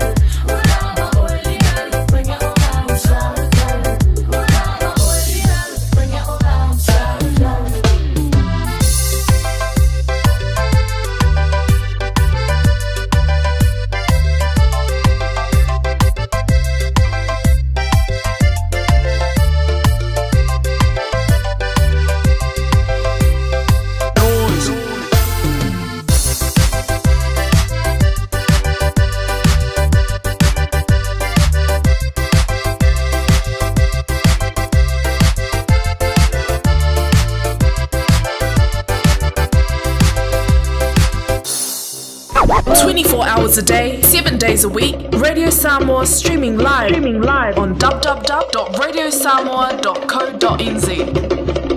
Suli ba bine tele te daily July full table tai au le wei ta tau e pele fa fonga ba iai dunga tau tupu ranga si fonga Radio Samoa te sili mai tolu amo. Ta tu tala i vai fanua le tau tua fo ina mala unanga ale fionga ya seuli malau.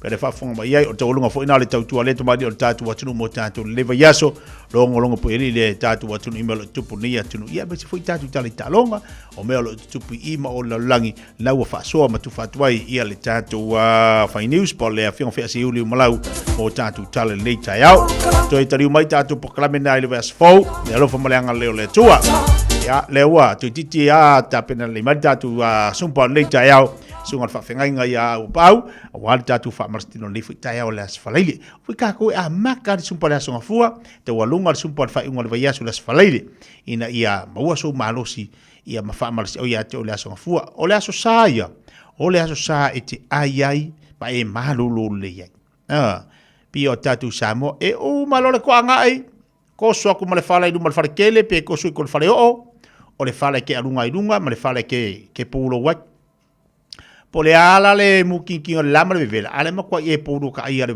vela o le fala ia malolo le el tino ka ko foi la ngi nga o mali to ngai mahalo le fu martino ai taula na falta tu fa martino la songa fua ina ia fa nga yo ia me aisa ai la sa o vai na de ba ia giria ia o la songa fua la ka o vai me ka o le lue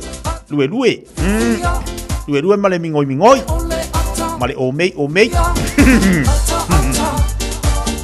a songa fua la falta tu sumpa as fa le foi falta tu sumpa ina ia mafai ona mauar fasilinga malusi atoi ta pena mo fa ingol va yaso mauala la sumba ma malo fa marstino sorry makwa manga ya ko yo ole sto na ie to sumpa tato po kalmer sala sile fa ile tato fri telele i marukau makwa se lau pasene o va merse lau pasene mauale na malusi mota to langa ita tawa na fa tato fa marstino yo ole me tau ona fai ole fa marstino awa ale fai le fa marstino ia tatu te falonga yo ia kaika pe lu lo aso ka kele savari pe ke falonga ku lo ka kingo pe wa kalo makua e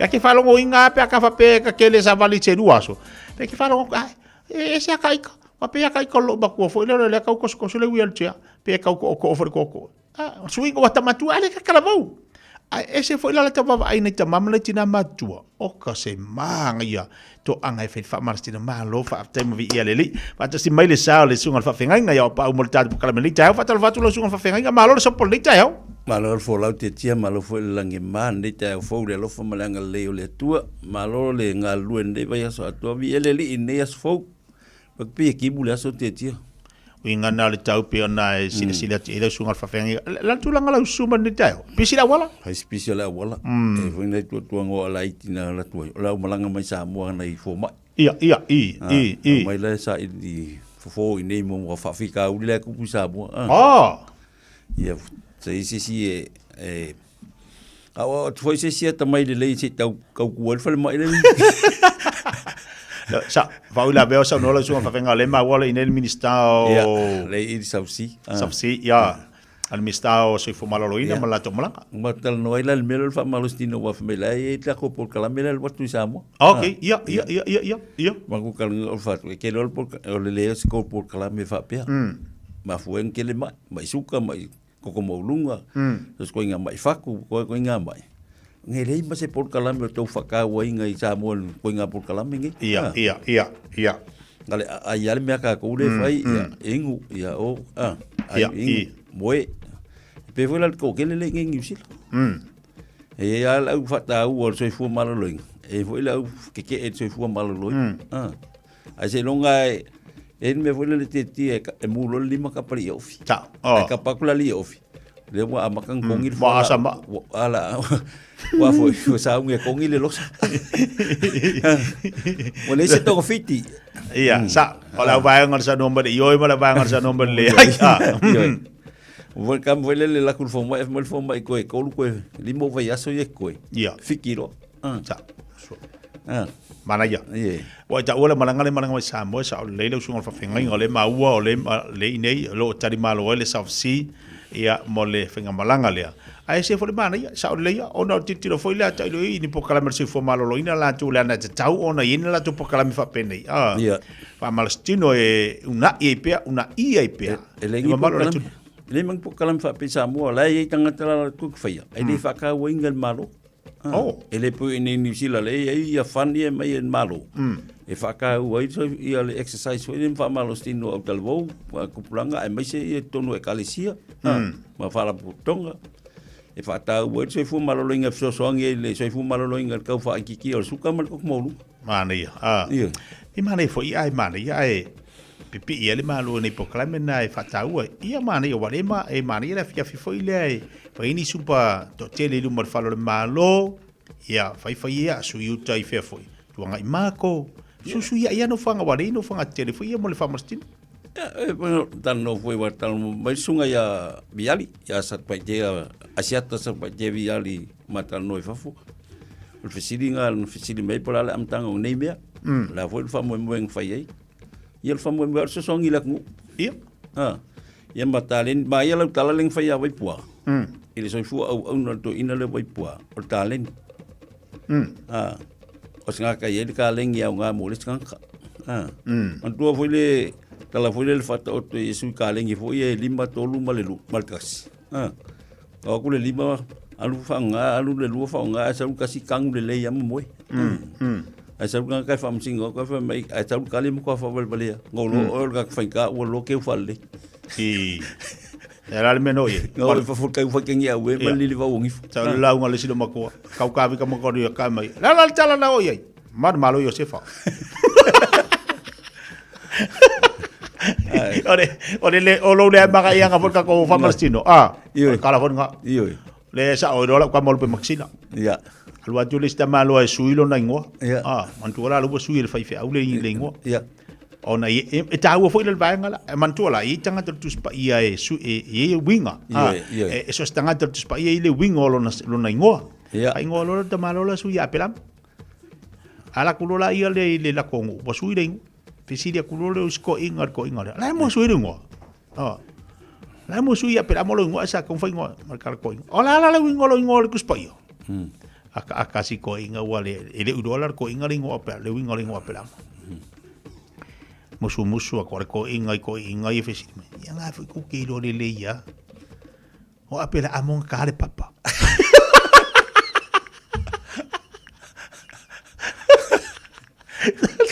ka papa pe abo ka papa pe abo ai ko fu mosea o ja le fesine ko inga o ai la le ngolo ku spa ia wai o nga wa fai ngo ia pela o ngo for ko inga musu o ia nga foi ko ke lo le ia yo apela amonga kale papa kelo kawe kal papa li ira la kan wa buze ku se va ka papa I mose wa buso ka ure go mose ku spa yo mose sakal papa wa buze ku se va ko se ka papa I mose ka papa mose la ku la verkasu ya verkasu ya ka verkasu Mai ka ko fa kasi mabela amo kal papa. Ya, o me basa ki foi. Mai. Me basa ki foi ya. Ya, va ile le tatou. Ya le foi la ka nga ka makua. La nga to tele tatu tanga tamatua le ye. Ya. Ele fa pela o mose. Ele ai ele apela amo. Ele ka papa ka u fa mon body. Ya magaya. Fagayoi mai ko fa pe la nga kang fagayoi bo mo se le tino ke. Yoi fa pe. Lunga. Lalo. Kasi. Aya. Lua. Pedemu. Kolu. Pa. Lima. Ya fa kasi mo kingo. Ya. Aya. Lalo. Lua. Tato. Sa voi mal bela. Lunga. Ya. Lalo. Pa. Ya. Lunga. Lima. Tato ya safa. Lalo. Longo. Ya. Lunga. Ulele fa pe. Kas. Ya. Luma. Lua. Tua. E fa mingoi mo kingo ka ko safa. Luma. Lima. Ya lunga. Tua, ya, si vai. Vai songo fo manga ya, vai songo fo manga ya. Lima ya, ko. Vai songo fo manga ya. Lunga, lua, si lunga vai. Kolu, fa, lima ya, kule ya ukafa, kas, tafa, lua, kolu, fa, ya, lima ya, kule lalo, kas, lalo, lua, kolu, lalo, fa, lima ya, alvali la ya, ya, la, ya, alvali la ya, ya, vai, si vai. Apea, ka foi awole, ngau me ya, kasi, ya, lua, kolu, fa, lima aya, mangaya, ya, sau kongu, kas, lua, kolu, luma, fa, lima ya, luma, ya, kas, lua, kolu, fa, lima ya, kas, lunga, lua, kolu, fa, lima, mangaya, alvali, la, ya, si lunga vai, si kas, vai, lua, ya, kongi vai kolu, yoi.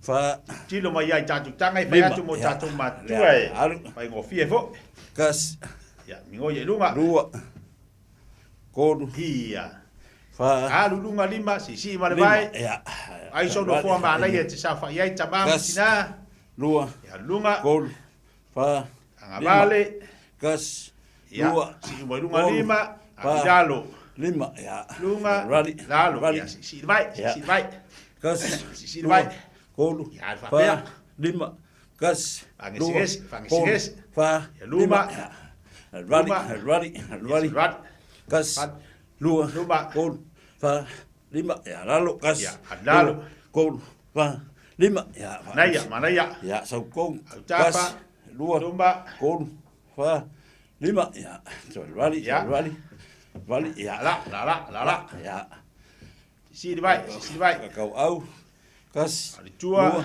kolu fa lima kas luma kolu fa lima ya kas ya kolu fa lima ku kas ya tua lima ya kas luma kolu fa lima ya ko solo la ya kas lua ma foi de tosam tawal ya ngavale ya kas pea lua kolu ko se ku foi la ngavale kas lua kolu lesi kas ya lua kolu luma kas lua lo pea kas lua kolu luma tatu lima hakafa fa tawal lunga kas lua kolu lesi ku ya pia la ngavale lua kolu ngavale ku kas lua kolu luma kas lua lima tamatau kolu lesi lima kas lua kolu lalo kas ngavale kolu lunga lalo alu au kafa ya alu lunga lalo atafa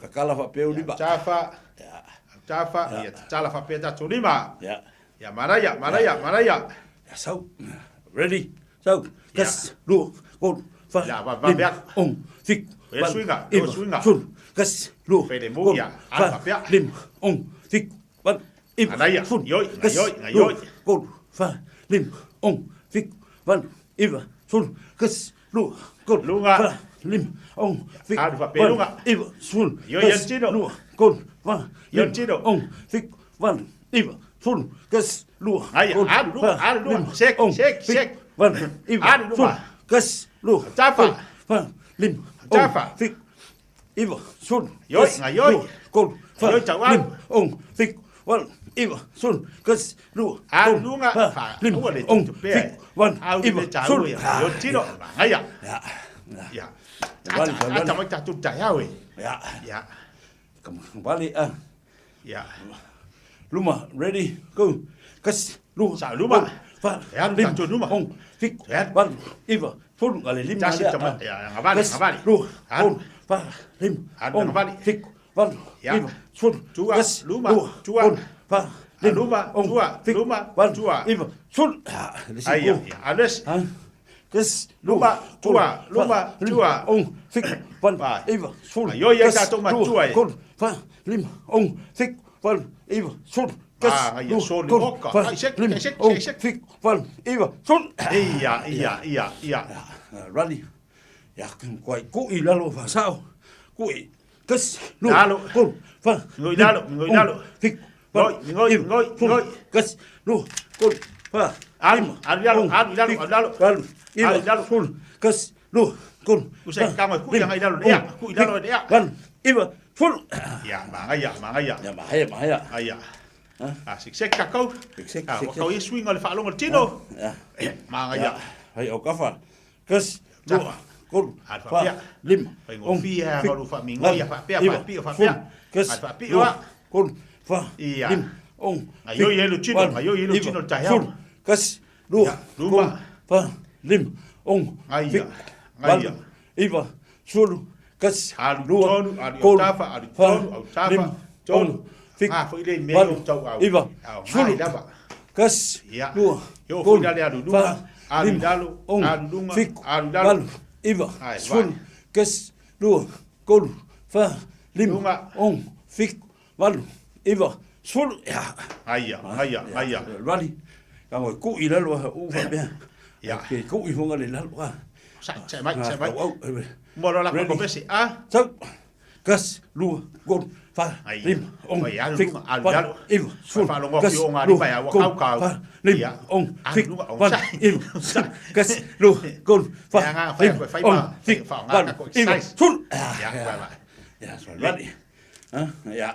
Awal song fa mingo ya, awal dia, awal ngayo ite. Ngayo ya. Vai lo mangava, Russian twist. Alphabet. Ready, liu. Kas, tafa, kul, vale, lim, tau, vale, sul, kas, tau, kul, vale, lim, tau, fik, vale, sul, kas, haya, kul, alo mo kwar ngayo yo mangava fik, awa maka ngamingo ya maka ke ainga ngofwai. Ya, le. Iya. Sau vai. Sisi vai. Kasi alia. Sau gol vai. Ready? Kas. Lunga vai. Kul. Sisi lunga. Lim. Sisi lunga vai tomtau. Anu lunga vai ngabali. Iva. Sul. Anu lunga vai tomtau. Lu. Vai ngabali. Fa. Tomtau. Vai ngabali. Van. Iva. Sul. Aya. Ya, laku basi laku. Ya, vai so vai tamam tina, vai so vai dela laku basi ya. Gol basi. Desi wala. Aya, ayo jatuh. Iya.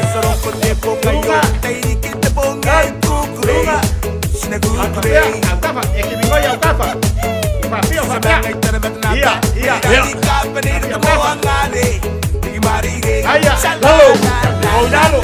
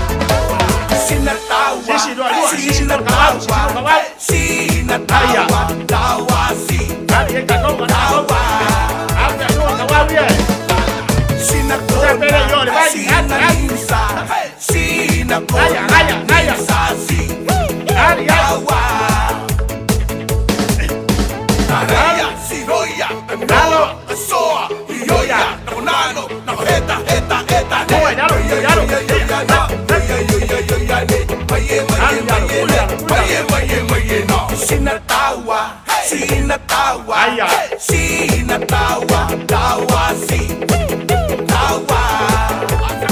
Vale. Sina kona, sina nimsa, sina kona, nimsa si. Aya. Ya, la kudes. La kudes. Ya, ai tatou matua ya.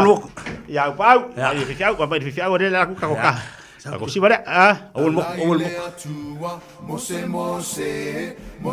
Ya, so. Sawi ya. Ya, so. Ya, la. Mose. Masa oleh lo kuah. Masa. Lalu, ya. Apa? Ya. Yes. Dua. Ale lumba. Vale. Ya.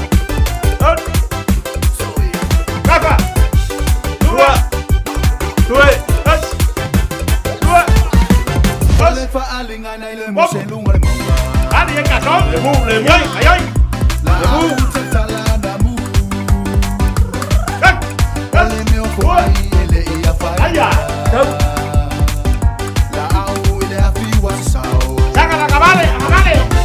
Ole fa alinga na ile mose lunga le mama. Ayo chido. Ay. La au tala na mu. Pasal kuih.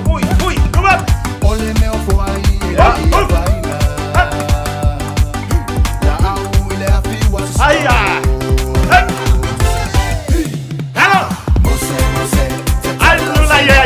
Awal tu, mereka kau. Apa nama? Jambak kuah. Yes.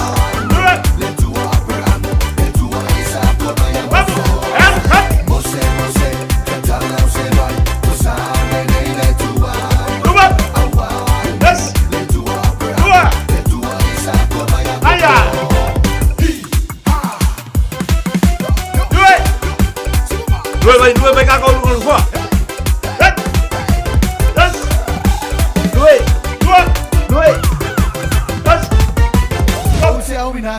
Ready? Yes. Dua.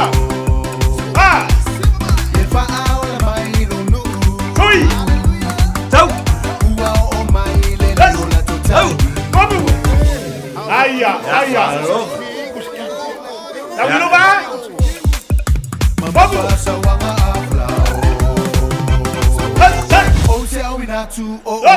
Dua. Yes. Tui. Tahu. Kamu. Aya.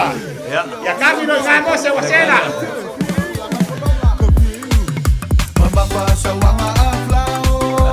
Dua. Dala. Oh, jambak kau. Lebu mereka kau kemana menjambak kuah. Jawab. Ciao mi fan. Kamu. Yes. Dua. Tahu. Lalu. Aya. Yes. Dua. Dua. Yes.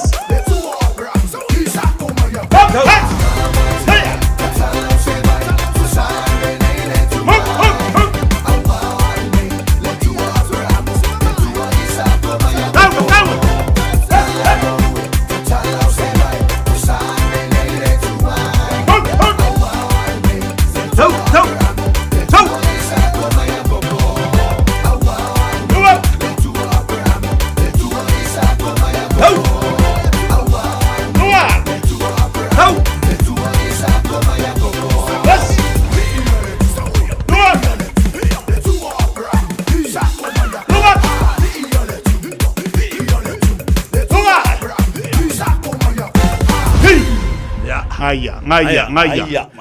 Tahu Aku agak kau ni. Tahu. Baik. Shake my love, she vai finally shake. Halo.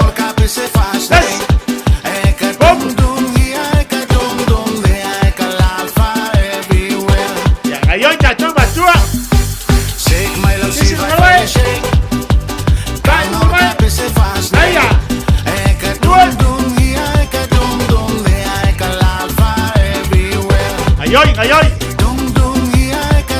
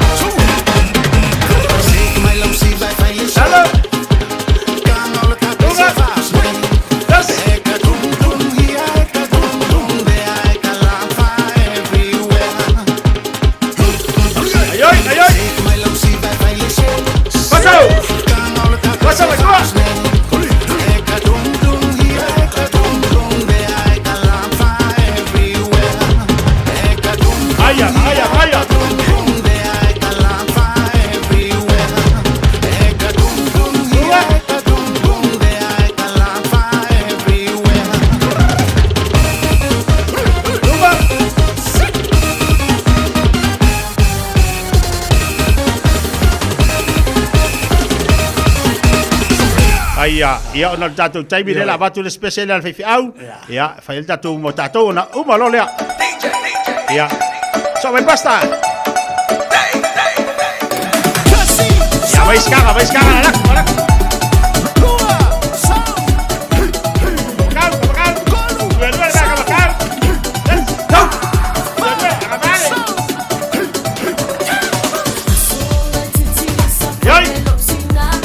Video lungo lo fuami, video lungo lo buena.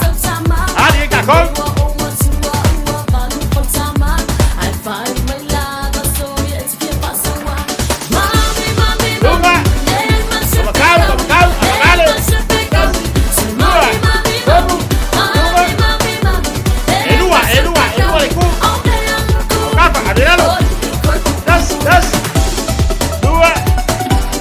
Vai, peccamo con lei, vai a oi. Aia. Lumba. Gas. Tapa. Lumba. Halo, lumba. Tapa. Lumba. Lumba. Tapa. Lumba. Tapa. Lumba. Tapa. Aia. Opa. Yes.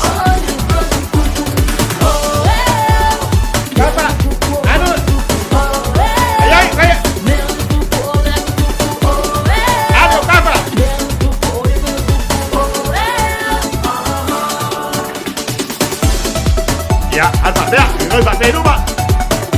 Yo ta tu tiro.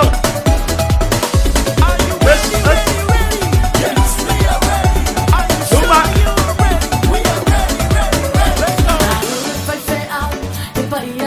Rumba.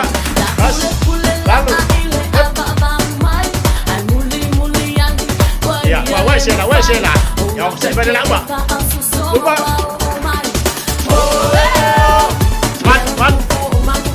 Due papel, due.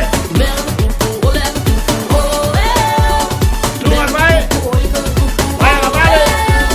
Vai toccare. Sì. Aia. Vai. Lunga. Gozo. Yeah, gozo. Papa. Lua. Aia, Maria. Ani e cacón. Tuba. Aló, hey ya. Oka. What?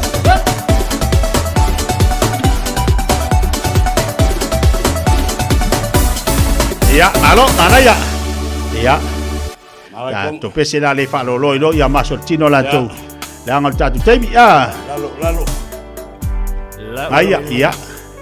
Patai tak ia ni tatu fa marsino le mer fa mangal tatu kalame. Fai ngocho le lahi le sama fusa. Wa. Ya. Aluma. Oji seto. Lua. Kol. Salili sama-sama Lua. Kolu. Gas. Lua. Kolu. E fai le maba. Lua. Kolu. Gas. Lua. Kolu. Gas. Lua. Gas. Lua. Gas. Lua. Gas. Lua. Kafa. Gas. Lua. Gas. Lua. Awal baba vea tatou matua. Gas. Lua. Fai lebo, fai malia, fa marchino le chaiao. Lua, kuat. Gas. Lua, dah si baik. Gas. Lua, kuat. Gas. Lua. Kiki kuat. Lunga. Luma. Kafa. Ya. Apa? Apa? Kau Rua. Ya. Kulu. Kua. Luma. God bless. Mulia le tua.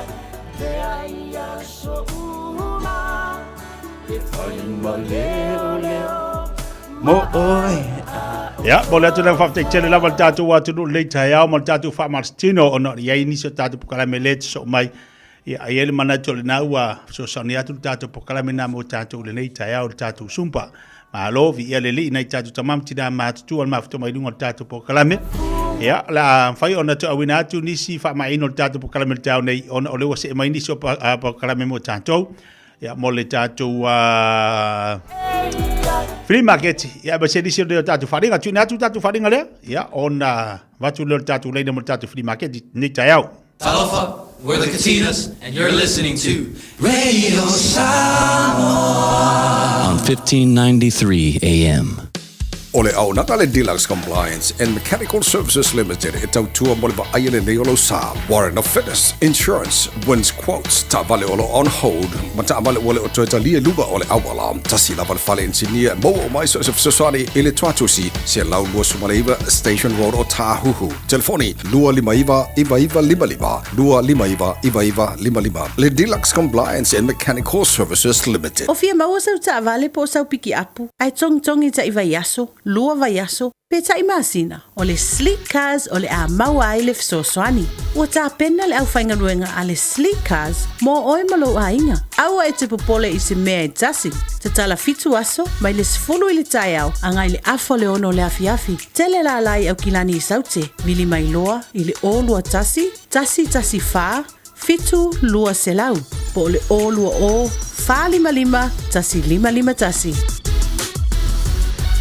O whapitoa nei ale Tai Ping Supermarket i Henderson. Mai le aso fitu e o le aso se fulu tolu apireila mo ana VIPs. Iwa se fulu mara iwa sene mo fala aina somalie. Tanga aniani se fulu kilo tolu tala iwa se fulu mara iwa sene. E ia inga whapitoa. Mawalau lua se lau points ile ta seni whangawai o le H-Bay Water po le tasi lita o le whangususu o le Anchor. Le Tai Ping Supermarket ile lua se lau mara tolu Lincoln Road i Henderson. A fio mai loa. Talofa Samoa. O Atishna Ryan, o le Licensed Immigration Advisor mo le Auckland South Immigration Consultants. E visosoani mo so se tu ai ngā visa e malanga mai e New Zealand po Australia. Telefoni mai nei loa i le o valu o tasi o no valu whawhitulua. Po le o lua tasi o no valu fitulua tolu o. E ala le to tali mai tatu pokalame nei te mele tai au i le tau tua foi ma ranga le Samoa le o tala to mele tatu leina pasta mele tatu free market pe o masani ai. Ie. O iwa tolu fitu tasi lima iwa tolu wala umai. Moi la to foi fa ngai na mai le tatu mo pai. Ia. O iwa la tolu fitu tasi lima tolu. Ya alu wa no tatu leina mo tatu free market. Ya o lo umala ba tu na mai mo tatu le nei tai au. Ya en fai ona so soni foi le mo le tatu tangata mi se tatu ai. Oi, ngai ka kai ko mai me kota. Ya, ta se tabla mo ye le sunga fa fengai.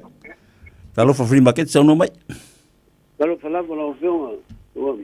O la free market ki o le pusaisa, o le movao, o le virita, o me siago moli fale, ya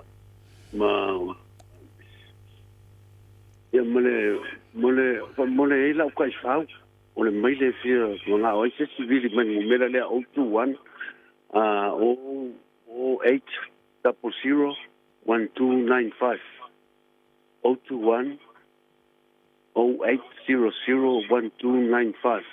Sai lá. Tai. Prima que talo fa sa no mai. Malo fa o pa mole lava. Lo mo i tonga o le telefoni o le olua tasi. O valu fa valu lua pa tai lava maniere luaso. Right. Prima que talo fa sa Estava lá o sunga fa fengai. Ta está lá. Lo ele foi deu tong fai mai. Deu ye. Prima que talo fa sa no mai. Talo fa. Pia de security. Ya, uma ko de luso. Por ese mea. Ya, tantali stato vala un nei vai ngal tai un tato po kala me mafto bele tato wat no tolu fit tasilima tolu fit tasilima tolu a fa fonga mai fa bole o le alu atu tato po kala me tato free market ya on sai me dolo sunga ele ma fai ona matu atu ua o inungo tato po kala me ya pe fa pe le tifie fa longo fa mole ya lo stava la pasta free market talo fa sa no mai Bueno, le lo la mo kwela u. Por TV fa so lo isi de ngaruaku, ngabaku. Ya.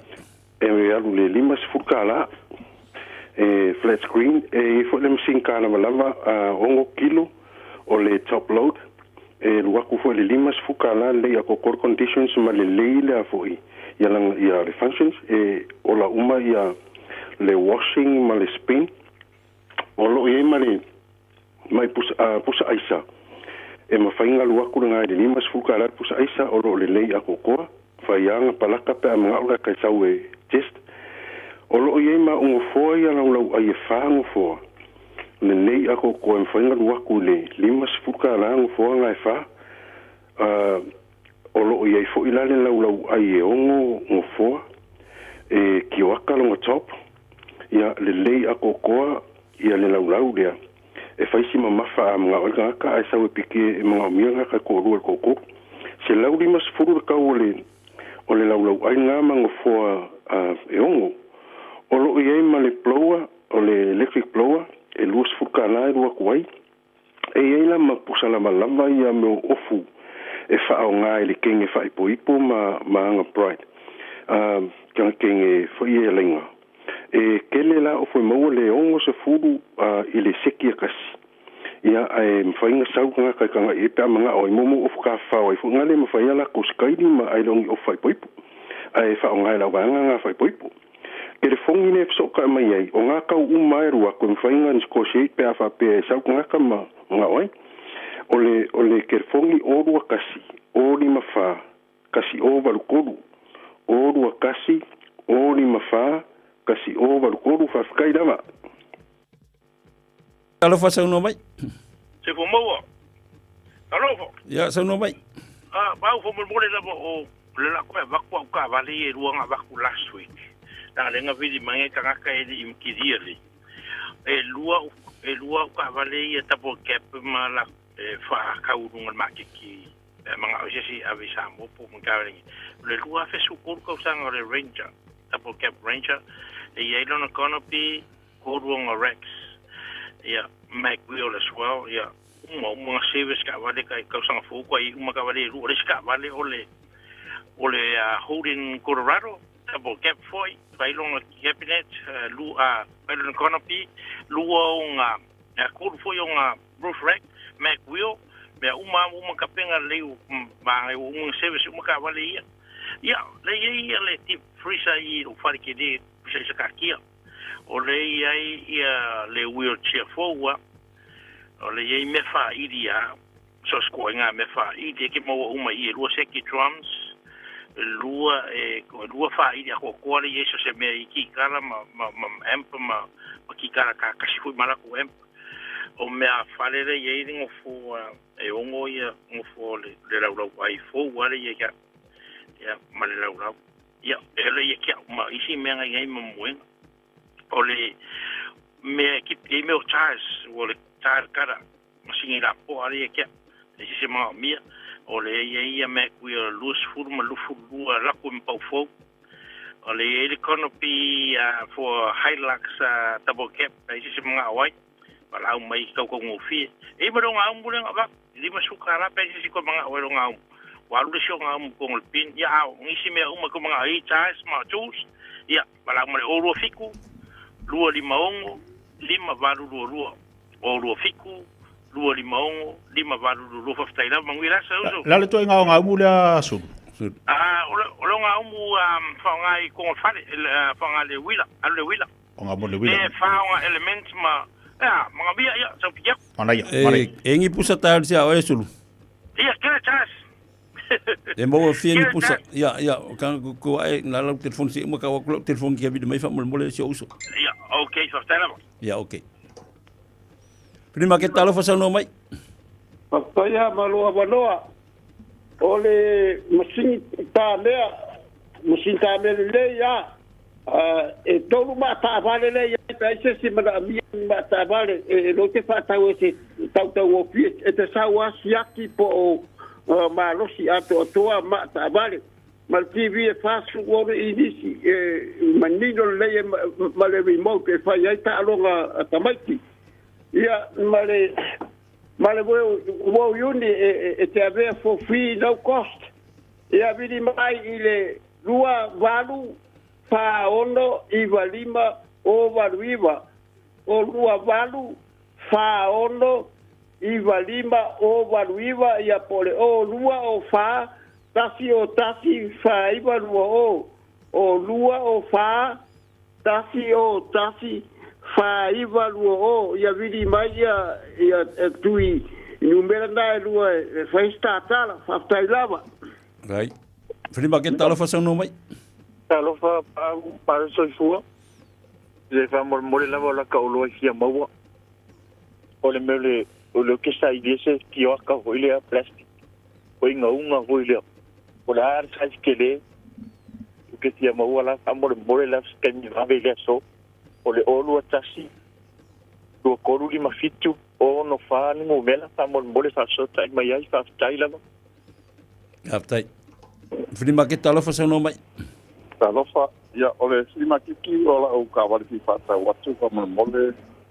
Le mas pa familia le le mo pepa se ia umai le fai mata sanga ia paso tai mai le o lo tasi o waru lima o waru oto tasi mo samu pa mole tai Wala mo le so ngal fa fingai Filma ke talo fa sono mai Para se fa moia lua o masingi kolengi le o le kiki mala po e ave le kailo suka la ave pe ave fast suka la me lua no vili mai le o le Lua fitu lima o walu.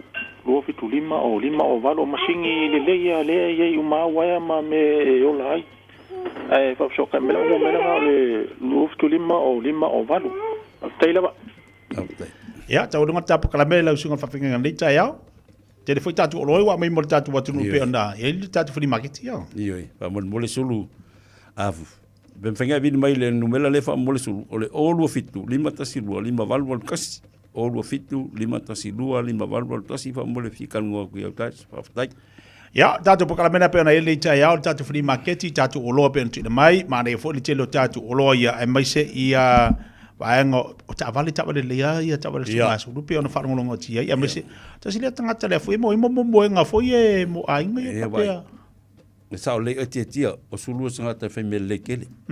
E, lau bota o mai o mga service ka vale, ma fai fa le ka vale mo le avenga sa mo ngo uma service uma tiaki uma me uma im fa pi ia ai fa pe o e fia mo se susangi ka ka ko pi kia punge vai kai ia le maskupe a mas ka mo sulu a me pi kia ma e avisa mo ai ma se te tatu ia o lo me tatu o lo fa malo fa te fo il tatu ainga mo tatu watunu o tapenanga o lo ia mai tu le le lava ia tatu o lo ma fo ia vaenga le foi ali patia mai le niso tatu ainga ma lor fai me le ma lor mana tatu watunu ia o lo mai mo tatu krami tani mal po krami vas fo as falaile tatu as maliu le tatu free market pe ona ia le tatu sumpa ia la so na te alu le fa manatu maliu tatu ori yesu ia ai o le se mai tatu telefone ngana Britania mai tatu telefone ia ona te fa so fo le fa mai tatu free market tatu sumpa ai mai se ia tatu sumpa le fa so ata yao Talo fa Samoa.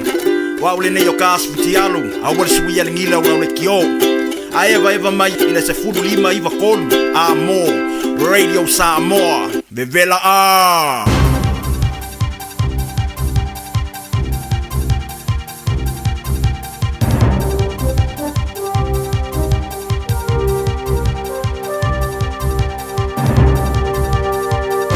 In this update, Donald Trump concedes there will be some transition difficulties from his trade agenda.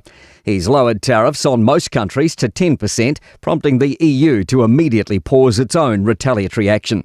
But markets have lost some of yesterday's gains after the White House confirmed tariffs on Chinese goods are now 145%.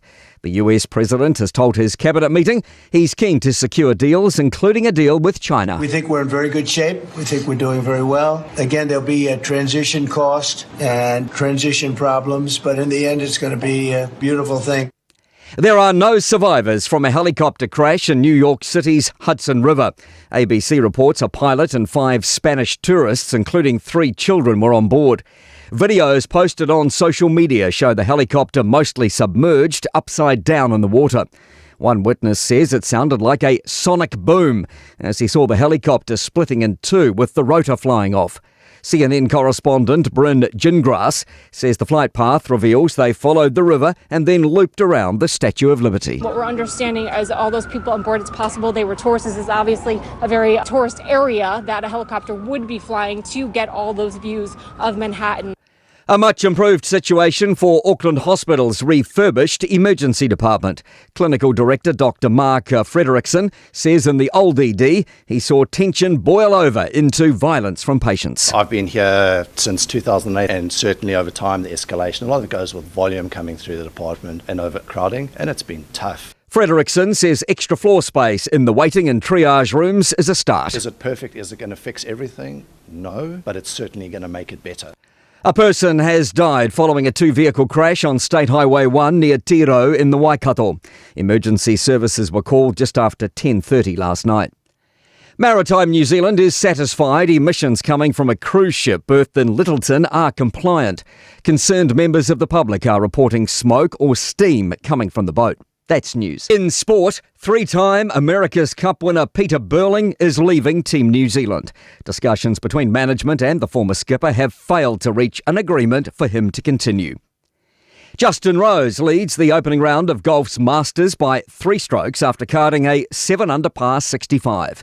Elsewhere, Spanish amateur Jose Luis Ballesta has required some relief from the hazard of a full bladder coming out of Amon Corner on the 13th. I completely forgot that we had those restrooms on the left of the tee box, and then I'm like, I really need to pee. Didn't really know where to go, and since JT had an issue around the green, I'm like, okay, I'm just going to sneak here in the river. Probably the people would not see me that much. Rest assured they did, as the US amateur champion was teeing off into Rays Creek. That's sport. I'm Malcolm Jordan. E leo nga tasi pea le futia ma le umele. E mawhai ona tūla I mai whaalawelawe whaafosei e peo se maliu. Se pili e le ima whauwhawina, po se mata upo e awhia ailo a inga.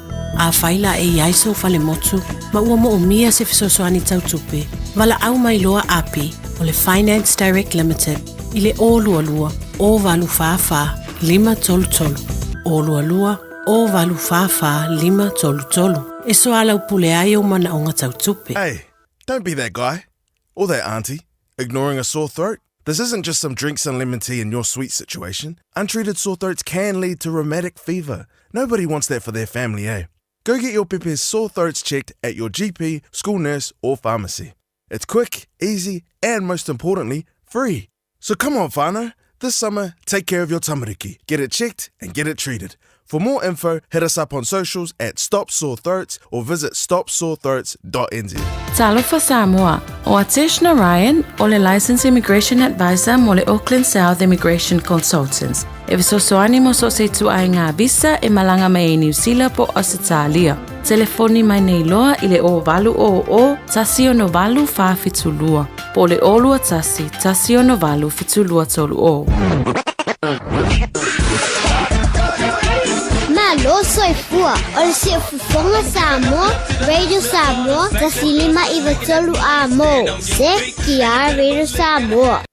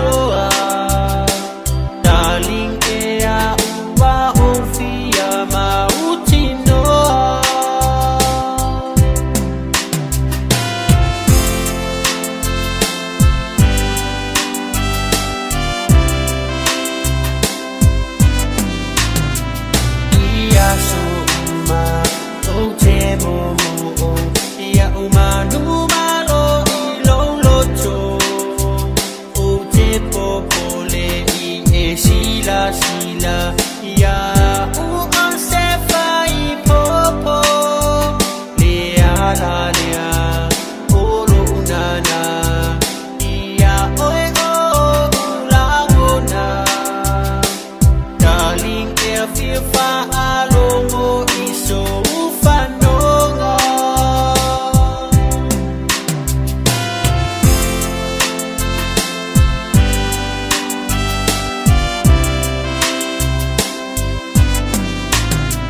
Ana Omawa, Oni Penina, Sungao Teo Foina, Se Mama Nungoa, Uilo Walufa, O Oe Faimo Ita, Ute Popole, Ile Taria, Faalumai Mama Fatia, Darling Wana, O Oewa, O Fili Filia.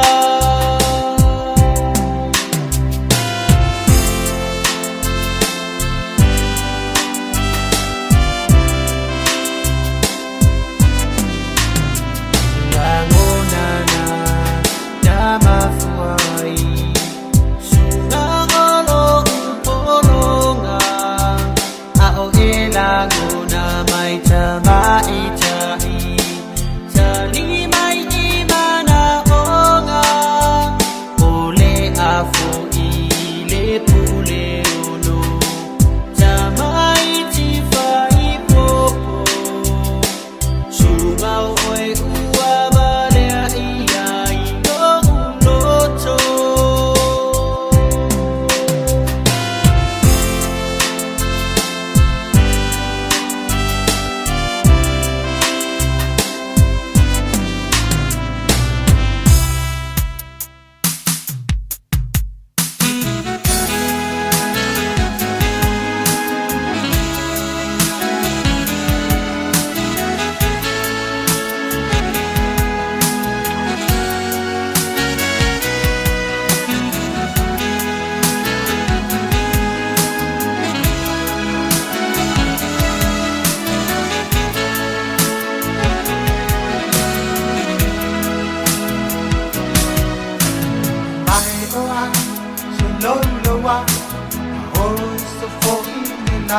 Sportasi minute le te nei ia le July se football jasi tatu telefoni wa tu nati ante oile ngana Britania ma lo mana ifa fia nga pe ne fa fonga mai fa do file mo ile nei fo ya ule las falaile le o tatu se mai ai ma lo fo lau ma lo fo lo sai ma lo ati nei tatu pa anga ma wo lunga tatu Facebook le fo yaso ma lo lava ma fo mai ma lo fo lo sai tu manga luenga to lunga tatu po kala awone ngalo tatu sumpa le file fia na ole tao apasta Tau le fai tatu ma famarstino le fai tatu fai masani. Okay, io e te tia. Tau tatu sumpa masangi nga ile fai ia foi le malai foi le manukau tennis tom I also mai ti rangi tribe ia pe te also i Pantry Road ia e lua itu e te also mai ai fai ngofia na tau le fiku. Il val. Le watu lata tatu le wa o tatu tama foi le tau malulu. Sole. Le o tatu tau malulu. Tau foi la le tau o fai fa marstino mo tatu. E sa le o te tia, wo ka ko wo kamfringa le ai ama pulori af. Ai kau fai fa malustino. Ele ko nga fa mai lo pisi mai le bai kin.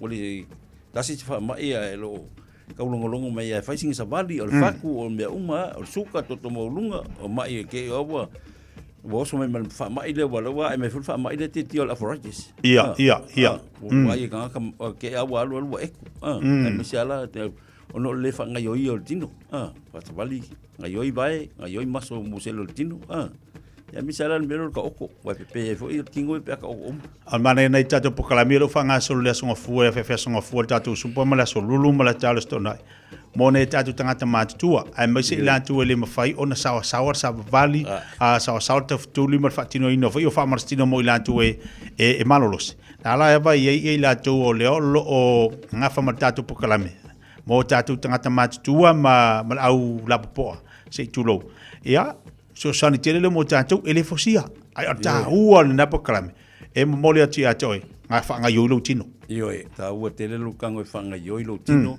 fanga yoi muselo lotino ala koko me uma lotino e me se foi la ia ngai ka mama ngai ki ama ko ia te tia afiafio aso ngofua ma solulu matai au stona ese lo et mai ingo ila to ese foi lo nau e faise mea mo la to pe ula ku ai onga ola mana mia le so swangi na foi ka ke ba ku ai nau foi le fia mo se fu malolo ina lei ya misen mafutanga mana ifanga ule ok malaku ya ko pelo la ko kwentule na ok malaku usa ngala encourage la ko tu faise nga fa malostino ona ole lo foi tamaki Yo, mo fole nga fa tsaitele la baltatu watunu mo tatu fa marstino nei tayao, nei tamama nei tina talo fai, ia o tamu fai lava e batu tatu tanga ia langa to telo tatu matua. E sa fa fai mai dungo moenga, e sa fa fai mai dungo no foa.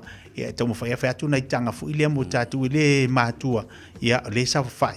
O te popoli, pa wale me ia fa ngai oi lo tino ia, mau e ole fia ia ale ma fain fa ngai oi ia, alu fa pea. E ha nga fa fa pea, e ile ia male mai ka inga o ka fa ngai ala ku abela pension. Nga. Vai ka inga foi le la ku ngal tsengi ngal pension le se exercise ko. Ole aso foda, ole sfalili nei. Ele está tu famoso. Ole son fu. Ole son fu fa ko. Ole lang weekend la so wala dia ngai ko ole son fu ngai ko. A jonga fu fa dia tu famarstino, alas falili. Ele está tu famarstino. Ole Easter Friday. Ya ngala ko le long weekend la astona ya sa. Asonga fu. Que lo fa dia tu famarstino da son fu. Ai fa la famarstino i lekio. Pia fa ye kia. Ia. Ale wa ka ko fa kasi. Ia. Pe lai mai o. Le la fa lai mai o atetia. Ma le fa lai mai o le fa ye. Ia ngai ki kilo ma le fa mai o kan. Ila son fu. Le tasi le tanga te ngari sumpa. Ola ka malo ku pa ivo ile le lua. Le ave pas. Singa tanga te wa ngari sumpa ni vai te mi wa vai atu al fatua. Wa makanga ngasi do savani. Dia ona e tu ngia foi.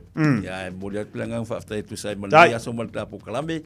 Sa mola nu pela la setala pa opa pa la fa fonga malu ave fale. Molia to lo fa nga sunga fa fenga nga ya mana le upo wale upol fola ta pena le lo fingalo. Mole upo le tua ile asosa. Ia. Ma sa uni tialu le loku. Ma ua e te tomu mo fa fenga nga. Al mena e afo. Alu fa fia lotu le so sa alu fia mo se mea nga ia lo mo ka kali kekia alu la nga e kumu ngal paul be sa mo kwale lo am se mea alu ngau mana ia ngale alu ngau e kele lo se mea like fia alu fia mo se mea nga sa lu ia mo kwa tumua o le upole ko ai alu ke kumu ia si le la lo ngo folfat le mba se mea ke sa mo pe yo ka me kilal la ala ku ole anga fia poko fia anga sam kwa le mse ya alwe mo kwa ke fia oil ka ke fia o inga e ke sa we tumula ato ponga i fa monianga mele tu fa monia le tua ta to felo ila sungfua sa mola no pele so i fua mai manuia alo va tele sunga fa fenga mo ta pokal me fornei ta ya fa te fo so sani mai ya mai sele la ngolango mo le so sani ta tu watu bol so fo maloloina mo foi le ngai tu manga luang al fa ngor veaso ya me se la lo atu le sapati da samomo ka ya ka fa inga ke kia ya ta ya ta tu papa ki o le ts papa ki ya o le ts papa ki o lo que fia mo pe fa feng fa le mo le ki fa iso ya si manga kala mo o le mo le nga o tara only o tara fa le mo alkali markali o ka so le pingaki o kale o va venga le fa alkali ya o va ku nga o tara e ke le fa papa ki yo kele la foi papakiu kele la foi kale leva mega cap so le pica o lo foi kale ya si osi de aira pero o si osi nga o me lo foi kale de ira nga fa pa langi kale a fa pa sa o kaiaula o tara ia e mo ia le mole o tara mo le mole la letres o kolima coletro di o tara ia o le mola makuala le mole o tara e o le alanga mo au kangola o tara se le pongai se ese el pongai ese volar ko nga asocie eso karkam con i marki polo vai kamalanga eso kaile melanga afo ele kai kuka ko akong ye dunga longa fa merga kalonga ngai o yo ma ele mo vai le fe me ngai vai la nga ke le papaki o le mo wa sawe fa ferkelo ma inga yang ngai Angale ai le papakiu le tias papakiu. E le ai markero ngase yang ngai. Ba ba dal mangai. Ala wo dongi. Or kasinga mai awa fi foi na forma. Fi forma wo de ko ala ko so ngai mai la ko. Bang fola. Yo. As ko ngose bang fa wa ki lenga so ngu ila papaki. Ba ba dal la ko mo se mangun me. Mo se mangun le mo menungal ka ko ske pun mele ye. Se fa ko sa. What's why va loa ia fa penga ai dua fa penga kasi la ingala kwa mal papakiwa ka felo kayo marke me valu cards football ready or quero ka ko mafkanga ia a fa pe ke ala lo kayo awale ko inki wala ba ke ole pegui ngalo war ko sa ole o falong boy ayel pa malulu sing sorry maria ia makau ki ia ko inga pa ia ve se me ke kango ku le pa ore pa makwa vela e ke dem fanga kango ai ke kango e u ko kongo le pa eu pa fala vanga sole ai u ko kongo makwa malulu wing ko kongo le pa o nga isa kongo vela e foringa mai se pa yang ngafi nga ko ku le kongo le isa kamala ngar kango fi ai fala usainga e o mamala ba mamang ko ka ko na ko pe angu ko senga e de mamala maka ku nga senga fa be ave e mi nga fi aku me fo ya kamanga nge ngani wa fa pinga lo nga ka ba ye e de ka ko ai ola ko ni ha yin yo ta la fa be ti tinga no ko le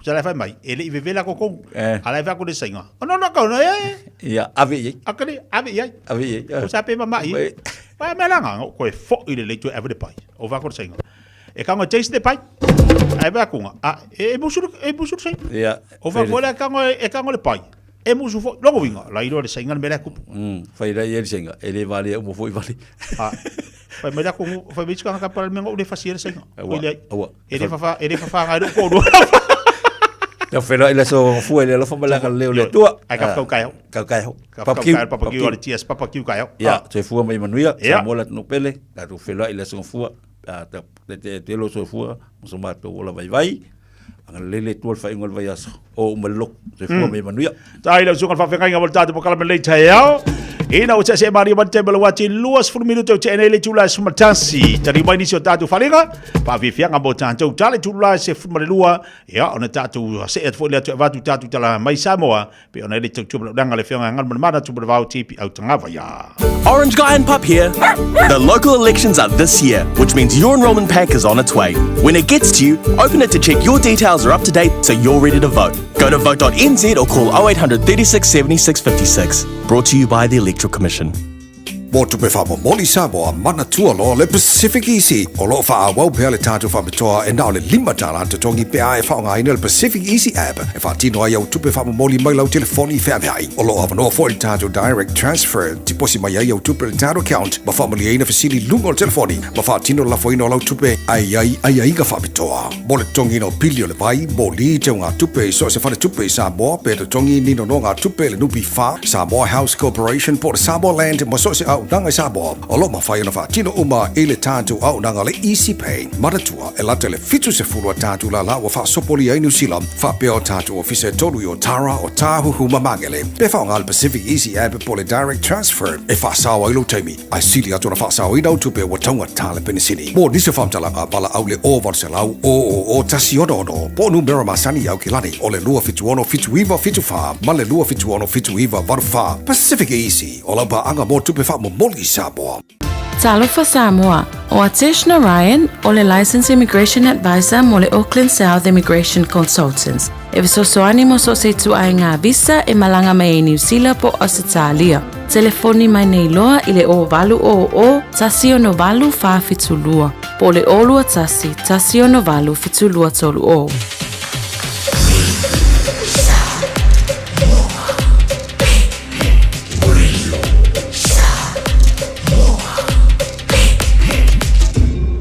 Noivo tu, amo.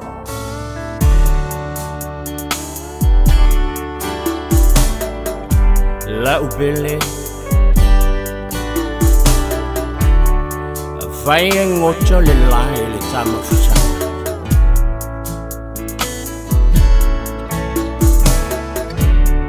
O te tō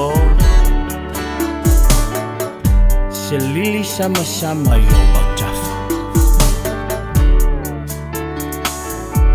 E whai lea mawainga O lea lofa A whai a e mutu O ene o langa Ia e loa o lo wanganga Uma o na whai Wacha uatala O te tota se lili sama i o Tafa La whai la foi e le tae I ame o le la Nama tala lona funga Ua ulena Ma le singa ma eia Te aia so uma Te foi ma leo Ma oi a o tofa La whai la foi e le tae I ame o le la Nama tala lona funga Ua ulena Ma le singa ma eia Te aia so uma Te foi ma leo Ma oi a o tofa Vai lea ma Vai longa Se lo fa tai ai ile neola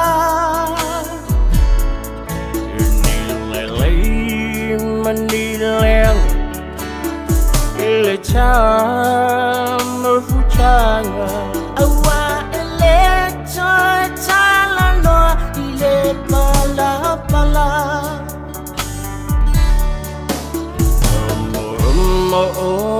Ngana Look nei changa cha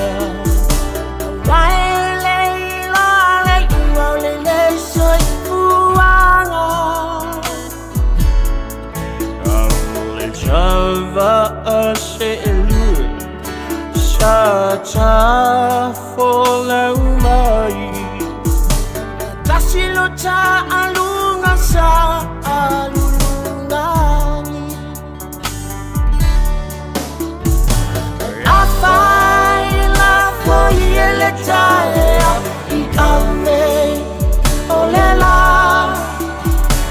Nama chala lona funga Ua ulena Ma le singa ma eia Te aia so uma Te foi ma leo Ma oi a o tofa La whai la foi e le tae I ame o le la Nama tala lona funga Ua ulena Ma le singa ma eia Te aia so uma Te foi ma leo Ma oi a o tofa La upele Vai ngocho le lai tamucha O te tō Se lili sama i o Bautafa E oe upo le pese pa le whafonga mai ai o le tō le lili sama bea wapea e motusia le tā mafutanga. Luas fulwalu minita te le tula se fulmaltasi. Mo mole atu upo le pese ia atu o le mafutanga le motusia pe ona mai o mai le vala au le atu le ainga. O te to. E vala le mafutanga. E vala i le to e vava ai. Ai mautu le mafutanga pe atu to ia le lili ona tafa. O le alofa. O lo fa mautu ma fa mausalia i pe le mafutanga e fai pe. E uina motusia le malanga le oti. Ai maua ai le alofa.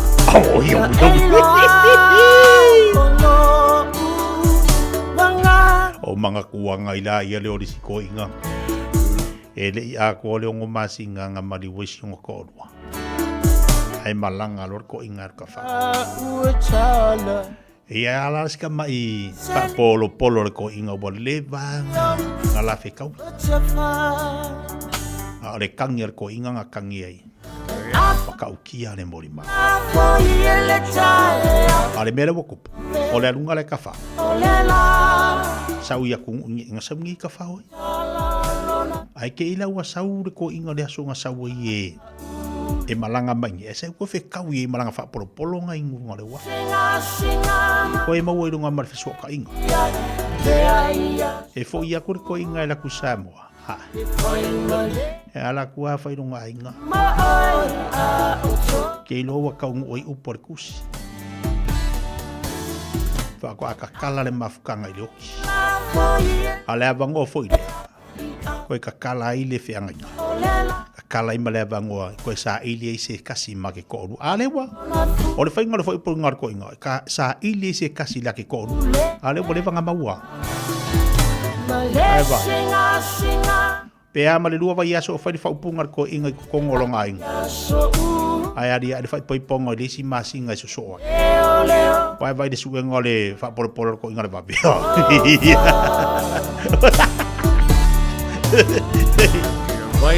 Eu vou just cavaleiro se pe aqui o pare se pa.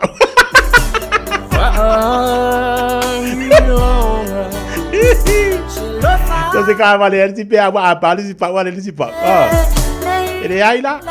Sei não vou falar o ele ali. Ai a fa pe o ngai que o mai se fa polo oi de. Kama ki wa makukua. Mafutanga. Lili sama yo na tafa. Ole fa ilong ole mafutanga ele motusia. E pele pea lo loto yante ia. Leanga le feanga inga wa umana o sia. O le wa e tauto iai. O le fo ina e fa me melo iai. Ia la fai malau ma fo fonga le vai kama ki buai. Ora kaki kala lari. Ai vai se fa nga pu ai e. Kabala te amiria fa moana le te bele tai ao. Nei Wellington. Yo se ale malu pio si o si male malolo ai masi. Apa wa pisi lunga le tele. Alo patu si a juala ki mo male unanga bele tu le na lo o fengai baia. Mana tua ia inai le Coronation Road i Papa Toy. Na fu lo ngalu le usa wa ia na pakeka. Mau kenya. Mahanga yo pakeka la kwa manga fa ka. Ya lang kau fale kongor ka mai kilo le mat. Papa lo tila udang bertu le Island Style Barbecue le sunga fo ya jang berfatu ya Julie. Ya fo ya le Novalo. Tau tua mo tatu wa tunu le fe na nei ina le tatu night market Papa Toy. Ole steak ka ko le makwa makau kia. DJ Magic. Kofo le steak ale Island Style Barbecue le fe na nei pe fa pe night le e kofo yai. E te maua ina li tatu night market Papa Toy. Ele fo top of tanga lo ye le Island Style Barbecue. Yo luas por valu tani tu la suma lo.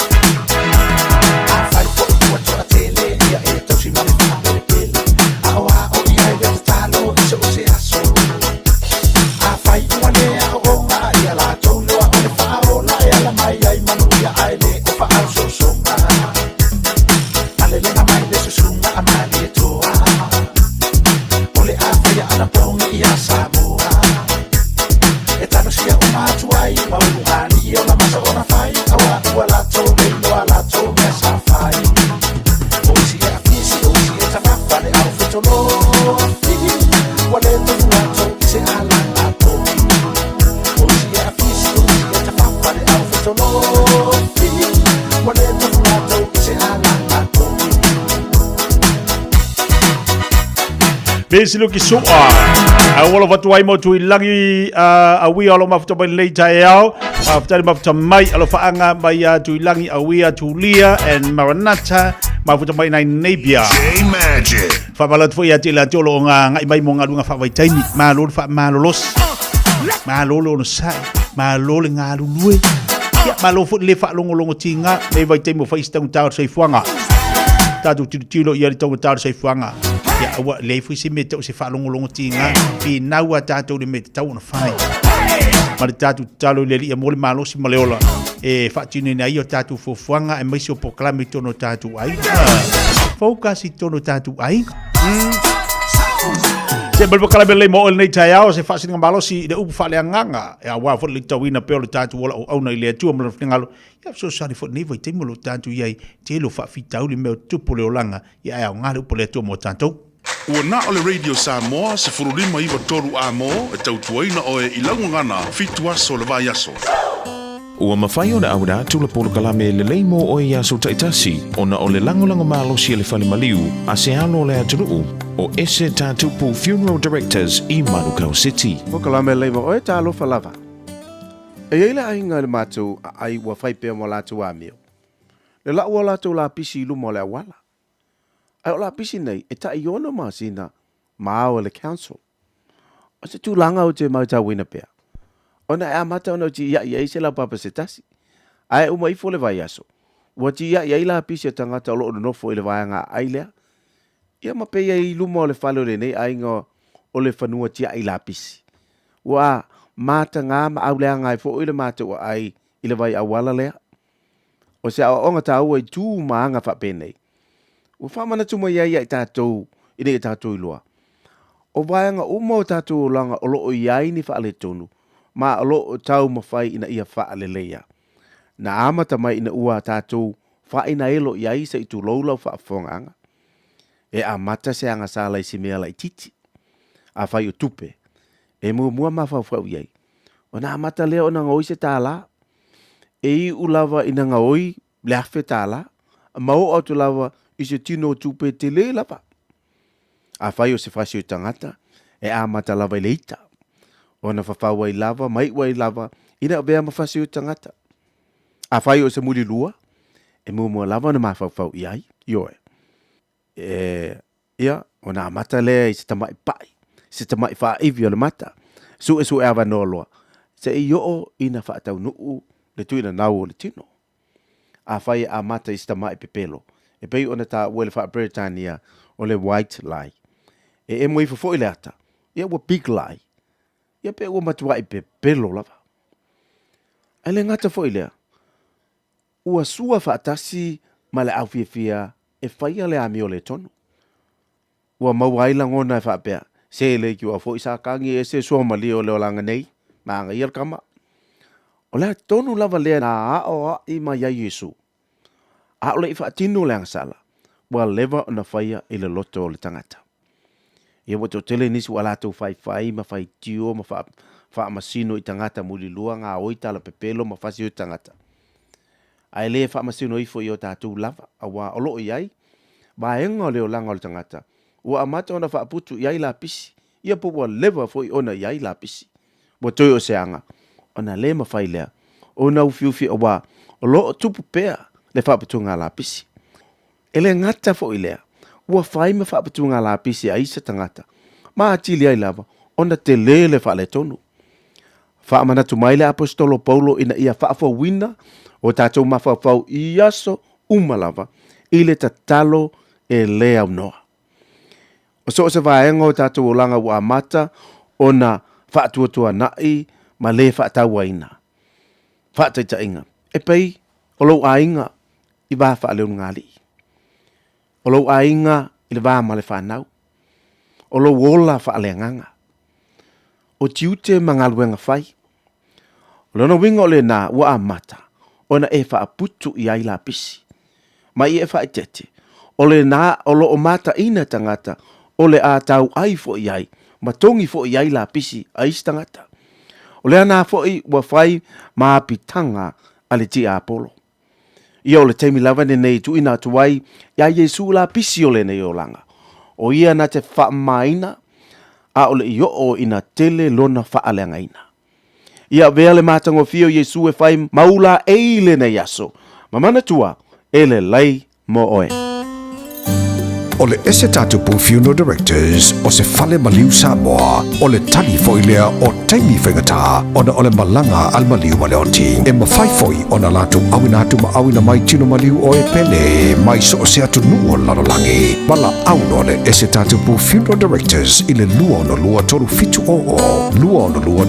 o pea fiu ane ele se fulu ma le balu Norman Spencer Drive in Manukau City.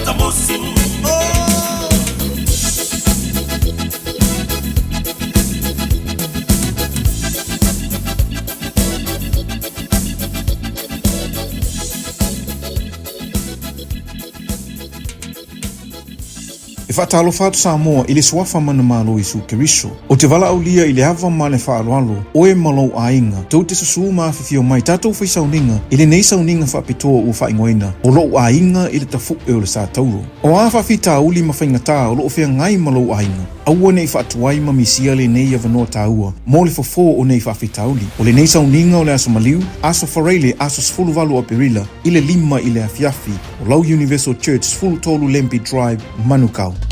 E fia le mona rental se whailo antula na whaabitoa mo le masina atoa o Aperila. E lusfun pasene ua pa uma walalo aile tongi pe asili atu ma le tolu aso i te whaonga i nai so se tu a inga ta vale. E mawhaiona piki le ta vale mai le malewa lele i whale olo po whangali. Whaapelo tātou ofisa au tui ala fua. Pema moli atu i le whale talibalo o loo e wha mautu ai. Ai inga whaabitoa. O loo ia tātou insurance cover e te fili mai ai. Ina dei tupu se wha lawe ai o loo iai le wha mama avenga. E iai le tātou account i New Zealand. Be la fosao le Moana Rentals e whaonga i le Pacific Easy be whaonga foi low credit card. Monisi whaamtalanga walau le Pacific Easy i le ovalu se lau o tasi ono le Facebook al Moana Rentals po le moanarentals.com. Moana Rentals o laupaanga e taitoloina oe i au malanga siasi i Samoa. O whapitoa nei ale Tai Ping Supermarket i Henderson. Mai le aso fitu e o le aso se fulutolo aperila mo ana VIPs. Iwa se fulumara iwa sene mo fala aina Somalie. Tanga aniani se full kilo tolu tala iwa se fulumara iwa sene. E ia inga whapitoa. Mawalau lua se lau points ile ta seni whangawai o le H Bay Water. Po le tasi lita le whangu susu le Anchor. Le Tai Ping Supermarket ile lua se lau maritolu Lincoln Road i Henderson. A fio mai loa. Hello ladies. O fia whaafunga lo wao pe toi whaamomosi o fōlinga. O le Beauty Trends Hair Salon lava le tali. Mato te o foina au nanga nei. Keratin, nanoplastia, Botox, hair spa, oti pe vali lo ulu. Roots, ma highlights imi tau lelei. Vala au mai loa kas o le Beauty Trends Hair Salon i le olo lua o wha lima whaiva valu ono iwa. Olo lua o wha lima whaiva valu ono iwa. Te tala i le fitu aso o le vai aso.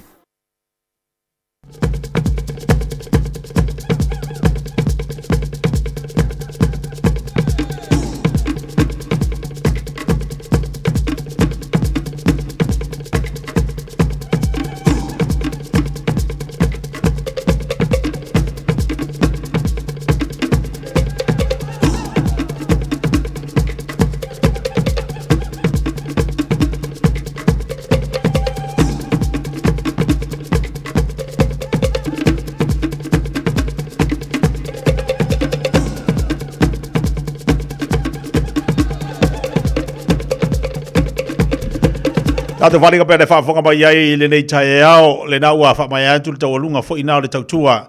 Ia, malaudanga ala le sunga le whawhengainga ia sori ralonga i osua, mal pokale me leimo oe, ia mo leiva ia so ato, whaaftei fo le tatu watu noo, ia tali eina lava nei pokale me tiono lo mautu, malaulau a tiono lo whawhenga luenga, ia maso se vaenga le sa e mau mai nei pokale me taua mo tatou, leiva ia so ato, se atu le taualunga fo le tautua, malaudanga te mari o le tatu watu noo, le sunga tungsia, pe ona ele tautua le tatu o mega kasa, whaaftei fo le li o le ua, o marisi ui o leiva ia so lau sunga tungsia, ia o lo iei pele anga leo le tua, a wale whaoina titi mangaluenga whaatalo whaatu nei tae au?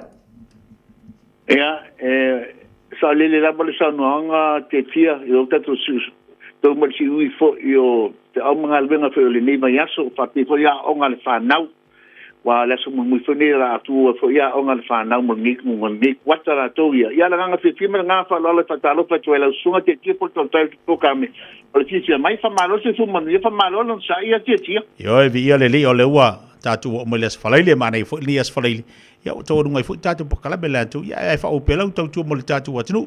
Te loa te le vaenga e me se tatu ta vale, e tōna wha manina ma mai fo le tūlanga lo iai, e se le mana i o lau tau tua.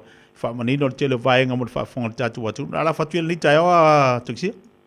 Ia, le nganga la whiwhima nganga whaatai lau stunga te tia whaatai ke lewa molo mātua manoa le nei aso ia ki nani kore tato vai aso atoa, pamalo whai whaiwai lau sunga, pamalo kore tau mātai, pamalo whai tau tua atinu i lau sunga te tia.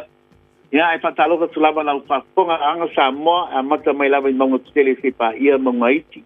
Ia whenga venga tutofi le tua tuti whata whai taulanga, ia, nganga te firma nganga fa lalo e fa talo fa to la fenga re stofia le tua e che nani foi tu asin fino sho tato watinu lo fai me per fai bel po mai le fala i mauta malawa ia a watu halo ma fa nau ma ainga e tom fanga foi le tina ino ainga ia ma foi suna i mania fa malo fai le fai fa malo foi le sai fa talo fa foi mauta ngasi po tu tono foi o mauta ya fa peo wa fe fo ele mai i ngasi le tino ya tato tu lo tato tapa au le langi wa o ia lava fo mai Sicily no a fa malo lo sai fa malo ta wa sai fa malo fo la mania Samoa ia le nei vai tau fo ia tato tapenato la che visiano mal malo tato wa tinu fa lo ngai no le malio lo tato fa au le totasi io e tato si tau fo lava tato wa fa malo foi ma fa tauina le nei vai tau le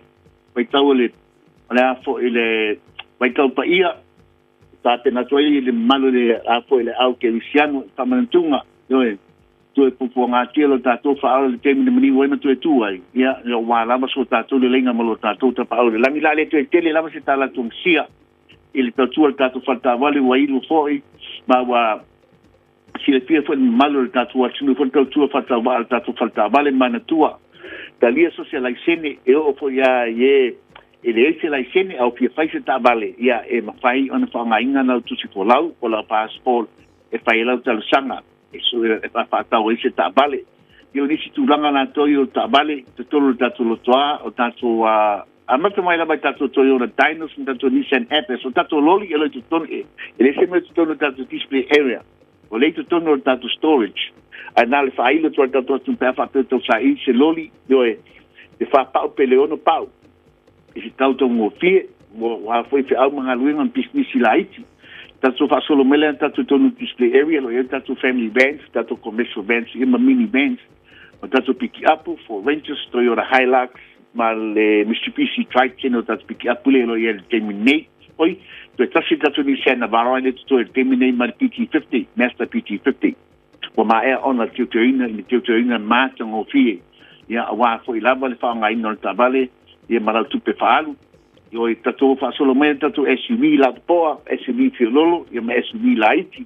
Io e, a misi tātou SUV la poa, lo tele tātou Toyota Highlanders, o tātou CX-9, o CX-8, o tātou Holland Trail Places, tolu tātou places o te tonu tātou toa, o me tātou SUV hybrid, pa pui tātou tāwa ke kises, tupulanga talamau, no more sport cars, mo tupulanga talamau, fa pe koi tāmane la iti, o alum whanau, fa kua amatanga luenga o mai a nātou a onga, io tam whengu so la tunuma, io tui ngā tāwala i a onga, e amata i lisi nuna i mamia. Io mi se atu fuanga la to le araba fa te moel tato special tato ista o le seta mana tua le fa tau sanga le pe apa pe family no matulang mana tua tatu fa salong ka businessi e ai ona ia inga pa pitoa e foi ka tu fenga na lo fo le seta ia tinari to tato with your fee ia tau lava on family no me uma tau finance ni si tu langa tipi ma mai sa mo su mai tala mai au fa se tala ile lu se lau kemen strike ni papa tu e lu se lau kemen strike e me fai foi na bal alguma tanto landline o iva lua fitu lima balu ta silua o iva lua fitu lima balu ta silua o te fiete te faso e tu e Samoa pa mama me tulanga to finance ina ia e sila fia me uma ai le fai lo fai una e fai la tala sanga ia na bal alguma te foni pe bai o lo tasi pa tuono lima fatasi o lo tasi pa tuono lima fatasi manu te re weekend Samoa pa mani le tu fe lo tinima ke dia o te nei e pato papa su e e doso a te tia tongi vaile moa ma le kalea o tarata yao nei te wa e ngasi ia e nei te wa ai watu le kalea o tarata tau sami e te yao ia mo sa sapa ngamelo sa sapa ia le maria ngadu ka le vai aso lo sunga taksia ia so tua le lei o le tau chopa udanga le foi to maria le tatu wadunu wala wane le odu tasi fa fi tuono riba fatasi holu tasi fa fi tuono riba fatasi o wa vai atu le tau mata mo fia winga le tau pe ona fa bawina e le fisa vai tau ma na ia winga le tau no winga o le aso longa le foi o manuia ia winga le tau fa inga vai aso lan tau o tilo atu ngo penga tfailangi e fusu anga ia na mai sa mo a ole na fa manino ele se tasi ona o tilo telefone tu singa wai lungo penga tfailangi ai fa tsaina fa manino se tasi o fa onga i lunga le upenga tfailangi le university i Samoa ia le fo ia fusu anga pe ona ia i ele tangata tua na o soatu na la tua tonu i fusu anga ia o tangata ile a onga o lo winga la utala le tau mo le atu mo tatu tua na ma tatu le to telefone na ia tatu ainga le ma futa mai lunga tatu pakala mi Samoa tua na nei fa nau ma tatu fa nau a wa ko la fia fusu fiola ko fusu de maya ai fai le ia o me a onga o le fusu le na le no utilo ye o ta maiti po te neti utele NUS io o ta maiti o te neti ya le na fufusu e fufusu yuka le a onga wa mane makautia a o le ta mafaina i matu i pili et le ta ngo fia pili o le ia yo nei fa na utele a onga ai o atu nei ta maiti o tu fufusu a o le tau tinga e tau sa ili e matu o le seleni a wala tu pili le tau sanga mo le tau sanga e fai si tau nta la ngai e le whana wala usua ea o ngai uta e fai si tau nta ai tau mawhai lawa ia e so ia pauna le whamanatu mo tātou, ia e whawhatikere sa mo le tunu pele. Mo tātou i fisiri mai le tātou tuatu si mo le tātou papakiu le asa tai au, i le tautua le Tias papakiu le asa tai au, te maua le toru lima ko Let's Road i nai o Tara, e Awhia Dawson, le aso la tai au, tali tu le asifuru pe awhariva o reli tele o tātou tomaftanga, le aso tai au, o le Tias papakiu le aso tai au, maua le tomaftanga mo oi malau ainga, au te misia le aso tai au, le kale o Tara, e le kale pingaki le kale o Tara, ma le moa o Tara, ala tu tai au, paftai le tātou watunu, mo tātou maftanga nei vai aso, mo ilava le aso ngafua se e pa ia mai ia le nifo i aso falaili, paftai tele sa mo le atunu pele, mai se nei tamama nei tina le ta i la o tauta po inga la finga luenga le atua, e a fea i le anganga le paftai, e le sisi upo e sidi atu ilunga le paftai, e ala na mo le atu o le nei tai au, ma le anganga o le fia, ma le anganga me, ma le loto me, ona o la o tauta po inga, ia wa e manu ia fo i faiva le nei vai aso, la o tau tapo inga whaaftei lau te talo la unanga ma tau tua le tātou le tio ia ai mai se fo i lau tau tapo inga lo manu ia maso longa le lei mea umalawa i lo na lofa molo na anga le lei o le tātou mataisi le langi e se ta e le tau tua te tia i le o ato toa e le ngangana le te tia i le o le afu isasi i dunga le tātou poklame ai wha maru watu asu atu vai maru poenga wha mangalo se lo vai wha mangalo se ngangana titia to e wha fo i mai se wha mtalanga ia te au nei a ye se upo le tau tamari lau whaafonga. Tātou tā pena mo le mali o tātou li o Yesu. Lava lea ma tutoe o le lenga fo ilan tā pena ino le tātou li. I le vāo le tātou maftanga i lau nei i le isi fo i o tātou tangata. Ia e mese o le whaaftai le atua i le nei le lenga mātango fie. Ua maua li toe mo le tātou awanua mo le tātou li o Yesu. Mo le tātou maftanga mo le atua. Ai tā pena mai le sunga leo ia te taloto e whaau tā penanga ia ma le tautua fo le Reader Samoa mo le neiva yaso ma le lias whalaili tātou whiro i le aso ngafua i le alofa ma le anga le leio le tātou mataisi le langi whaaftei tele Samoa lo atunu pe le soifo mai manuia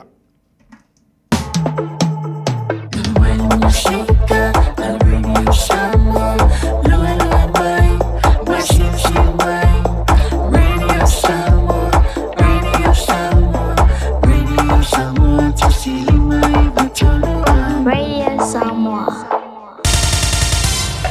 Usi mai alau whaafafonga. Telefon mai Samoa ia sa taitasi. Wa au mai mo oe ona o le langolango mai a le talofa voucher. O te whātalofa le tātou o tunu o le whai unga fo o le vai aso o le taualunga o le ngā luenga. Usi mai alau whaafonga. Wai umanuia sa i di ngā leo le mawai o le li o to ese ne mai atu uanga. Le ana whaatanuina le whaamsinonga se tusi sai e sa i di ai. Ona o le leo o atu ilo na whaamsinonga. Peitai o se vai aso e le ima mau atu sa fia mawai fo i leo i se suenga. E mafua i se vevesi sa tula i mai malai wa lele whaavao malo i whaleolo. Lea o loo masalomia sa umia i lea tangata se la au malosi. Po o se whana sa ia whaapapa. O le po na po le afo le valu na po e na i leo to ese. Mai whapea mai se mori mau, o se wharetari malo i si usenga, na maua o wha mautu wai to ese. E peo na si le fio le bevesi le malai wa lele whaleolo lo lau manu i eile suafo le ua po e na nei matao fia leo. O se tasi leo mafua anga o le wha ai unga le pulenga o malai wa lele. E whaia se ngā luenga e su e umai ta vale a fea lea malai wa lele tere o le tātu o tino. Peitai o tau fia lea ngā luenga, ona o mafua anga wha le tula whano. O savalia nei le se fulu ono tausanga. Talu na whaatuina le malo le ofisa o le pulenga whaatonu po le regulator. Ma whao ngā aila na urua i tanga vai po se loko. Peitai ua whaalia le tamai tai pule whaatonu. E le i ato o toa i lea tanga vai au au nanga uma o lo whaatino. E lea ofisa o le malo. Le stofila nei vai aso na whaalawi lo ai. Le tanga vai po le local phone. A lea au au nanga tāua le malo e peo na sa whai ai se tau vanga. E sa idi ai se atatusi e avea matanga vai e whai ma wha ilo ilo. E wha matalai au au nanga uma le ofisa o le pulenga whaatonu o Samoa. Na malu malo ai le ata na tusia le sunga i a sani tango, mai le fio anga o malie, o lo ngalue nei le ofisa o le fono au au whaitu la fono. Sa ia mau ai le wha ilonga tupe, e afe lima se lauta la. O le sauninga wha lau ilo le tanga vai e le ofisa o le malo, o le urua i tiu te lea, o le sui whaipule o vaa o fono ti, le tō wha mau usi osi pue mai, talu o na whiriwhiria le masino i Januari o le nei tausanga, e a vea ma minstau mtanga aruenga o feso o tainga, ma wha amatalanga wha teknolosi, e au whiai le ofisa o le pule wha tonu.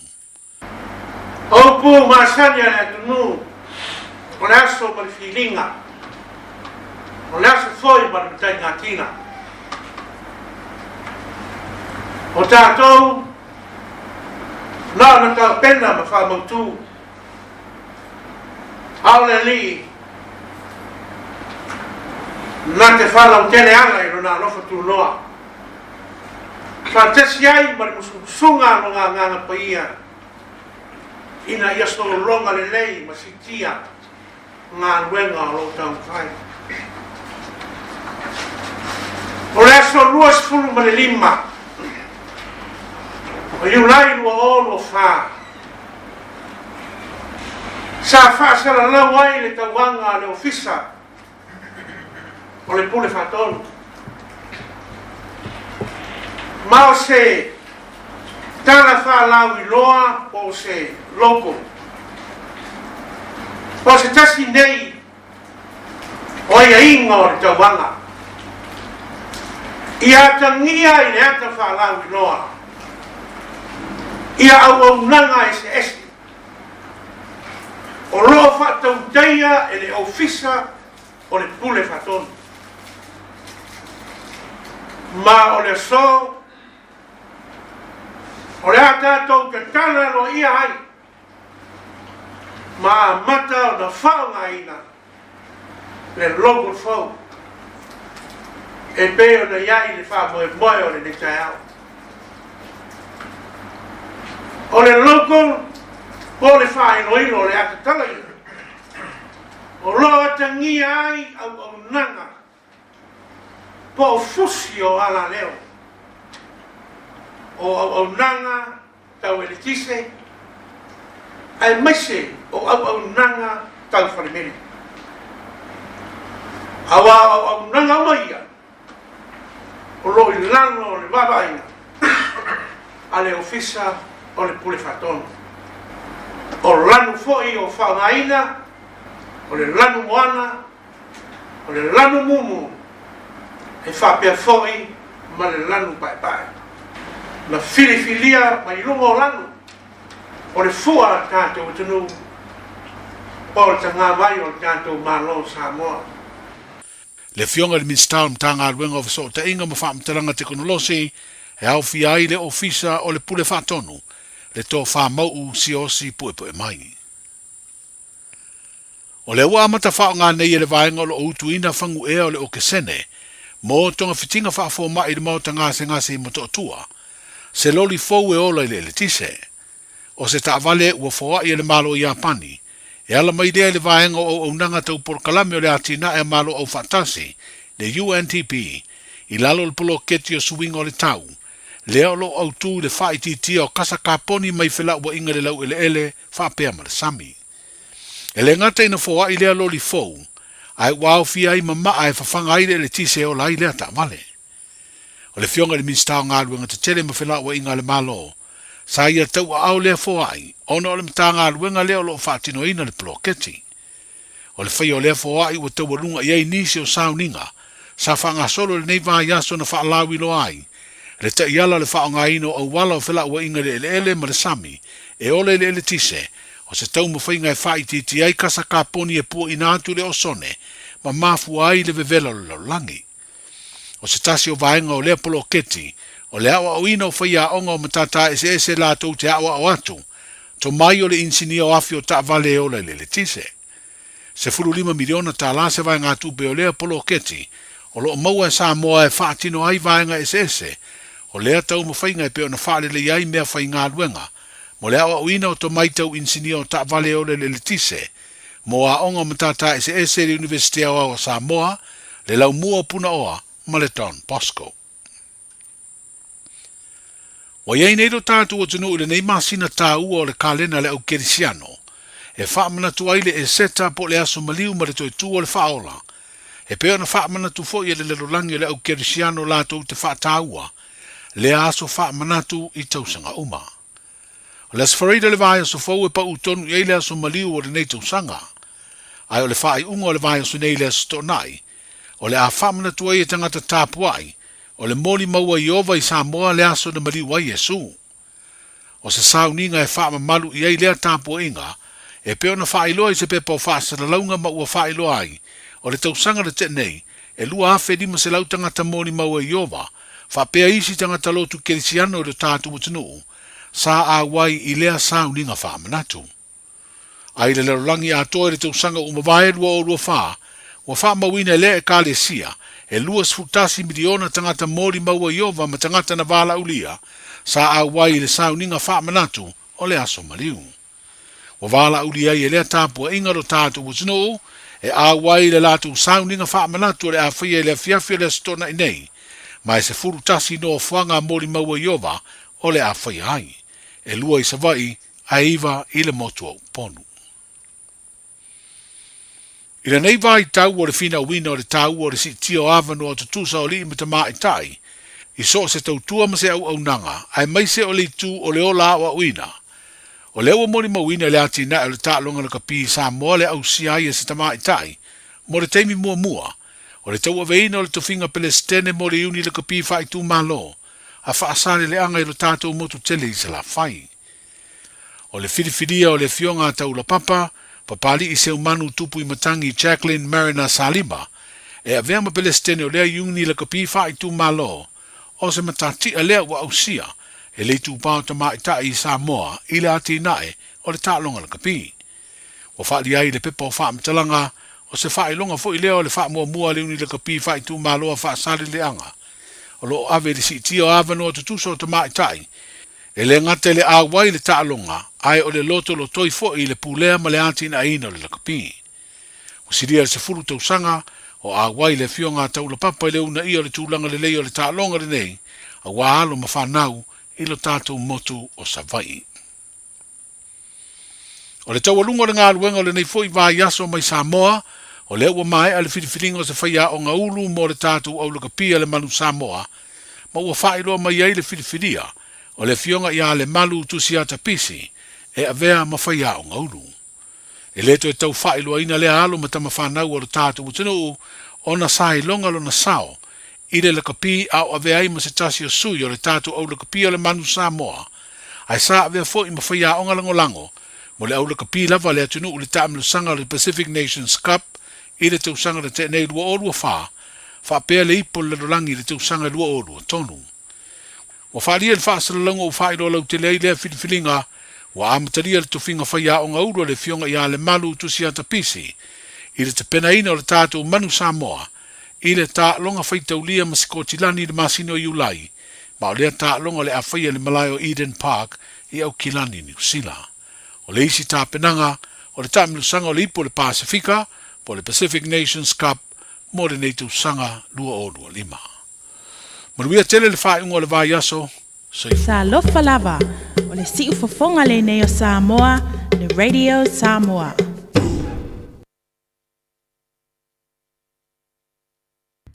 O le au naka le Deluxe Compliance and Mechanical Services Limited e tau tua mo le vaai le neolo sa. Warrant of Fitness, Insurance, Wins Quotes, ta vale o lo on hold, ma ta vale o le o toeta lia luga o le awala, ta si lava le fale insinia mo o mai so sosani e le tuatusi, se lau lua sumaleiva, Station Road o Tahuhu. Telefoni, lua lima iwa, lua lima iwa, le Deluxe Compliance and Mechanical Services Limited.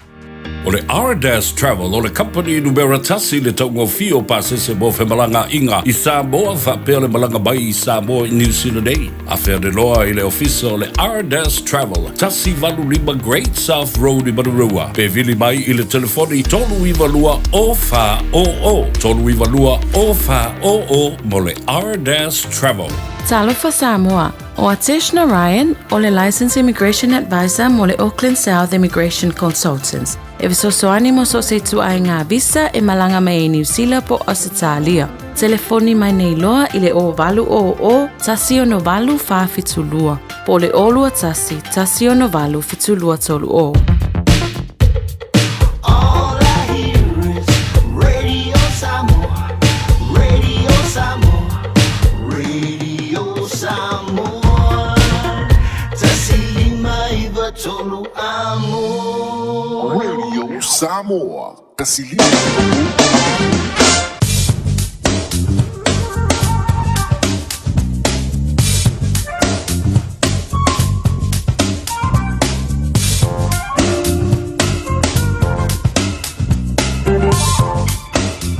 Toi waponga le manu o tātou tunu le awina atu lona lua o tātou tala e peo na whaponga i le sōra awina atu muri pia tāne tu la whetu i le apiapi i tautua mai se tasi o sui o le Radio Samoa tō pai au tanga mai a tipi au tanga mai a so venga tala le tau i a wālawa o pōklame whanga solo atu a ngai le weekend o le vela pamawina o lo o iai ni silai le so au kilani lua su tasi le maurunga no iai malona manu i le afiafi e sulu martolu sabili angi mai sau te sipo a waoni si vaenga au kilani vaenga mo antai au le asto nai pe mai e mantango fiere sulu la ai tu mawhole a waoni si vaenga au kilani le asto antai au lusu lule vena pa mawina le asto nai malona manu le afiafi sulu mai fa au winga i a winga leo le tau le sa ia le ise se fa vai ta po inga tatu o mo le lotu losu to le vela pa mowina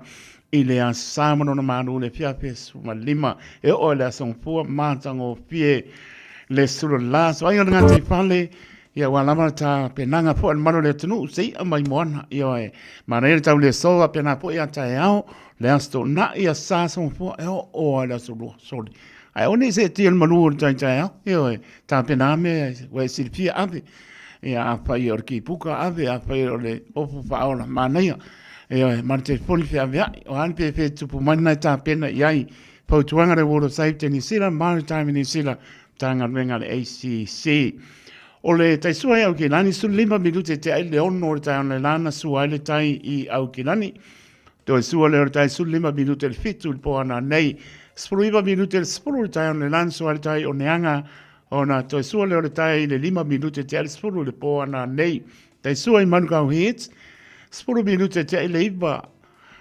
ile tai on le lana so le tai i manu kau to sua le tai le lo spuru minute spuru po ana nei manu tai sua i Murawai lo minute te le iba tai on le lana so le tai i Murawai to sua le tai le lo so 5 minute te le iba ile po ana nei patala pa si o ta to no i Samoa ta tonu o lang sia pe ta to le lofa le ri a o lo o tu mau pe le a wa pa pena wat pa uti munga pa mai pa ti e mo le wira wona io e a le bera pa mo na mai sa mo man tu e lo chalo si o ta to no lo su le vale me velo lo ia sa mo mo na manu le fia fi e lo su lema sa vai ap no pa to la va manaya mai ai kai khoi kai taia Angai mai kai waka o rengi ma moe ia o mai pasi si deo o mai au pani o me toa ma na ia le suru la o se ba ingo na nga i wai kanto Rotorua tau po tanaki mano tu matango fia tau so ingo na pe plenty pasa mai kin country